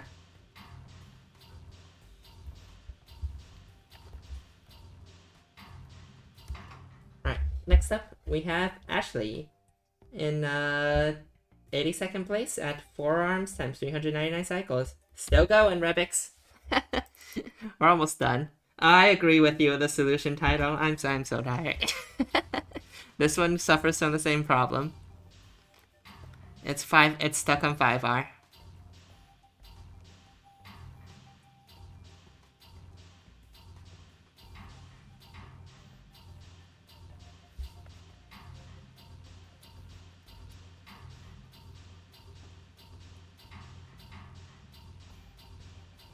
I think what needs to happen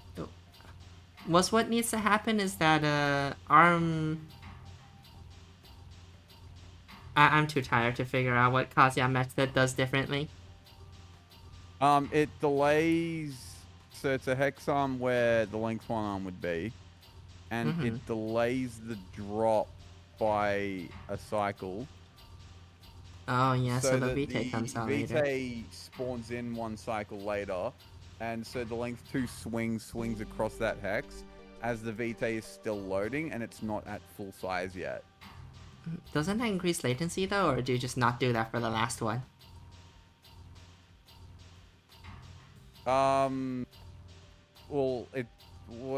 Latency doesn't really matter that much for this puzzle as opposed to rate, so... Yeah.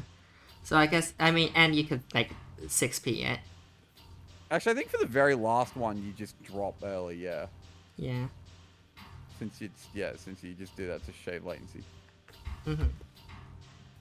In fact, a lot of these solves are using that Kazian trick, which is actually really cool, because I thought that was, like, somewhat obscure tech. Mm-hmm. Alright, next up we have Jamu. At 5 arms, 317 cycles. Ooh, 1 off min latency. Min cycles. Well, I guess that's also 1 off min latency. This is not it. Here it is. Missed what even the is pile this? up. Oh, this is a spaceship solve. It's not quite a spooter, but it still looks awesome. Yeah, I'm calling this a spaceship solve. We have several like spaceship solves coming up. It's like a fish. It sort of is. Anyways, a note say, Vitae. This is one of those puzzles that has a lot more depth than meets the eye. Very interesting. I like Vitae. Vitae. Thanks, Jamu. But yeah, this is a motif we will see a lot that will classify as a spaceship solves. It's that arm 3, outputting the mores from both animismi like that.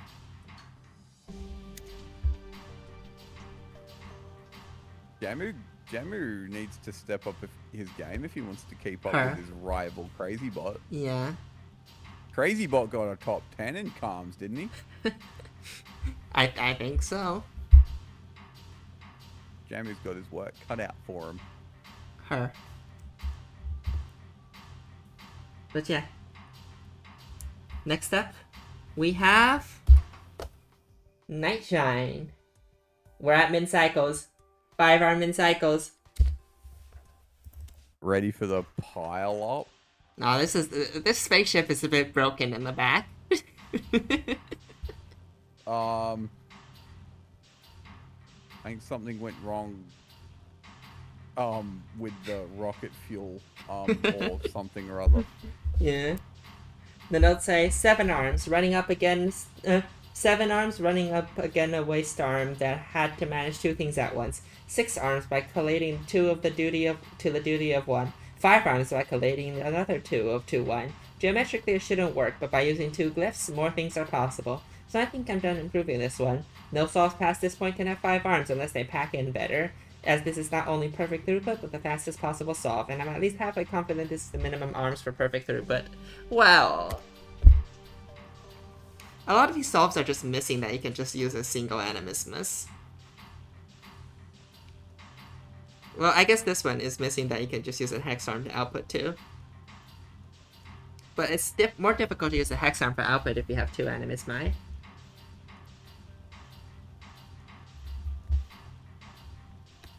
This is only like the second 2 animismus solve I think we've seen. Oh no, we've seen several. In comms. Well, we've seen several. Okay. Yeah, we've seen several. Oh. But this is like the 3rd spaceship solve. We have the spider, we have the fish. This is the first spaceship-looking one. And there were also several more that had two animismi. But yeah, next up we have also Oh. animismuses. I don't know. I don't want to pronounce it like that. The next one we have Wing Pearl, and also at Mincycle's 5 arms. Spaceship! This one has its repay in order.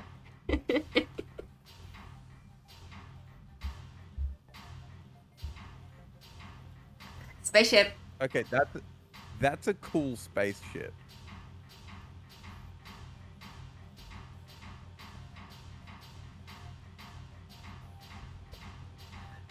Genius 42 says this looks like a magnified virus. Yeah, it's like a space invader. Mm-hmm. Also, hear me out. Animisma. Animisma.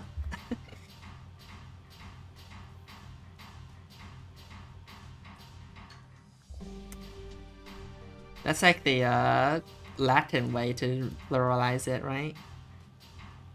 Yeah, that actually kind of works in Opus Magnum context. Uh-huh. Opus Magna. Opus Magna? Opal Magnet.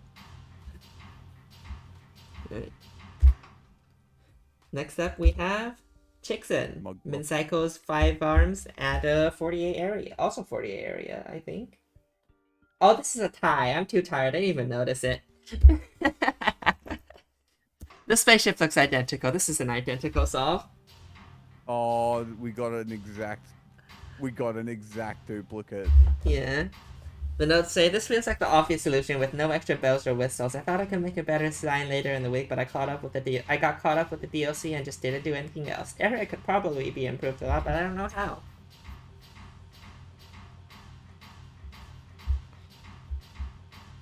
Okay, but that's a pretty based reason to be distracted.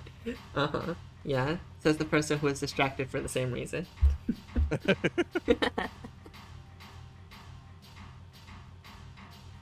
Actually, I have an even better reason, but that Yeah. would be spoilers. Uh-huh. Right. Next up, we have at 2 areas smaller, Rosa. The spaceship has an extra arm stuck in the middle.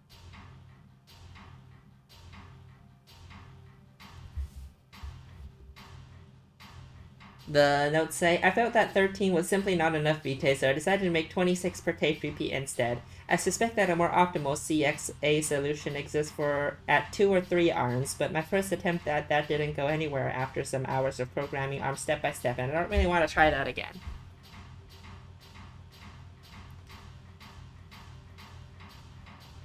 We're at the spaceship solve stage. We're at the spaceship tier. Yeah, which is the 5-arm Mincycles tier. I mean, I'm sure there are other 5-arm Mincycle solves as well, I think. But I think most of them tend to look like this. Here's another spaceship. This one's a bit fatter.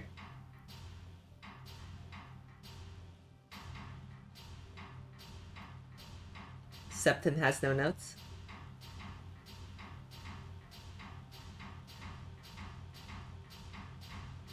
This one saves 4 area over the previous solve. And it's not symmetric. It's not because of the number 13. And the symmetrical position for number 13 is inaccessible. Ban Kazian.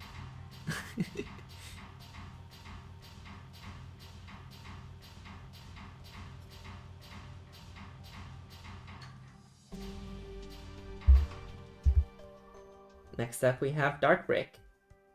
And we've left the pile up already at 4 times 4 arms, 394 cycles.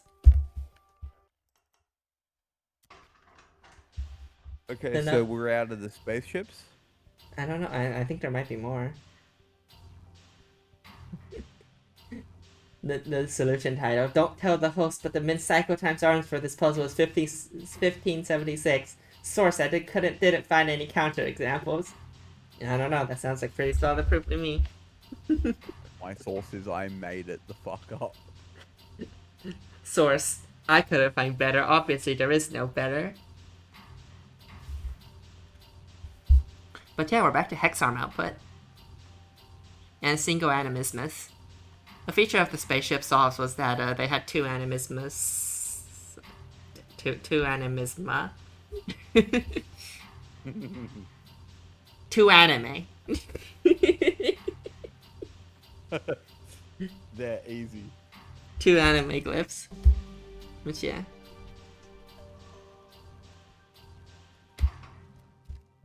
And then we have Captain Idjit at one cycle faster with the same amount of arms.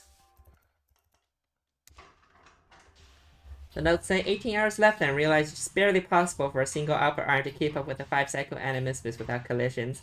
And here I was worried my ugly single arm design would end up being my best. At the risk of being that novice in 83rd claiming their design is optimal, I see only two ways to beat this on primary. A 6-cycle animismus in a 3-arm design, which seems improbable to achieve, but I probably shouldn't underestimate this community.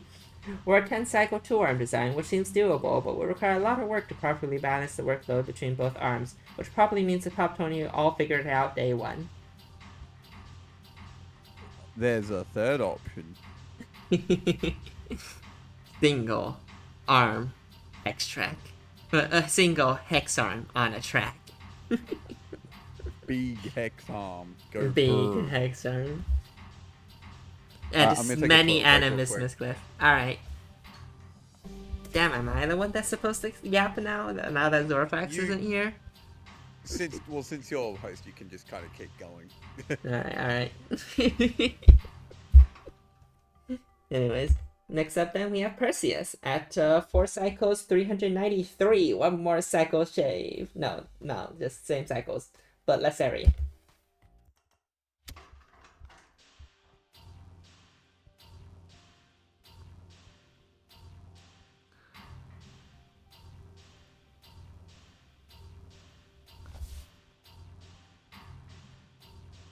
This sure is the previous sub with less area. A lot of the same concepts.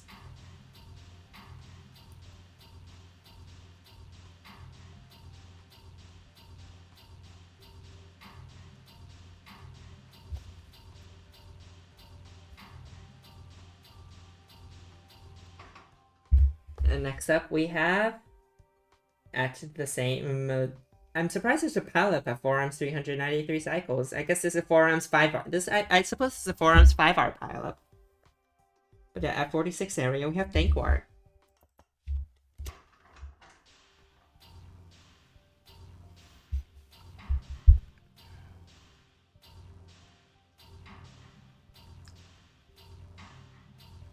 Mostly the same solve, but with slightly less area.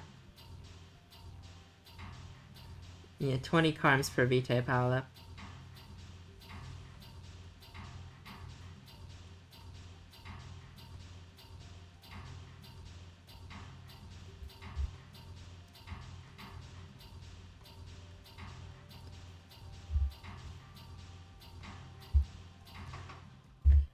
And next up, oh, 2 arms at 786 cycles, but it's still the same primary. Interesting.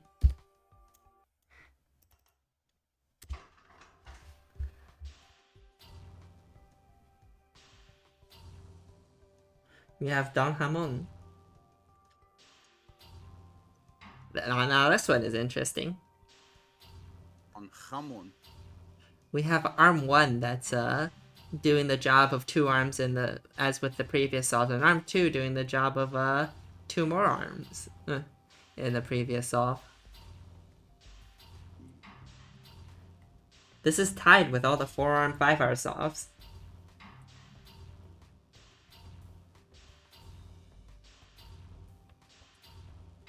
But, you know, it is less cost than the previous solution because it's less arms. We're getting pretty calmsy. Yeah.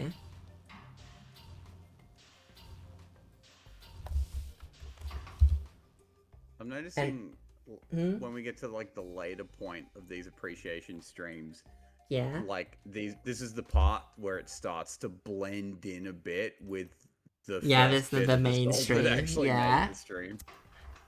I mean, that would make sense. Some people have Yeah. suggested maybe we could do these backwards, but I don't know. I think it's harder to do commentary if we did these backwards. Anyways, this one's interesting.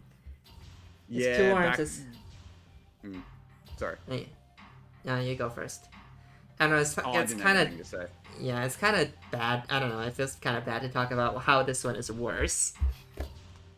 Yeah, I wouldn't really be able to like once we get to 112th place after seeing 60 better solves, it's like, well, yeah, this solve is like more of a failure because whereas if we go the other direction, it's like, well, this solve built on the previous solve. Yeah.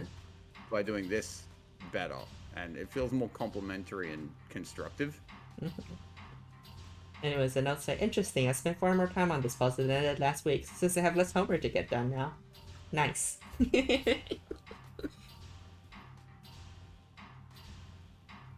Getting to see yourself sooner is the consolation of having placed worse, says Gooey.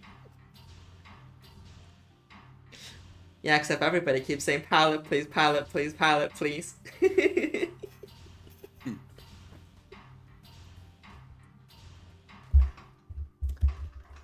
But yeah, so arm one is doing the loading, and arm 2 is handling both VTA and Morris. That seems like a common splitting of jobs.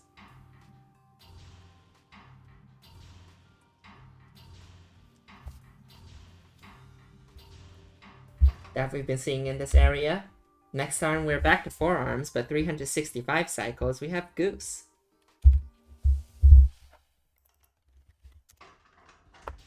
Spaceship. The return of the spaceship. The notes say, removed an arm at the cost of some latency. Slightly better arm time cycles metric, although I prefer the look in the previous... of the previous 1580 arm time cycles one. I'm certain there's a better way to deal with the waste, but this'll do. I don't know, this is the main feature of dealing with the waste in the spaceship solves. And it looks like you found it.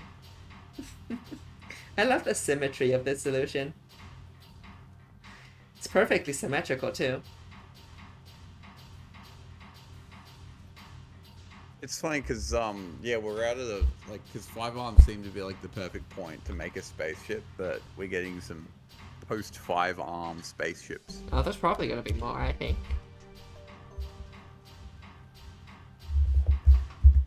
Next up we have Nitro at 1 arms and 1433 cycles.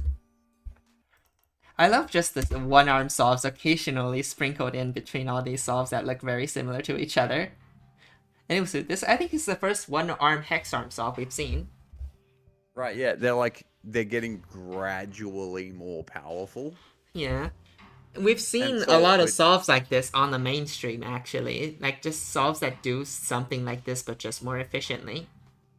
Yeah, and it's like which arm count hits a local minima, and which arm count ends up being the dominant one. And of course, you would, looking at the results, you know exactly what the answer to that question is. But it's interesting to see it play out as we creep our way up in the rankings. Mm-hmm. Like we had a bunch of. Oh, sorry. You finish. You go. No, I'll let you finish. Nah. Alright. But yeah, the notes say the best arm score I could get with 2 arms was 1440.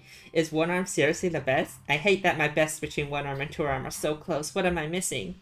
More animismus glyphs. No, but like another thing that is vital to these solves is the parallel processing of Moore's and inputting salt. A lot of the good hex arm solves also do that. They handle Moore's and input at the same time. Right.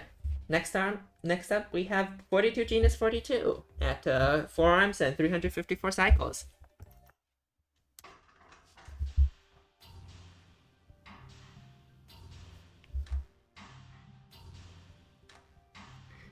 Genus 42 says in the notes P9, not notes in the comments. in the Twitch chat. P9 and mostly 2 BT at a time, with exceptions. And the notes themselves says better cycles times arms them at 2-arm, 3-arm, 5-arm, and 7-arm versions. So you didn't try a 1-arm version. Is what I'm hearing.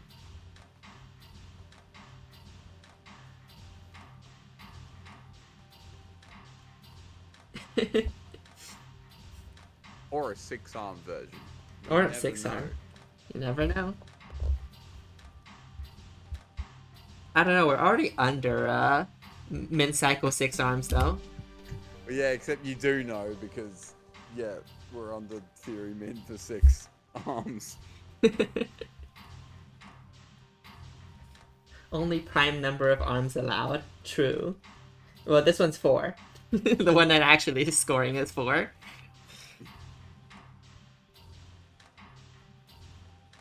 So maybe it's actually the prime number arms is the wrong amount. Because those are the ones that 42 GS42 tried, but was worse. Right, next up, we have, at 3 arms and 471 cycles, we have a buggy code. Hex arm.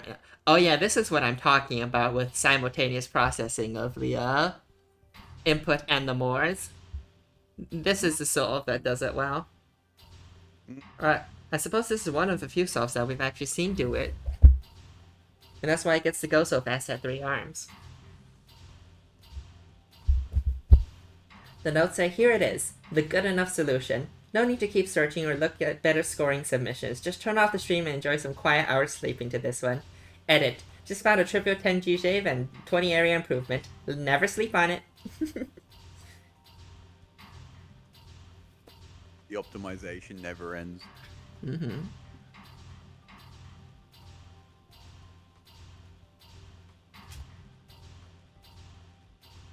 But yeah, I think the main innovation here is that the arm 1 is processing the salt and the mores at the same time. I like that part. Next up we have Zanuck at Tide, but with 2 less area. Oh yeah, this motif with arm 1 right here is what got most people at 3 arms 5R. Oh yeah. This one's just slightly too slow because arm 2 isn't fast enough. So it's actually 6R.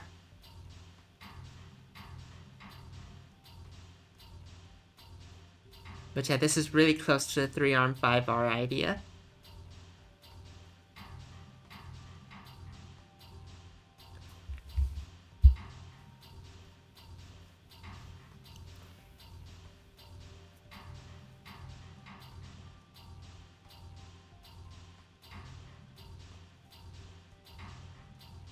The notes say 13 is a lucky number in some cultures and unlucky in others. As for me, I believe good things come in trees.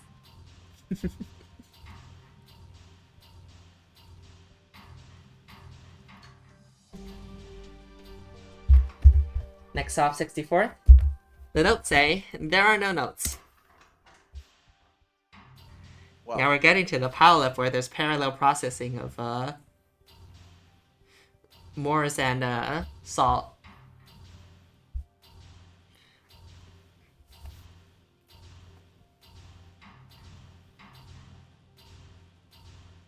so did we unlock a new tier? We unlocked the new tier.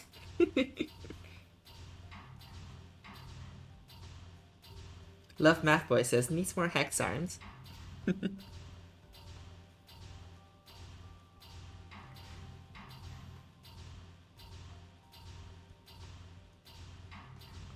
Refix says needs less hex arms. True, you only need 1. Right, next up we have Leganeski. Back to 1-arm solves at 1408 cycles.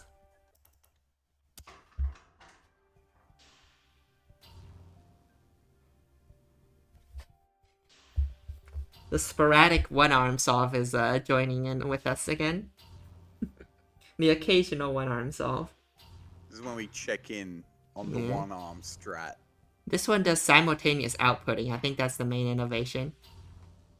It just keeps them there until like there's time to output them all at once, instead of outputting one at a time.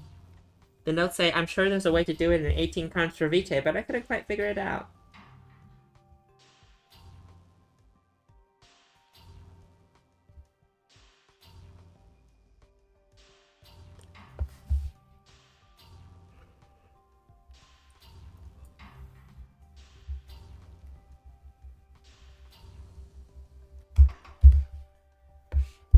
Maxov is 2 arms at 697 cycles, DOS boots. Moore's Law.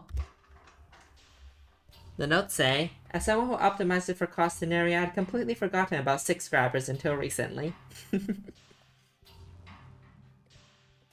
Mood. As an area main, I barely ever use hex arms. It's almost always pistons. As a sun main, I never use pistons.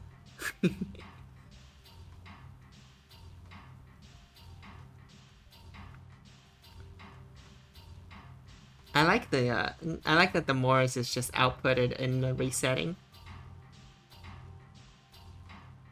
This is efficient. I like it. Yeah, the Moors is already there. Yeah. And the disposal glyph is on the way home, so why not? Mm-hmm. One could argue you don't need to go home if that was just a hex arm instead, though. That is very true. In which case you could grab the next salt at the same time. Mm-hmm. Right. Next up, we have Mikulius.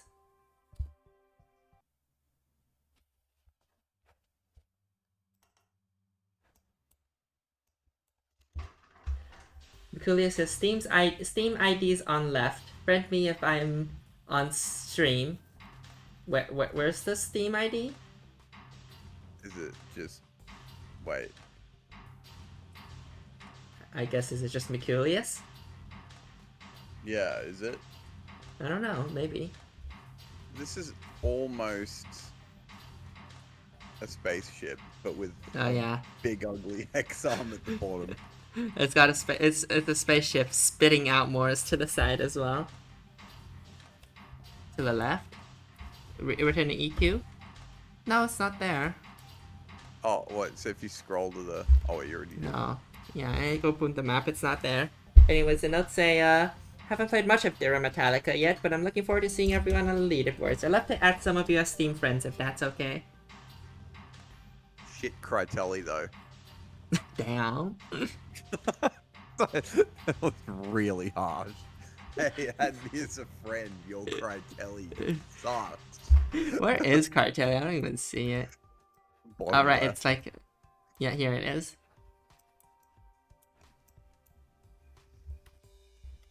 Yeah, I have no... Maybe it's just, Mikulius? I have no idea. Alright, next up we have Jay. 13 equals no symmetry. These spaceships have been very broken.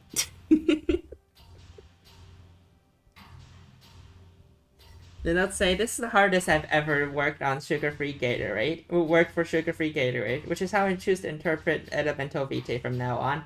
I look really hard for something with less arms, but it's hard to make a 2 or 3 arm solution go fast enough to actually perform better. So this is what I'm submitting. The output surrounded by comments get submitted to twice per tape loop, which eventually sort of turns into a second glyph of disposal, which I think is quite neat. I feel really confident in this machine, but it's also my first tournament, and after last week, I'm not going to make any assumptions, but either way, I think this is a slick machine. This is my third layout, and I thought the second one was unbeatable, but this one is 40 cycles faster, and which is 120 score, and I'm very proud of myself for looking for new solutions and for finding this one.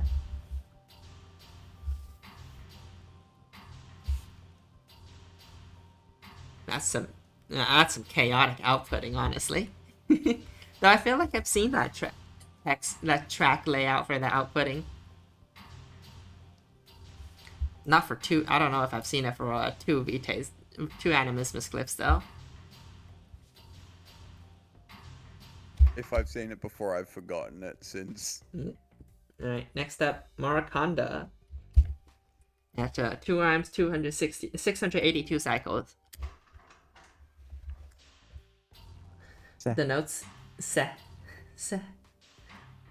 the notes say 2 hour final day solve. I will be pleasantly surprised should this make stream. I'm curious whether actually good solves will have 1 or 2 arms, or maybe both are viable.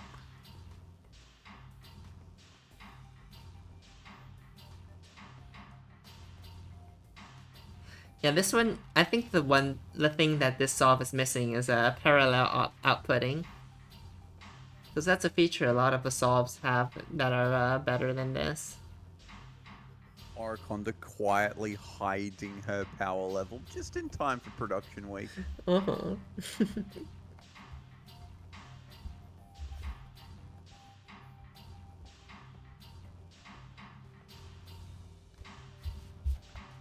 Alright. Next up, we have YX Web at 4 arms, 337 cycles.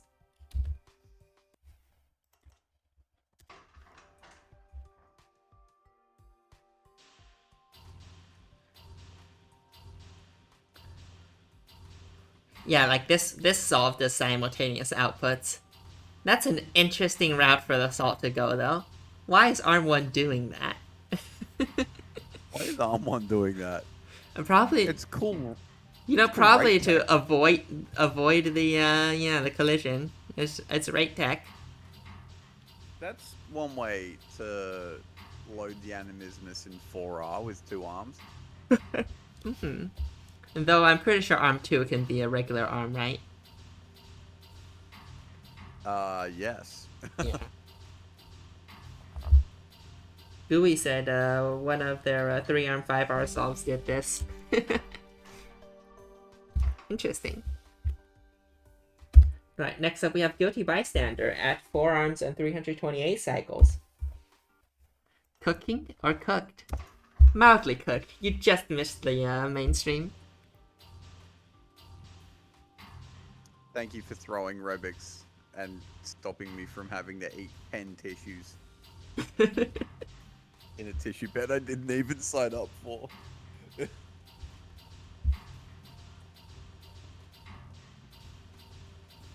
If Rebix doesn't win GI, the entire rest of the community has to eat tissues. No.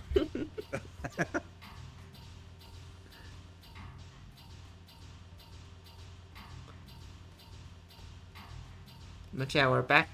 We're approaching the 4 arms min cycle solves that appeared on the mainstream. We're slowly getting there.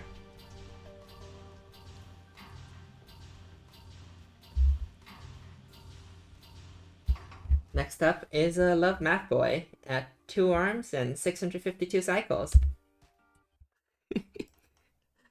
The notes say, this puzzle sounded like a ton of fun until you had to drag 13 Vitae outputs onto the grid.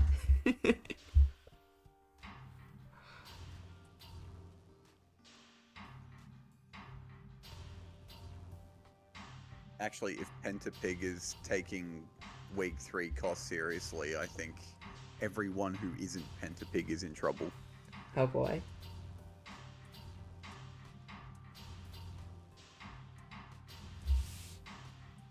Repix says they don't think he doesn't think he ever won the GI. I don't know. There hasn't been many GI puzzles in general. Production GI puzzles in general. I guess GI exists outside of production though. In production, it's different, though. Yeah, but at the same time, I just more... don't think just GI exists much outside of production either and competitions. Yeah, it never really did. But production GI is a very, it's a bit of an old school metric, actually. Not many, like, it hasn't turned up in many recent tournaments at all. Rebix says only artificial ore and vaccine template. Those both happen to be production.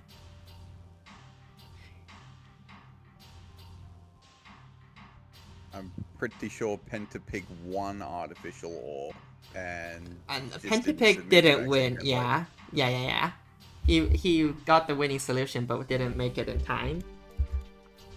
Yeah, I don't think he looked at the puzzle till the deadline passed or some shit.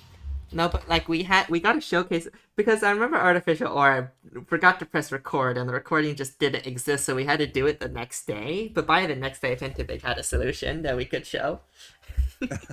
Oh, I remember Yeah, now. yeah, you were And we there record too. the entire thing. Yeah. All right. Next up in 55th. Speaking of the devil, Pentapig. No way, Pentapig missed the stream. Pentapig missed the stream with a spaceship. I think this is the best spaceship. No, I don't. I think there was a spaceship in the mainstream.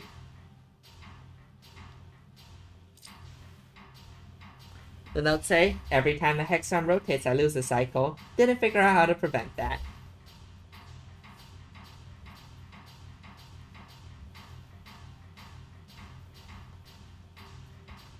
A wicked spaceship, though.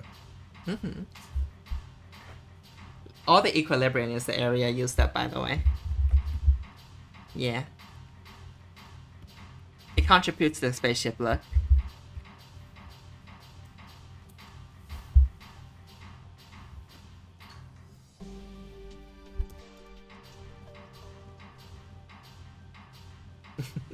Yeah, I'm with you on that one, genius.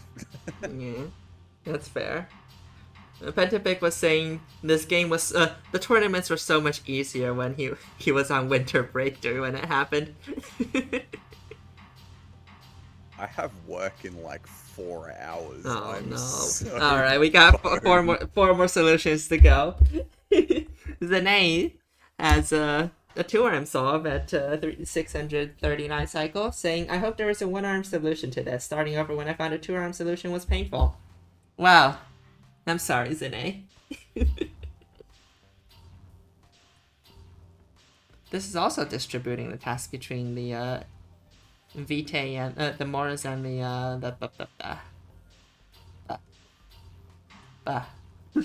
the Vitae, and then having the 1-arm doing the salt.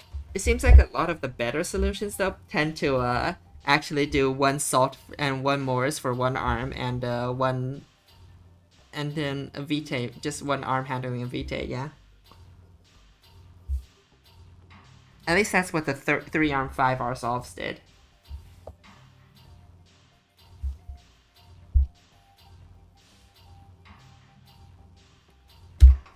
In 53rd place, we have Haxton with a 2-arm 637 cycle solve. Damn, I don't remember why Haxton won Tarkles. Yeah, remember when he won the whole metric?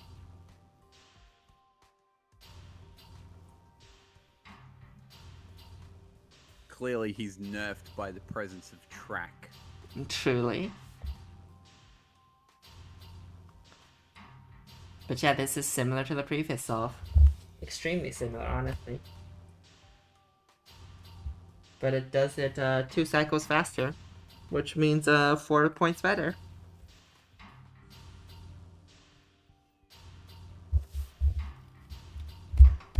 And in 52nd, we have MK Test. I put a whole bag of VK up my ass. This is tied in the primary to the previous solution, but it's got less area. It makes it better. I was wondering why you were saying arse in the New Yorker accent. Yeah, because it's spelled that way.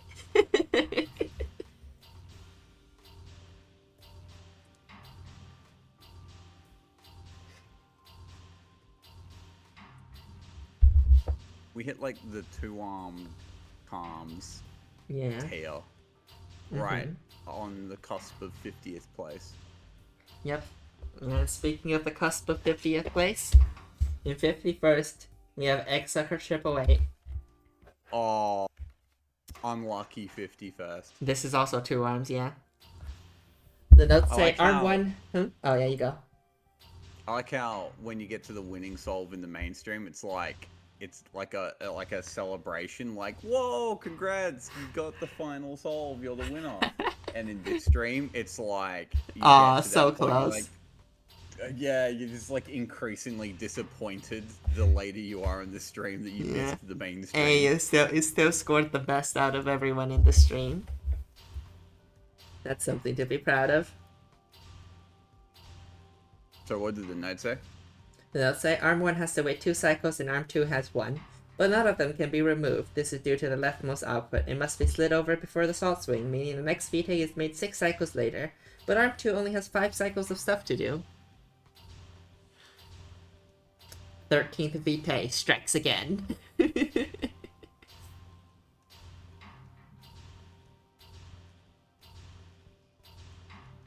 13th day Vitae stew.